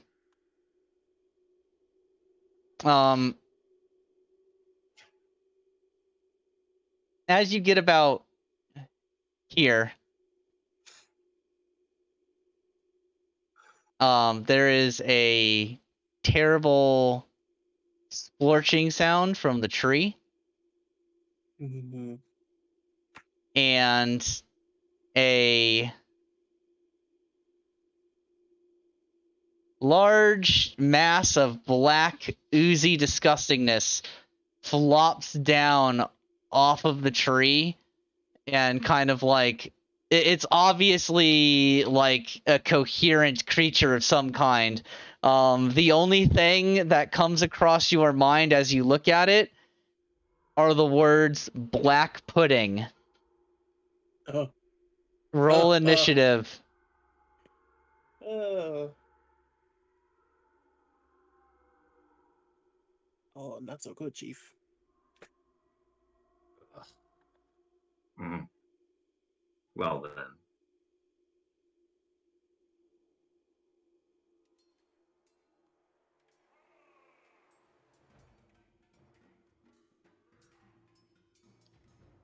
Beautiful. I've got everyone's initiative.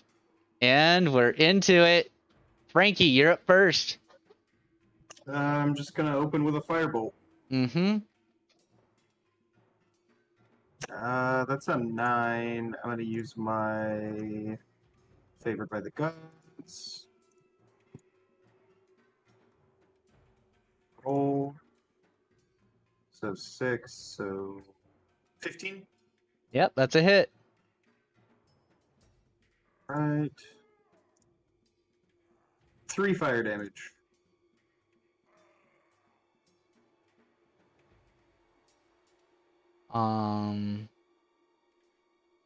Okay, you said 3 fire? Yep. All right. Spoof! The fire splashes into it. That's gonna be my turn. Gorkar.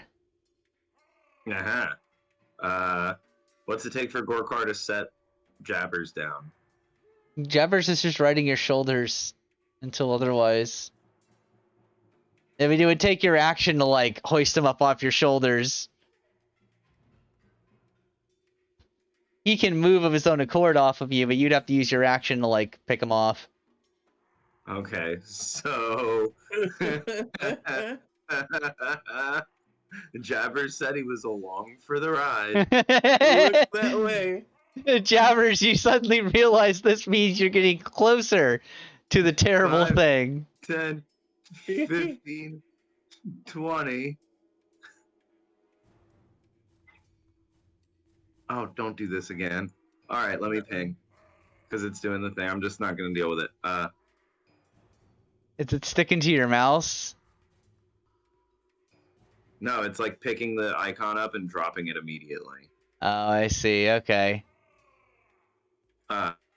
Anyways, so we're still not inside, as far as I know, as far as Gorkar knows, we're not inside any threatened area. So he's like, Jabbers can leave if Jabbers want to, but Gorkar need to fight this thing.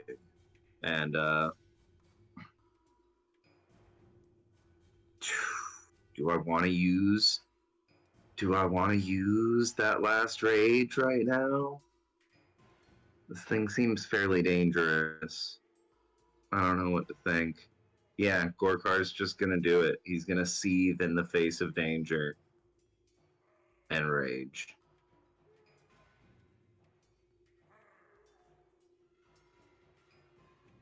And we are gonna reckless attack this thing with the vicious Okay. warhammer.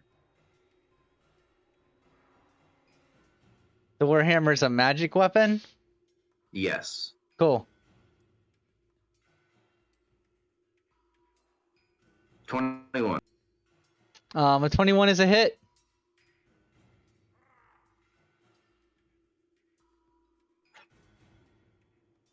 For 8 plus 2 is 10 plus 3 is 13 magical bludgeoning damage. All right, 13 damage. Pow. It's angry. And so is Gorkar, and that's the turn. Jabbers. Yeah, all right. So Jabbers as well. He's still up on Gorkar's shoulders. Gorkar's going in for the rah, rah, rah. Jabbers joins in with a rah, and beats on his chest and lets out that draconic cry, giving allies advantage on this thing. And then he's just gonna hop off. Boop. Assuming I can move. Yep. Well, I'm flipping. So, okay. How do I fix this? There. Cool. Oh, I need to refresh that. Oh, I wait. don't see it. There we go. 1 second. That's a t-shirt right there. Gorkar running in, weapon up, and Jabbers just beating his chest with like a draconic roar coming out. Ah! Yeah. So 5, 10, 15. It's 5 feet to jump off a Gorkar, of course. Right. This is what he did. Uh-huh. 5. Uh-huh. Okay. 15. And Especially given the height difference. indeed. I wonder, does that you and your allies have advantage? So I have advantage on it too. So crossbow time. With advantage. Maybe it'll roll. There you go. So 15 to hit? Yep, that's a hit. Cool. 16 with sneak attack. And that's Jabbers. 16 with sneak attack. Rob, you're up. Okay.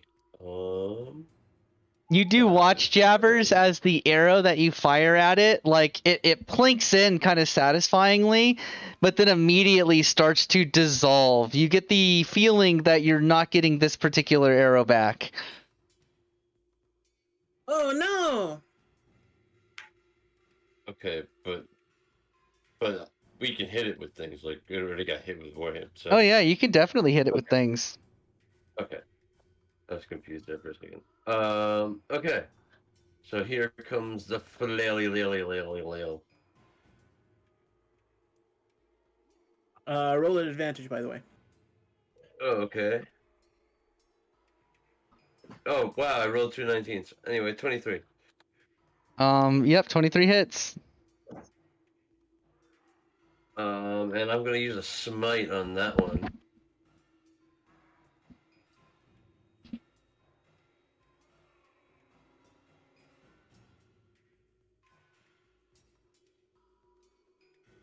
So 19 points of ammo. All right. 19 damage. Also, you hit it with a melee attack while within 5 feet of it. So you are splashed with black ooze and you take 5 acid damage. And your weapon is a magic weapon, so it's immune to this other effect, so don't worry about it. Okay, I was kind of hoping so. And the black pudding is bloodied. Nice. Is that your turn, Rob? Yeah. All right. It's gonna splorch on up to Gorkar. And is gonna pseudopod attack him. That is a dirty 20 to hit.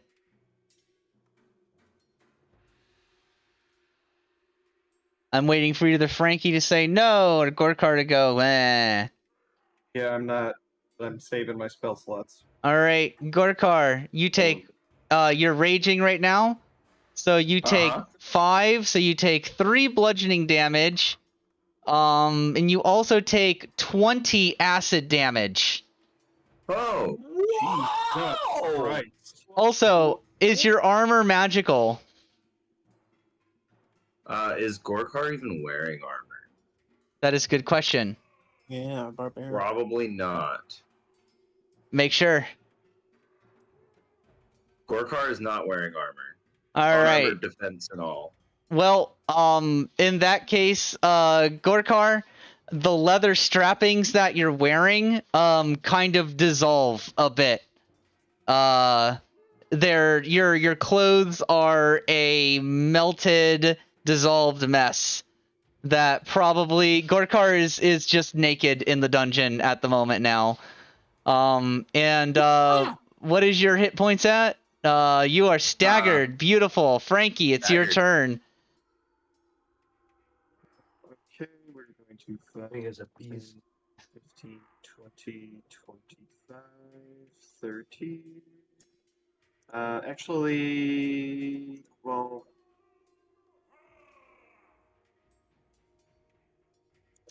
Yeah, it doesn't matter because I can't. Gorkar is canonically naked in front of the party for the second time this campaign, and we're only on session 5. I no longer have any sorcery points because I had to use them to regain spell slots. So You I no longer can't- have any innocence about Gorkar either. Well, no, I didn't have that for a while. Let me think. Sorry. 14 to hit. Firebolt. Yep, that's a hit. Fire damage, All right, 5 fire damage. and that's me. Gorkar. Actually, you know what? I will. Sorry. I Oh, will the place and say I casted that just because I want to be in range to be able to heal if I need to. all right. Now it's my turn. Gorkar the Staggered. It is your turn. Oh, Gorkar the Staggered. To disengage or to die with honor?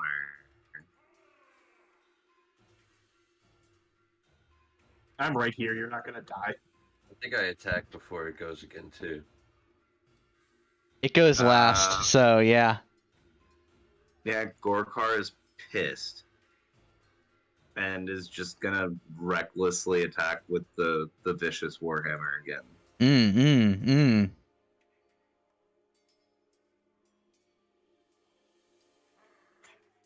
Oh, did you recklessly attack last turn too? Yep. Let me roll again to see if it got a natural 20. It did. Oh, that's a downed Gorkar. Well, it might be worse than that. What was your hit points before this? Because we have to see the total. 28. Okay, so put yourself at 28. Hey, this time I will silvery barbs shit. it since it's a natural 20. And also to save us from having to recap this, so roll it one Okay, more time. well then that's a 24 instead. Still a hit. So it's Then still it doesn't do critical damage. The Gorkar is the important part here. Yes. Yes. So Gorkar, it is your turn. That's a 16 to hit. Uh-huh. Jesus, check. You're getting fat.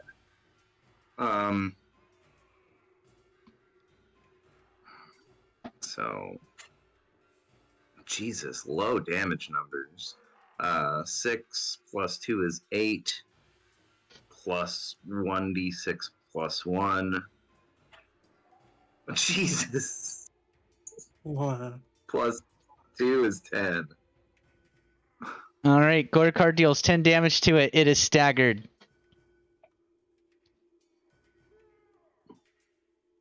And you hit it while you were within 5 feet of it. So you take an automatic 4 acid damage. Whew, Gornkar is on death's door. Jabbers, I believe it's your turn. Oh boy. Pressure, pressure, pressure. Yeah, we're gonna use the steady aim to hopefully better our chances of taking this thing out. For advantage. With a crossbow. And wow, both of those rolls sucked, but that's a 10. That's a hit. Fuck yes, okay. You guys are gonna fucking freak when you see it when you hear its AC. 17 with sneak attack. All right, it's still up, That's Jabbers. and you lose another arrow permanently. Rob, take us home. Rob, it's your turn. Robin. Goodbye, boathies. Jabbers Ah, don't that care. is a 22. Yep, that's a hit.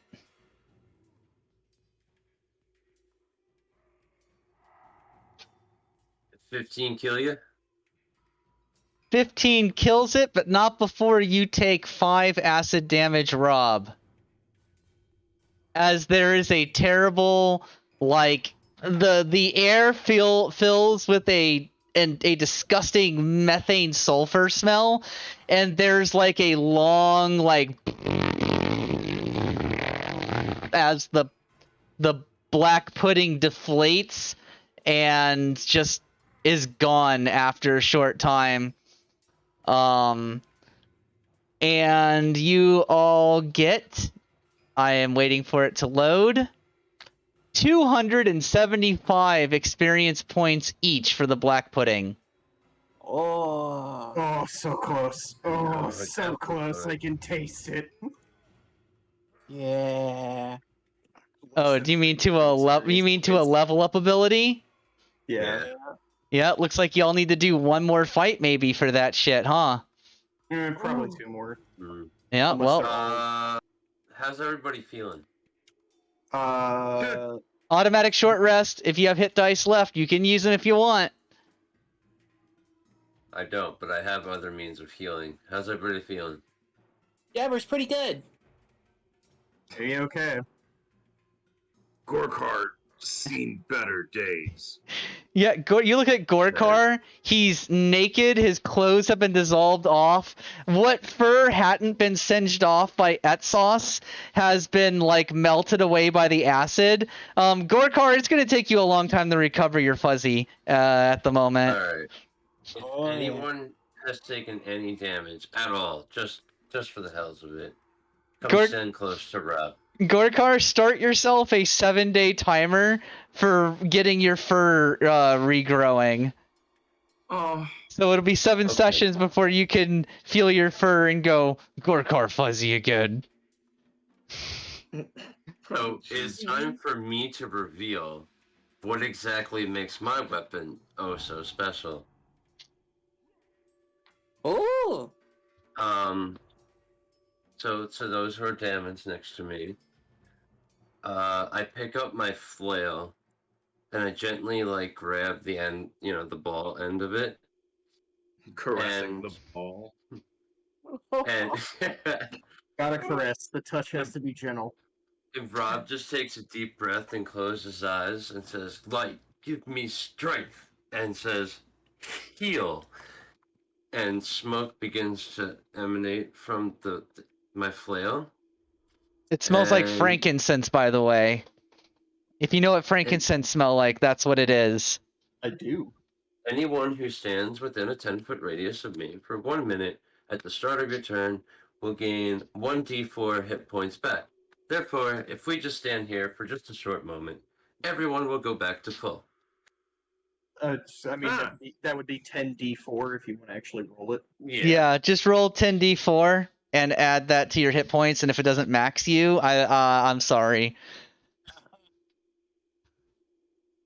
No way. It technically might not max Gorkar. Actually, yeah, it probably. No, that was Stix's. Sorry, my bad. It probably won't max. 29. It probably won't max Gorkar, but it could. Nope. I don't even need to roll. That's okay. That means that I can get that much closer with my hit dice, which I only have 1 left. Mm-hmm. But yeah, I can only do that once per long rest, but that's what I can do with my weapon. That's a cool ability. Yeah, that's really neat. So, looking, while you all stand here for a moment, looking to the left, like the northwestern exit area, you can kind of see like what looks like gravestones beyond. To the southeast, the exit, there's like goblin signage and stuff. Gorkar, you can read goblin. It says in goblin, "Keep out." The stone building up over here is mysterious and is made of stone, and who knows. And there is another exit to the north, but it's currently grown over at the moment. Like, you can see that there's something beyond it, but it's currently grown over with very thick vines. You get the impression that that will open up later. You haven't done the right objective yet. Just a hunch, but I'm guessing that the Zolnar's necklace is going to be in there, and Frankie points to the place where the sign is. Mm-hmm. Gorkar reads the sign and says, he reads it in Goblin and then translates and just says, "Keep out." Gorkar think this the way to go. I agree. We have a promise to keep. I think I could have gathered that just from context clues, Gorkar. Gorky speak Gabo?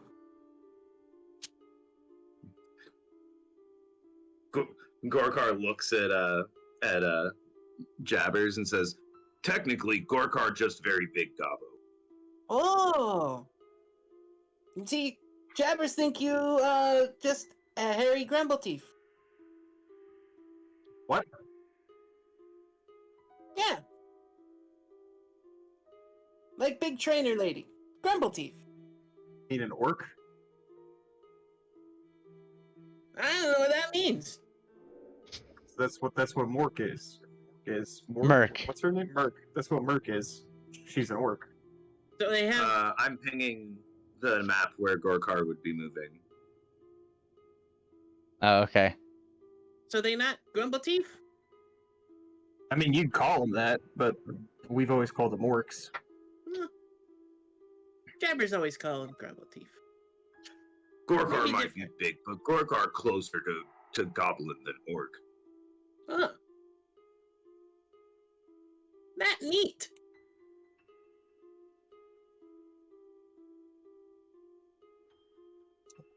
Jabbers, do you want to give the stealthy approach another try here? See if you can scout that room for us.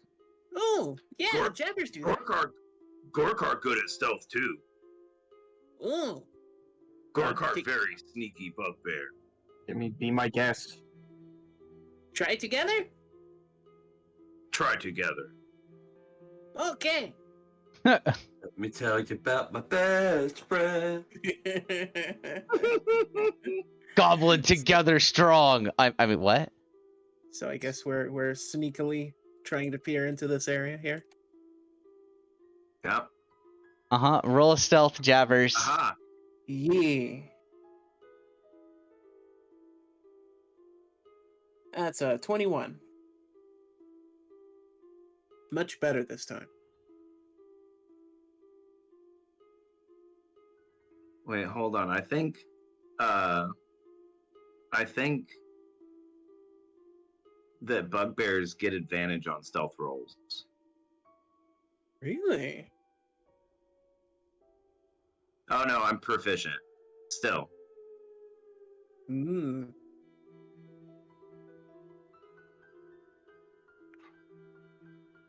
$21. 221.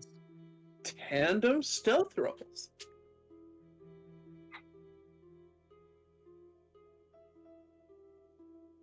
All right.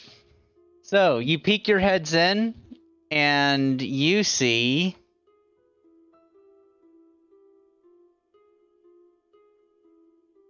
uncovering a camp of gobos with Oh shit. a hideously disfigured one at the far end. Half of his face has been caved in. His nose seems to have been broken off, and there's just like an oozing sore at the end where like the nose, it seems like it never healed properly. He's also emaciated. He's missing many teeth.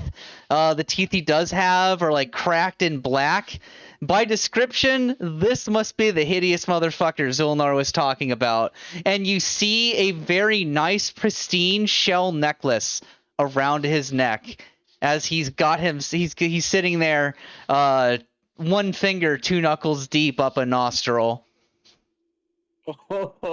So Jabbers just kind of turns to Gorkar and holds up his finger over his mouth and starts digging in his backpack.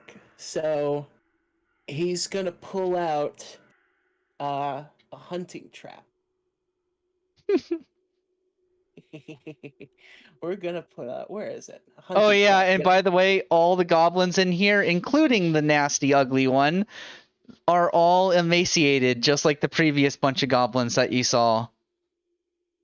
Mm-hmm. So, I don't know how much you're gonna let me do before we need to sneak away and try and, because I want to try and lure them into this stuff, but I want to put trap here right in front of us. Okay. And if I can maybe hand Draw a little circle on with the drawing tool. Okay, let's see. D color. Use blue for player stuff and red for DM stuff. So here's the trap. And I want to also place down bag of caltrops.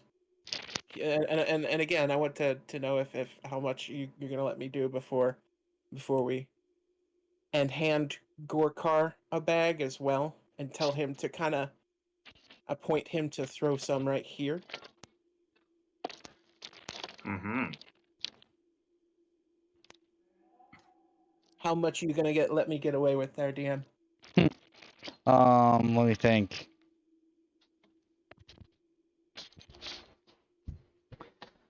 So for setting out the trap, roll a stealth check Okay. for being sneaky. And then if Gorkar is going to dump his bag of caltrops, I'm guessing that's another stealth check from Gorkar as well. Mm-hmm.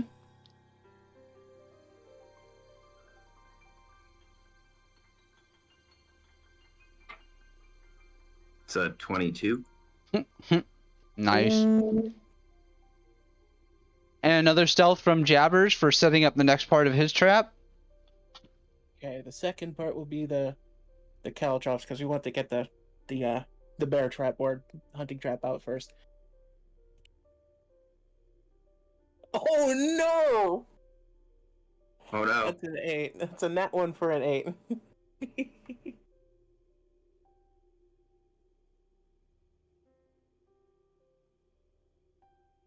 You like pull the bag open and pour them out, and they make a really loud jangling sound as they topple out of the bag. And all of the goblins, including Big Uggo, look up. And Gorkar being the only one that understands Goblin, you hear Big Ugly go, "We've got intruders! Catch them so we can eat them! I'm so hungry!" Roll initiative. Fuck it, Gorky! So I have a question. Are they alert enough to where we cannot surprise them if we're still hidden? We're not hidden. Oh, okay. At least we never got gonna the get The traps stealth out. was at the that. stealth was for being quiet for setting traps. They look up and see you guys like in the corner going hee hee hee hee hee hee hee. Well, there's a fucking natural 20 that didn't need to be used. Wow. No, Oh. score. Well, it's Gorkar's turn.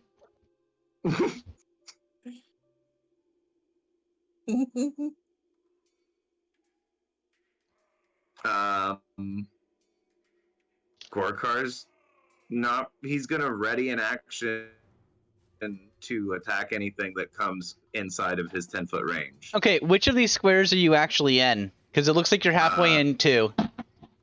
Okay. Right now. And yeah, just ready an action for. Because, like, hold on. This is all trees, right? Mm-hmm.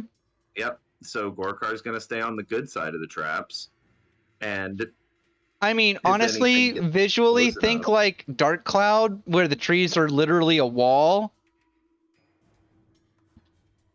yep. So we've got them at a choke point, and we've got traps set up. Mm-hmm. So Gorkar's being trained All right. in a tribal military society is going to wait for something to wade through the traps like an idiot and then smack it. Sure. Jabber's up now. Recklessly, if I can do that. You Cool. choose that when you make your first attack of the round. Jabber's turn. All right. Cool. All right. We're going to kind of goad the goblins with and just kind of like finger up the nose and then back the heck off. Gonna draw out our crossbow to plug. I have to keep. We're gonna plug this guy right here. Mm-hmm. Actually, if I'm in line of sight, I can just plug Big Nasty. Giggity. So, giggity goo. Yep. Let's do that. Remove these.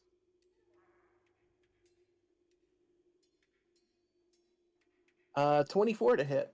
Yeah. Big Ugly. Yeah. That's a hit. 6 damage. I don't have sneak attack, so 6 damage. correct. You know what? Actually, the goblin boss, when you shoot at him, he says so, like, you're not sure how it works. But, oh no, he can't do that yet. He takes the 6 damage. Never mind. I should have stuck goblins Okay. next to him. Eh.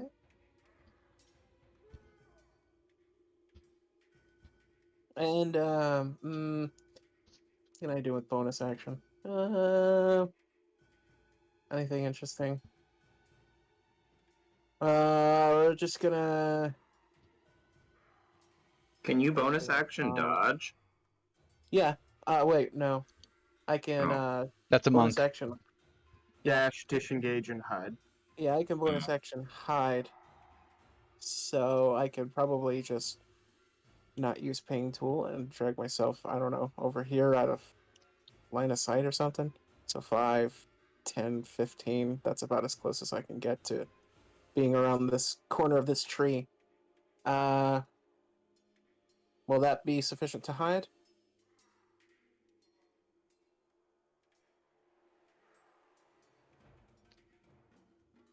I mean, sure. Okay. Well, rolling for stealth. 15. Alright, Frankie. Okay. It is time to unveil the other secret use of Mold Earth that I haven't been using. A second, as I get the right tool. So the other thing I can do with Mold Earth is make a square difficult terrain. So that blue square that I just added is now difficult terrain.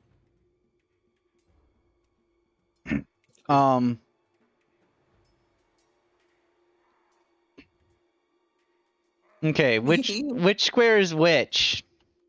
The solid one is the bear trap. The 2 right next to the solid ones, those are caltrops. And the one furthest away is a difficult terrain. Well, caltrops are still technically. Put another black square in the one that's difficult terrain. There, 1, 2s, and a 3. As Frankie just, makes the earth all cracked and crumbly. Okie doke. That is Frank's turn. Goblins. He's going to say, "Protect me, you fools!" Bah. 5, 10. So, caltrops. Yes, make a dex saving throw.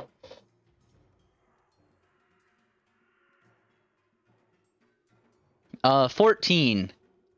No good. He stopped and he takes 1 piercing damage. Owie, owie, ow. Ow, he goes. 5, 10, 15, 20. Trap. Crap. Okay.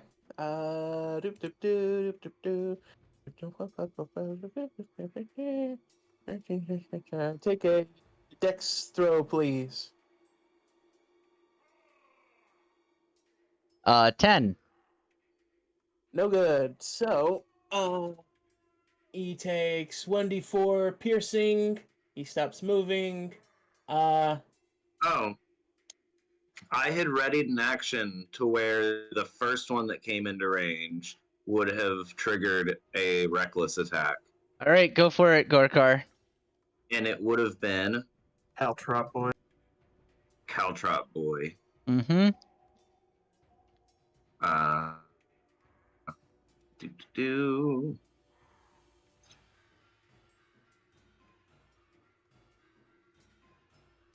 Advantage. Vicious Warhammer. Caltrops also make a space difficult terrain, don't they? I don't think that's a. I don't think that's a hit. That's a Nope. 12. 12 is a miss. Yeah, I thought so. All right, so the Gorkar bear just the bear trap What's does that? how much? Let's see. That is 1d4, so I can roll that for you. Mm-hmm. Okay. That's 2 damage. He stops moving. Uh-huh. And now he is caught in the traps the trap. Well, not just the teeth, but the chain as well, and it looks like it's about 3 feet long. So So he can't move, basically. yeah, he His can't movement move. is 0. His movement is 3 feet, but yes, effectively 0. His movement is 0. Yeah. All And right. he can or another can make a strength check. This guy stops on this. And gets a 11 for his dexterity. So he stops. He takes 1 damage. Yeah. Okay. Now, Gorkar is taking 2 scimitar attacks. The first one is a 21 to hit. Oh, Bring I'm it. sorry. That's I an got brought all the way advantage. up to full. That's an advantage. So that's still a 21 to doesn't- hit. So He doesn't get anything imposed from caltrops or from the bear trap? No. Question mark? No. Okay. That's his feet that are affected by that. So that's 4, so that's 2 slashing damage to Gorkar for the first attack. The second attack is a 9 to... Oh, wait, no. Advantage. A 15 to hit. Miss. All right. And now we've got this short bow. That guy is... and the other 3, for that matter, are all plugging through that hole at Frankie. So, Frankie, that's a dirty 20. Yep. 4 piercing damage. This goblin gets a natural 1. And that's a 2. Which means that he hits himself and all allies within 5 feet of his attack. So That's impressive. he, like, flings his arrow around, like, he does, like, he tries to do this, like, 360 no-scope, but as he's spinning around, the arrow is poking out, and he slices the 3 goblins around him and himself. So that's 1, 2, 3. Oh, God. Oh, my God. So he buzzsaws himself and his 2 friends to death. So F, D, and C are all dead. So F, D, and C all take exactly as much damage as goblins have hit points and die as he tries to 360 no-scope. And falls over and impales himself on his own arrow. But also Bossman takes 7 damage. And he's like, "You idiot!" And now he's bloodied. And the third guy that can actually do anything is dead, and so are the others. So I guess it's the goblin boss's turn, and he's just gonna go, You complete idiots! Ah! And he throws a javelin at Gorkar. That was worth the 4 hit points. That's amazing. Gorkar, that's a 23 to hit. You take 4. Gorkar laughs in the face of the noseless goblin. So you take 4, aka 2 piercing damage, and it's Rob's turn. Can't believe that shit. Alright. How very goblin of them. Right? How very goblin of them. 360 no Dice do not scope! lie. Ah! Great disaster. Quick scope. That's what you get for trying to 360 no scope with a fucking bow and arrow. Oh, I well, just I guess feel- I don't even have to move. Well, yeah, I can. I can just move here. I'm gonna move up to here, and I guess I'll just take this guy out real quick. This is supposed to be a hard encounter. I just feel bad at this point. It's a hard Uh. encounter because the goblin boss can throw his goblins in front of himself as protection, and he does more damage and can hit better. And he gets 2 attacks. Oh, You're right. working on He gets Trip 2 Goblin. attacks. Sorry. Here comes a second javelin for Gorkar I forgot to do. That's Gorkar a is unafraid. natural 20. No, it isn't. Gorkar is still unafraid. Silvery barbs. Yep. That's a 13. That's a miss. All right. And who are you giving advantage to? Let's say Rob. Okay. Oh, good. I'm gonna need it. What does that do again? Adds D4 to my roll. Advantage. No, advantage. That just gives you Oh, advantage. Oh, right. So what are you doing, Rob? I was swinging at that guy in front of me, but I got an 11. That doesn't hit, right? You have Well, advantage. you have advantage. No, that's why I was asking before I rolled it. But I mean, you don't get to choose. You just get advantage. oh, I see. Well, I rolled 9 anyway. Oh, It's worse. So 11 is a miss. Okay. Poor That's my Rob. turn. No, I'm just rolling so bad tonight.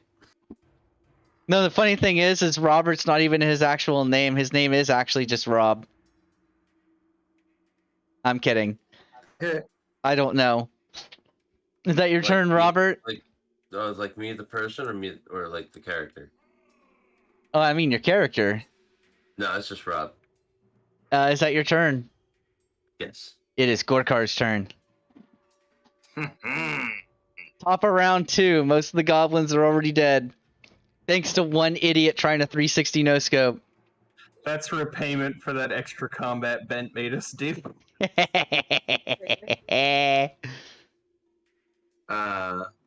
Here's looking at You kid. Nice.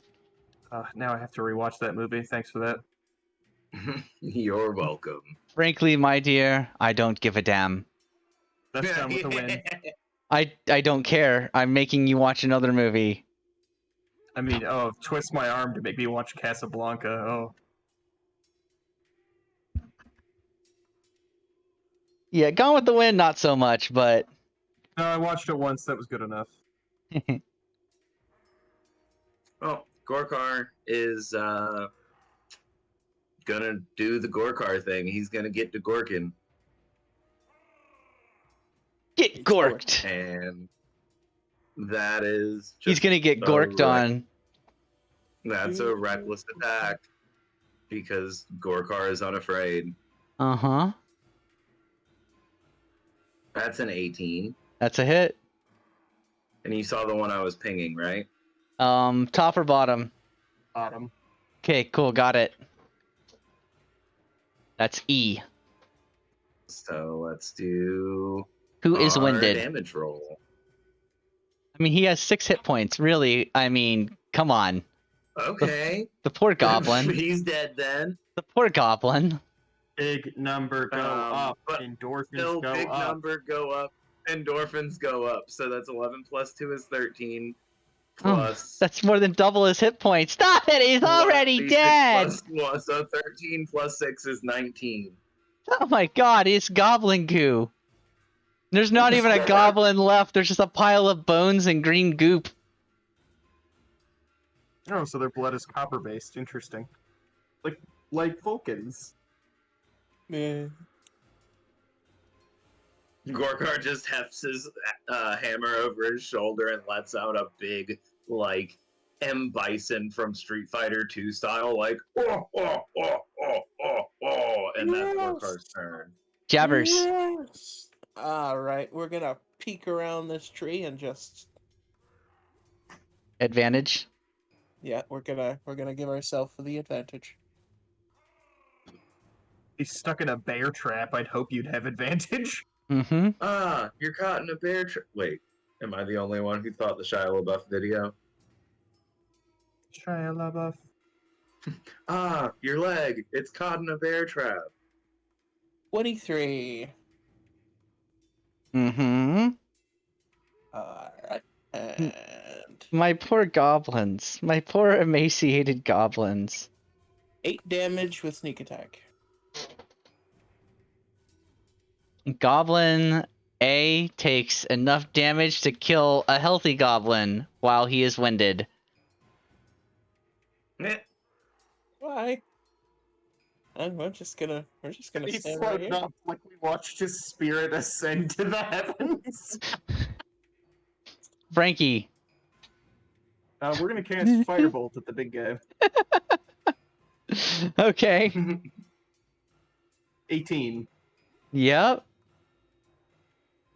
10 damage. Hey, That's a dead goblin boss. Ah. At this point, Frankie just like looks at the goblin with like the I'm so sorry, little one. you brought it upon yourself. And the final goblin that's left, Frankie, bends over, shows you his bare ass, turns, spanks it, and then shoots at you with his crossbow. That's a 19 to hit. That's a hit. You got mooned and pierced. 6 damage. That is a bloodied Frankie. And it's Rob's turn. Suddenly, Frankie's like, you know what? Fuck these goblins. You know what? I did feel bad, Finally. but now I don't. No, he still kind of feels bad after that last display. A 15 hits. Yeah, 15 does hit. 7 points. That's enough damage to kill a healthy goblin. And this one is winded.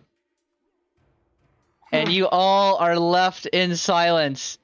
You can see, like, the splattered remains of the dissolved goblin boss, and you can see, like, Zolnar's, seashell necklace just sitting there in the goopy mess. I'm guessing it's like up here-ish. It doesn't really matter particularly. You walk over and get it. Yeah, Gorkar's gonna fetch the necklace. Gorkar. Jabbers is gonna fetch all his traps. Okie dokie. Get back my bear trap and my pokey trap. Oh. That And experience. let's see how much XP you all get for the boss of the Hungry. By the way, the sign outside, like, you know, keep out, and there's another one like in the hallway that says "Home Sweet Home." Hungry, UNGRY.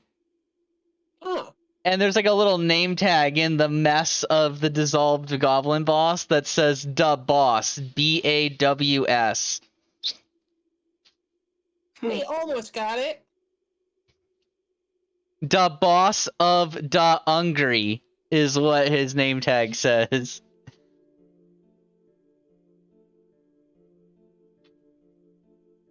How much experience was that? 125. You have 2 choices now. The stone room on the east side, or the graveyard on the west side. Oh, less than 100 experience. Oh, That's a level up for Rob. Is that? It is. Rob's leveling up. Hasn't Gorkar done more combat than like anyone in the party? Shouldn't I actually be? I mean, if you missed any, that's on you. I couldn't tell you what you may have missed in the past. And since all of I'm you at- have different XP values, I don't know. We have no way to I'm really at track it. equal 2,704. Just based on the recap that you gave earlier, it sounded like I missed one because if Rob leveled up, Gorkar's had at least one more No, combat because we of the had the solo. one. We had No. one in the bar. You had one out in the field, and yours was worth less experience, I think. Uh-huh. Ah, that's what it was. But Yours then was Gorkar okay. also had the combat against Merc. But Which yeah, I think I'm if really you guys, close. if you guys lost, then you didn't get XP from it. Yeah, that's true. Either way, I I'm remember really that. close. Yeah, I'm 90 away. Yep.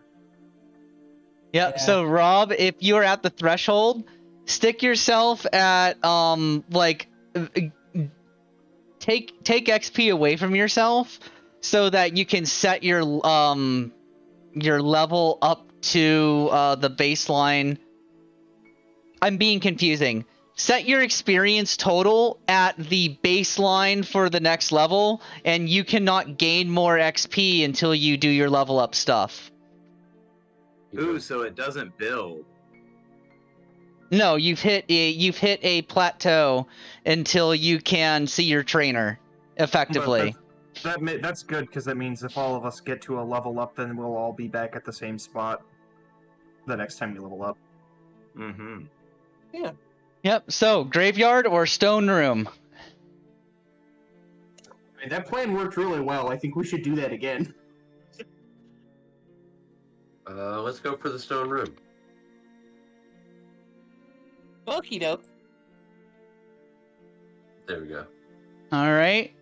So you approach the stone room. Inside there is a soft green glow and a small, like, you can see a wooden sarcophagus inside. Oh, good. I'm gonna definitely use divine sense on that. What does divine sense sense? As an action, you can detect good or evil until the end of your next turn. You can sense anything affected by the Hollow spell or the node location of a celestial fiend undead within 60 feet that is not. I guess is it nothing. behind total cover technically? Nothing pings in the room. Okay. There's a green glow coming from the coffin thing.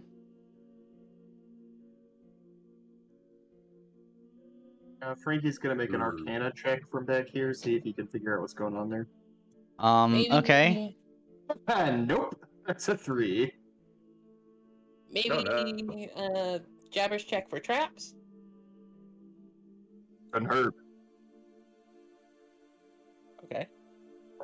I'm gonna put a square. I'm gonna put a black box. Actually, I'm just gonna put a black box. Here's where the sarcophagus is. Okay. I guess I'll have Jabbers scoot in and kind of check it for traps.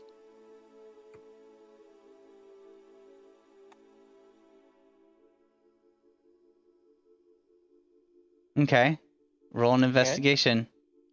All right. Oh, maybe this will work. 16.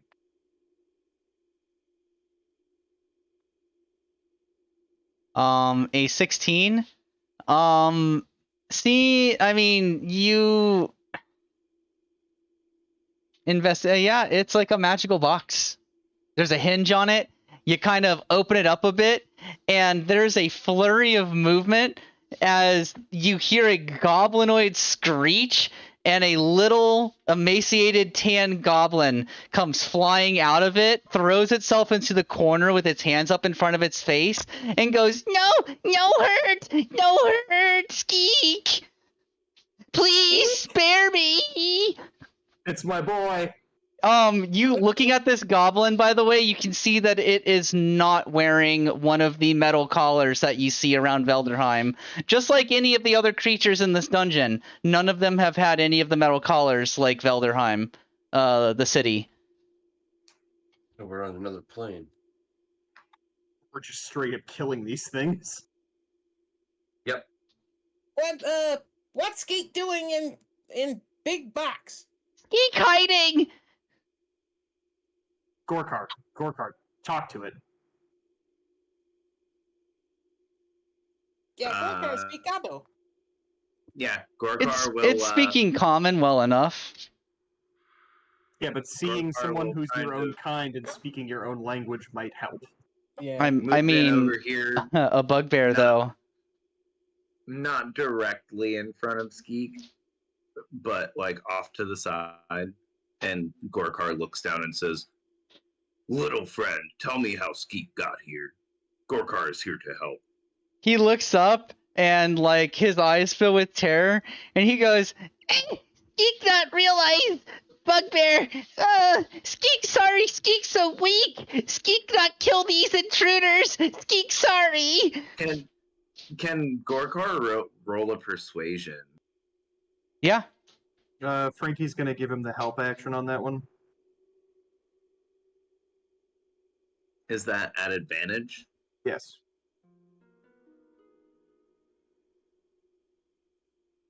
Just say, like, just tell him we don't mean him any harm. You know, tell him we're here to help. Really assert the fact that you're another goblin. I feel like that might help us here. He knows that. So that's a 17. Skeek calms down and says, You kind bugbear.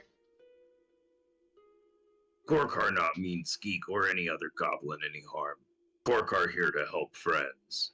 You see Skeek looking up at like the collars that you're wearing, and he says, "You from place, others from place. Take Skeek from place, please. Take Skeek from this place. Skeek tired of being hungry." Can we do this? Gorkar just kind of nods his head and says, Gorkar will help Skeek. Gorkar teach Skeek ways for Skeek not to have to be afraid anymore. Skeek's eyes like turn red as they well up with tears, and he goes, "Oh, Skeek saved!" Jabbers is going to look inside the box and wonder why it was glowing green. It's still glowing green. Yeah, I'm gonna look in it again. Yeah, you're looking in? I mean, yeah, you can feel some kind of magical pulse from the box. Has enough time passed for me to make another Arcana check? Yeah. Critical fail! Oh, shit. You would have never run across anything of this nature. I guess that means. Assuming Jabbers looks at Frankie, and Frankie just kind of stares at it for a second, and just looks at Jabbers and shrugs. Oh. Jabbers turns back to Skeek. Magical box. Why it glow? You inside? You know? Skeek not able to use alone. Skeek see those collared ones like you. Get in box. Poof! Gone. Sometimes come back. Usually not. Oh.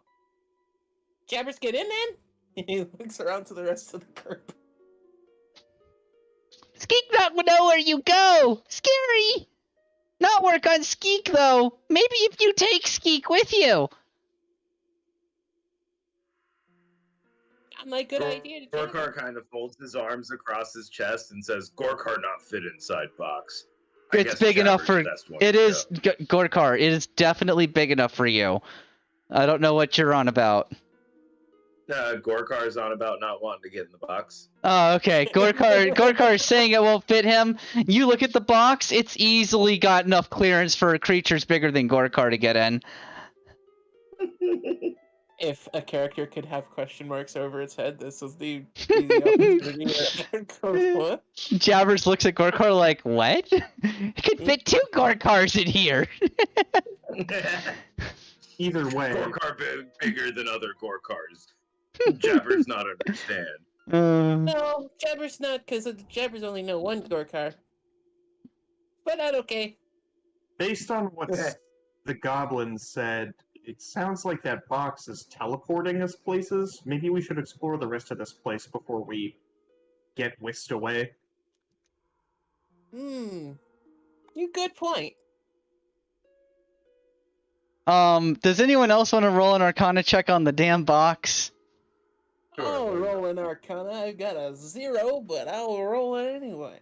Yeah, you want the barbarian to roll you an Arcana check? I mean, who knows? You may have seen something similar before in your life. How's a 17 do? Oh. With my -1, I got a 2. Rob, the particular magic pulsing off of this box, you actually recognize the type of magic that it is. It is definitely teleportation magic, and from the thrum of magic coming from it, you get kind of like the tingle of the city of the lost from it. You get the impression this is a gateway back to the city. if you wanted to take a respite, this is your opportunity.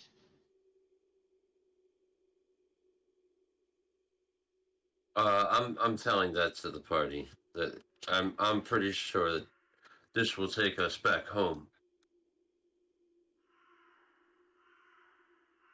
Huh.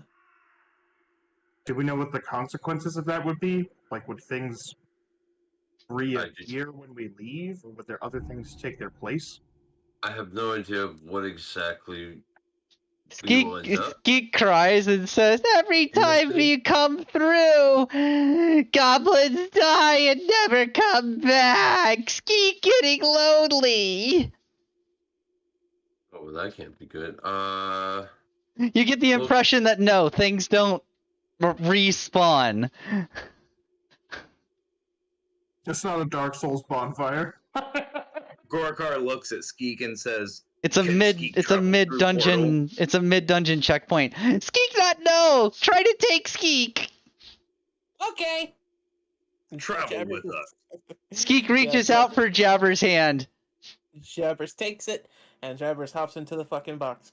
As you jump into the box, Jabbers, there's a flash of green, and you find yourself standing in a stone box that opens up into the room that the Shagoeth is in. Mr. Hank and Mr. Vorst are like sitting down at a little table playing poker. They don't immediately notice your arrival, but Skeek is standing there holding, like, squeezing your hand painfully, looking around, and it's him that gives you away to them. He goes, "Ooh!" and they both look up, stand up, and like cross their arms. They don't look too happy. Meanwhile, on the other side of the portal, Jabbers and Skeek zip, and they're gone. Having heard that it leads back to Velderheim, Gorkar abandons all earlier pretensions and jumps in the box and goes, "Gorkar need food." Now, I will tell you this. Not that it matters too much, because we're about a half hour from well, actually no. We're like an hour from the end. We got plenty of time. Okay, Rob, I'll tell you right now. If you go see your trainer and level up, you actually get the effects of a long rest for leveling up. So if you want an edge in the dungeon for the party, you could get a long rest and be a level higher going into the fights to come. Say no more. I'm already head diving in. Here we go. Here we go. Yeah, Rob, you walk through, all of you walk through the portal, back to the City of the Lost, finding yourselves in the room with the Shagoeth. And Rob, as you, like, step through, you can see that from the entryway to the side, that Lufvir is actually, like, walking into the space as if he knew to come here to wait for you, around this time. And he just nods to you, as he walks, as he sees you exit the stone sarcophagus.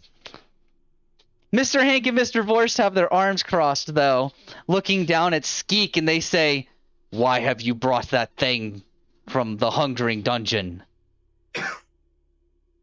Why was he in the Hungering Dungeon? "It is where it lives. It is where it belongs. Just as you belong here. You should put it back." Because "It is not our business what their plane is like. It is the rules of their plane." Why not make rules here? "Lord Veld makes the rules here." Ask him. Gorkar turns Skeek into valuable asset for the Lost. By the way, after the session is over, I am going to roll up a level 1 goblin, but you guys are going to have to choose a class to roll Skeek.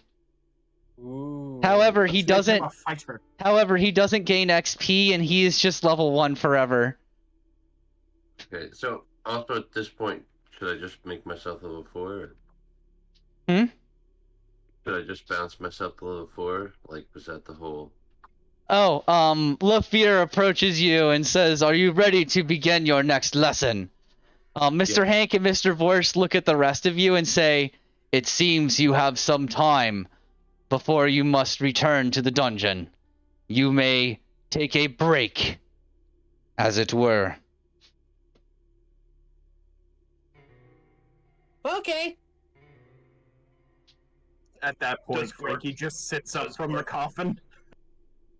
Does Gorkar have time to go fight in the arena before Gorkar takes a rest? They look at you and say, "Are you serious?" Gorkar is ready. Gorkar need clothes, maybe. But Jabbers don't tell Gorkar how to live Gorkar life. You must be at your fullest for this.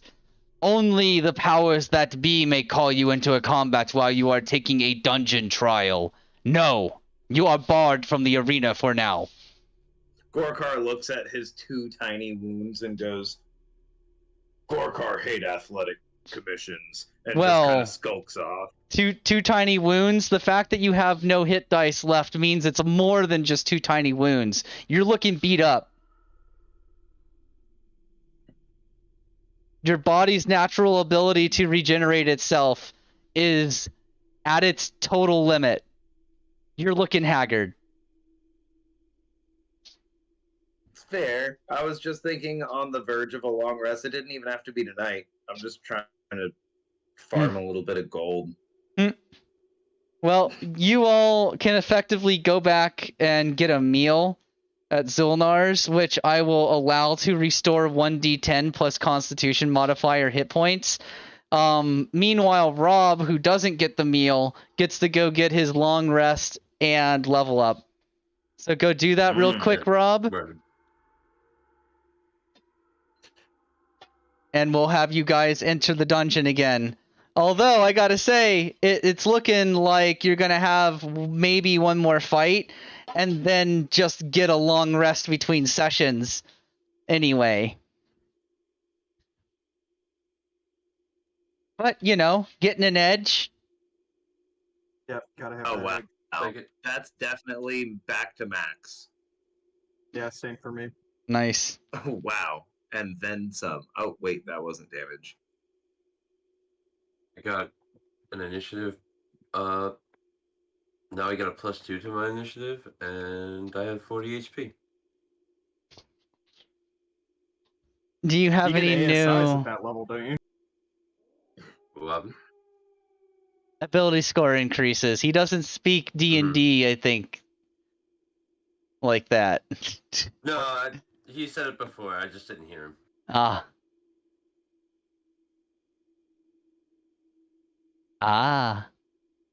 But I also get 5 more points to lay hands. And actually, you know, on that front, seeing as how the next part of the dungeon is like, you know, a good portion left, do we want to continue exploring the dungeon tonight, or do we want to call it there at about 5 hours for the session?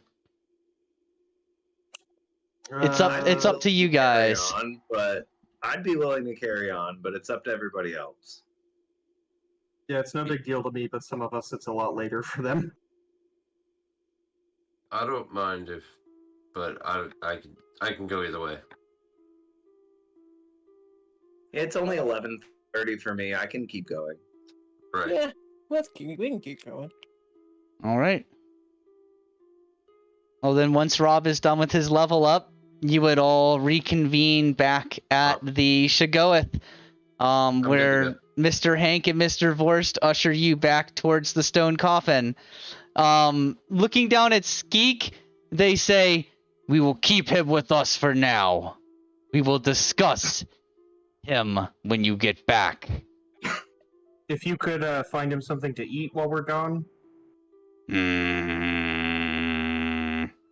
Persuasion check. Gorkar looks at Hank and Vorst and just says, Take it off of Tink and Dinkle's tab. Tell them Gorkar said so. 18 persuasion check. We will give him a simple meal. Now Thank you. go. Gorkar's just grumbling. If Tink and Dinkle take all of stake, this time Gorkar will surely rage. Gorkar has no rages left. He's just talking shit. All right, so you all enter through the stone sarcophagus into the stone sarcophagus in the small room, back into the forested dungeon. Rob, are you all leveled up? Yeah, he said I he most was certainly ready. am. All right, only one path left to take now. Yeah. Gorkar, Jabbers, you want to do some recon? Recon. Jabbers is definitely on. Gorkar would put Jabbers on his shoulders What? and take him the full distance of their movement speed.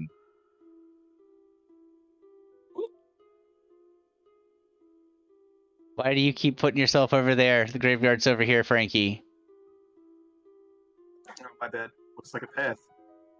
Yeah, that's the path that's vined over still. Right. And I guess this is going to be a stealth roll from Jabbers and from Gorkar. Mm-hmm. Yeah. Jabbers gets down when we get over there. Come on, proficiency. Big money, no whammies. 15. 23. Gorkar, you look in, and you see a single point of light kind of hanging and floating around some of the gravestones, like over here. Ping. There we go. Over here. Okay. It's just kind of lightly floating back and forth over here. Jabbers, you see the same thing, just like a point of light floating back and forth.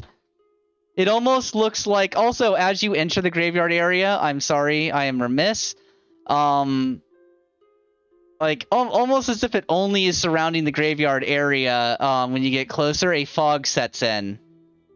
Oh. And you can see this light bouncing in the fog, barely visible. It almost looks like a lantern. The way it's moving, it looks like a lantern bobbing and swaying, being held by somebody, maybe hanging off of like a staff or something. Jabbers just kind of like reaches to his crossbow and kind of gives a little heft. Should Jabbers shoot at it? Gorkar just looks at Jabbers and does the shush motion with one finger up to his lips, just like shh, and shakes his head. Oh. Okay, Jabbers would not.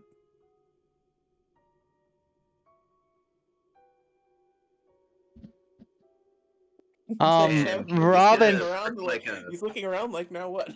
Rob and Frankie standing out. Rob and Frankie standing outside the graveyard. It is not foggy for you two. You're not even aware there's fog. Only Gorkar and Jabbers in the graveyard at the moment with the fog. Can we get either a awkward conversation like, oh well, you look well. All things considering. Same to you. Can we do either an insight check to see, like, if we can see some intention behind its movement, or a perception check to see if we can see a pattern inside its movement, as if it's like scouting an area? I mean, up to you. What kind of analysis you're wanting to do? Let's do that perception. Or, Hey, that's a 9. well, Jabbers is more curious as to what it is rather than what it's doing. Maybe a history check. Roll a history, Would he sure. be able to... Okay. I'm just curious. That's a nat 20. For a 20? Mm-hmm. Because natural 20 doesn't mean anything, remember. Yeah, but I like saying it because, Okay, drugs okay. brain Big Just- dice number, yeah, big dopamine. Just so we don't get confused, that natural 20 on a skill check is not necessarily a success. But Oh, I know. a 20 is enough Jabbers, this being a graveyard, you've heard stories of things called will-o-wisps that like to lure people in by pretending to be like lantern light or something. Like the way it's acting and it's the graveyard, you're just like, Jabbers heard of this. It's a will-o-wisp. Yeah. It's trying to lure you in. Yeah, it wants us to go over there. But that's not where we should go. It's a bad thing. Maybe Gorkar think that maybe we should stay over here then. But how do we get past Will-O-Wisp if we don't move forward? Kill it? Jabbers Gorkar gonna okay shoot. with killing it. Okay. Jabbers just gonna pull out the bow and rack up a shot. Trying to rack up a. We're gonna roll initiative because this is called a surprise round. Yeah. Ooh, does that mean that Gorkar finally gets a surprise attack? If you go before they do. Come on, big money, no whammies. Fuck. 14. Jabbers really wants to go first. Oh, God. Hey, Rob, we need an initiative from you, buddy. Alright. I'm done. I clicked it. Here we go. Oh, my goodness. Well, All right, Jabbers, you're up first. Go for it. You got a surprise shot. Let me put token down on board. Alrighty. So it's like here. It's stuck to my mouse again. God damn it. I'm not shitting you. That's the third nat 20 in a row for a 25. It's about time your luck turned around. Yeah, for real. Fucking feast or famine for you, my man. Why does it keep getting stuck to my goddamn mouse? I hate this shit. This latest update makes things stick to my mouse. Oh my gosh. Jesus Christ. Oh, so it's not just me. Nope. So Rob that this happened. That's There's max. not enough awe in this room for what is happening right now. There's literally max damage on your roll. Yes. Oh my god. Yeah. So 46 damage. Good. Now, what kind of Good damage shit, is that? Jabbers. Is this a magical? Is this a magical weapon?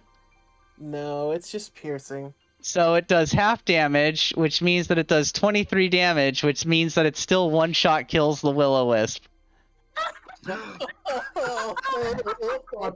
scoped and that was dropped. amazing. Jabbers think he got it. Gorkar proud of Tiny Lizard. Sorry, I gotta we're do a shot for you in celebration for that, my friend. We Holy are- shit. We're still in initiative though, as Frankie, you see Jabbers shoot at something, and there's like a bright flash from beyond somewhere inside. Oh, Would I you guess like? it's go Would you time. like to do anything? Can I? I don't see anything. I mean, what would you like to do? Would you like to do anything? Frankie just sees Jabbers shoot in a bright flash. You don't really know what's going on. I am going to hold action Firebolt. First thing pops into my view, I guess. All right. It's a good thing you did that, Frankie, because as soon as you look up, you see the flash, and you're like, huh, maybe I should get ready just in case these two shadow creatures pop out from either side of Gorkar. Go ahead and shoot at the first, go ahead and shoot at A. 18. Please stop sticking to my fucking mouse. You gotta be kidding me. I hate this shit, dude. This latest update really fucked up Harpy a bit. I really hope they fix the whole sticking to my mouse thing, because I'm getting real tired of it. I'm glad I'm not the only one who's dealing with it, but it sucks that you are also dealing. Bittersweet moment. That's a 18 to hit. It's a bittersweet memo. Oh wait, 18 is a hit. 9 fire damage. 9 fire damage. I'm gonna call this one A. I'm gonna call this one B. Thank you for not sticking to my mouse. 9 fire damage to A is a 17, or is bloodied. I'm sorry, I said a 17 for some reason. Looking at one, that's a bloodied shadow creature. As Gorkar, suddenly there are 2 shadow creatures, one on each side of you, and they reach out with their claws. I assume Gorkar has new leathers on, having had enough time to get clothes. That's a dirty 20 to hit, Yep. Gorkar. That's a hit. You take Let's get that beautiful. You take 7 necrotic damage, and your strength score is reduced by 4 points. Oh my god! The second one Wait, reaches out to what? hit you. Yes. The second one reaches out to hit you. That's a 19 to hit, Gorkar. That's also a hit. You take 10 more necrotic damage, and your strength score is reduced further by 2 more points. Oh, dude. Wait, ignore that dice roll. What the fuck? How do I reduce? Wow. You should just be able to click your strength and set it to a temporary, like, modifier. Like, -6 at this point. That's a right click? Nope. Left click? No, that rolls a dice. No, not your dice roll. Click the word strength. I got it. Yep. Other modifier, -6. Yep, and it's your turn, Gorkar. As you feel you feel like these things drain the strength right out of you as they slash you with their claws. Cheap shots why is too. that- Cheap shots too. -6 on strength. Alright, now that's a +0. Wow. Wonderful.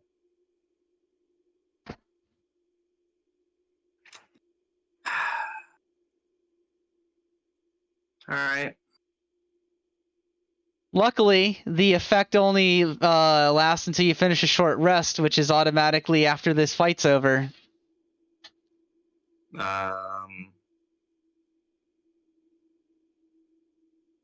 Yeah, we're gonna just attack Mm-hmm. with the Great Axe rather than the Warhammer. Gotcha. That's a fail. Yes, it is. Not a nat one, but a fail. And Gorkar's gonna stand there and scream in their face, I guess, but less strongly. Rob. You'll move 5 feet.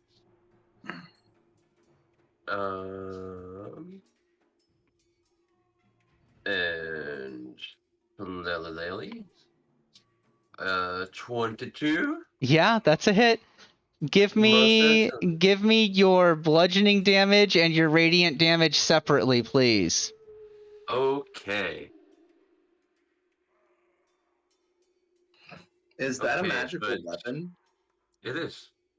Mm-hmm. Give me the bludgeoning and the radiant separately, though, still. 6 bludgeoning, All right, so 6 bludgeoning. and then 3 radiant. So 6 radiant. That's a staggered shadow. Sick. But that is all I can do. Not in my turn. All right, Jabbers. Suddenly surrounded by shadow creatures, and they're draining Gorky. Oh no.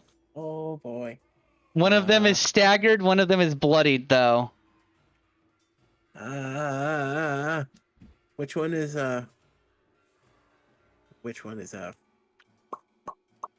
words? Bloodied. Staggered, Yeah. bloodied. Staggered, Right, okay. bloodied. Okay.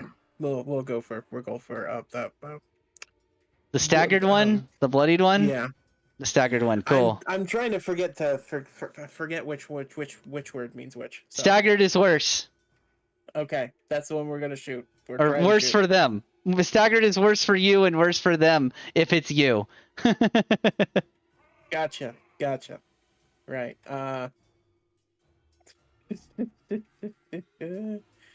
We're going to we're gonna let off a shot with the crossbow. Point blank. That is at disadvantage. How tall is Gorkar? It doesn't matter. It's point blank. Okay. Yep. Well. All right, then. Instead of doing that, You can stab it. The short Yeah. sword. yeah, it's the short sword, I guess. Short sword's magical too. The dagger is magical.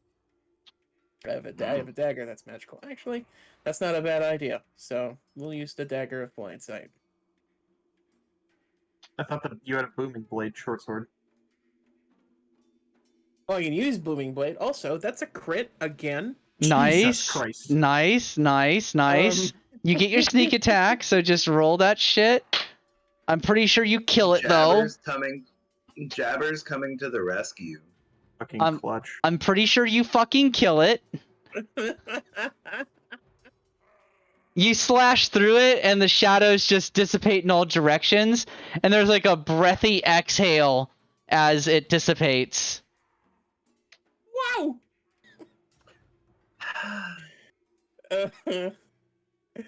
Do you want to do anything for a bonus action?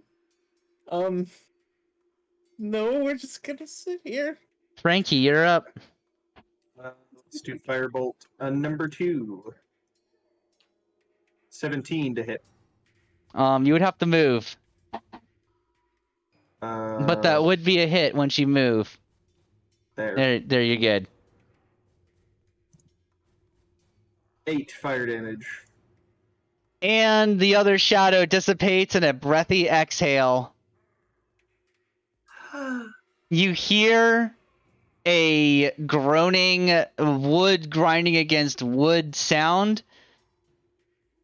And you think that your viney walkway has been opened. Getting pretty good at this, I'd say. Well, that was something.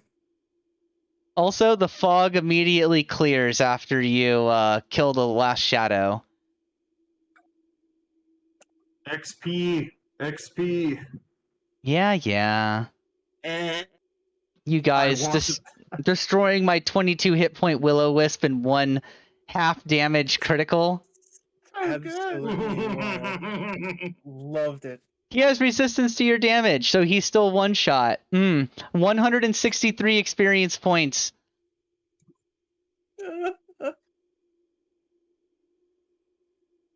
But we cap out once we hit our cap, right? Mm-hmm. Um, You could conceivably go back to the city and be like, we forgot something. do we want to do that? I mean, it's not a bad idea. We've got another 45-ish. Well, we've got another 40 minutes of session. I'd say we should go back and then do our individual training things and call it there. All right. Yes. So all of you make your way back. We're just going to leave your character models here since the important part of the next session is going to pick up here. But yeah, you all make your way back. Mr. Hank and Mr. Vorst seem to be expecting you.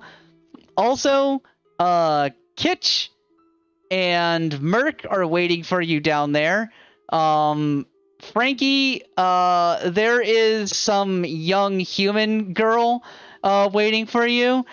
She tells you that she has come to collect you for Mr. Ruin. Wait, like actually collect me, or you're here to give me more literature? She shrugs. No idea. Just to come get you for him. I don't know why. I assume it's because it's time. Either way, come with me. And you all disperse your various separate ways out into the city. What was your retort, Frankie? Sorry. Oh, I was just gonna say, very well. And we will pick up next week, Veldheim City of the Lost, for the last little leg of this dungeon, and then some city stuff, probably. Hey, let's go. That was a pretty good session. I'd like to thank everyone that redeemed Channel Point redemptions. Made it very interesting, very tough for our crew. Bunch of bullies. Yeah. The video will probably get posted up either Sunday or Monday, I think is the day that it goes live on the YouTube channel.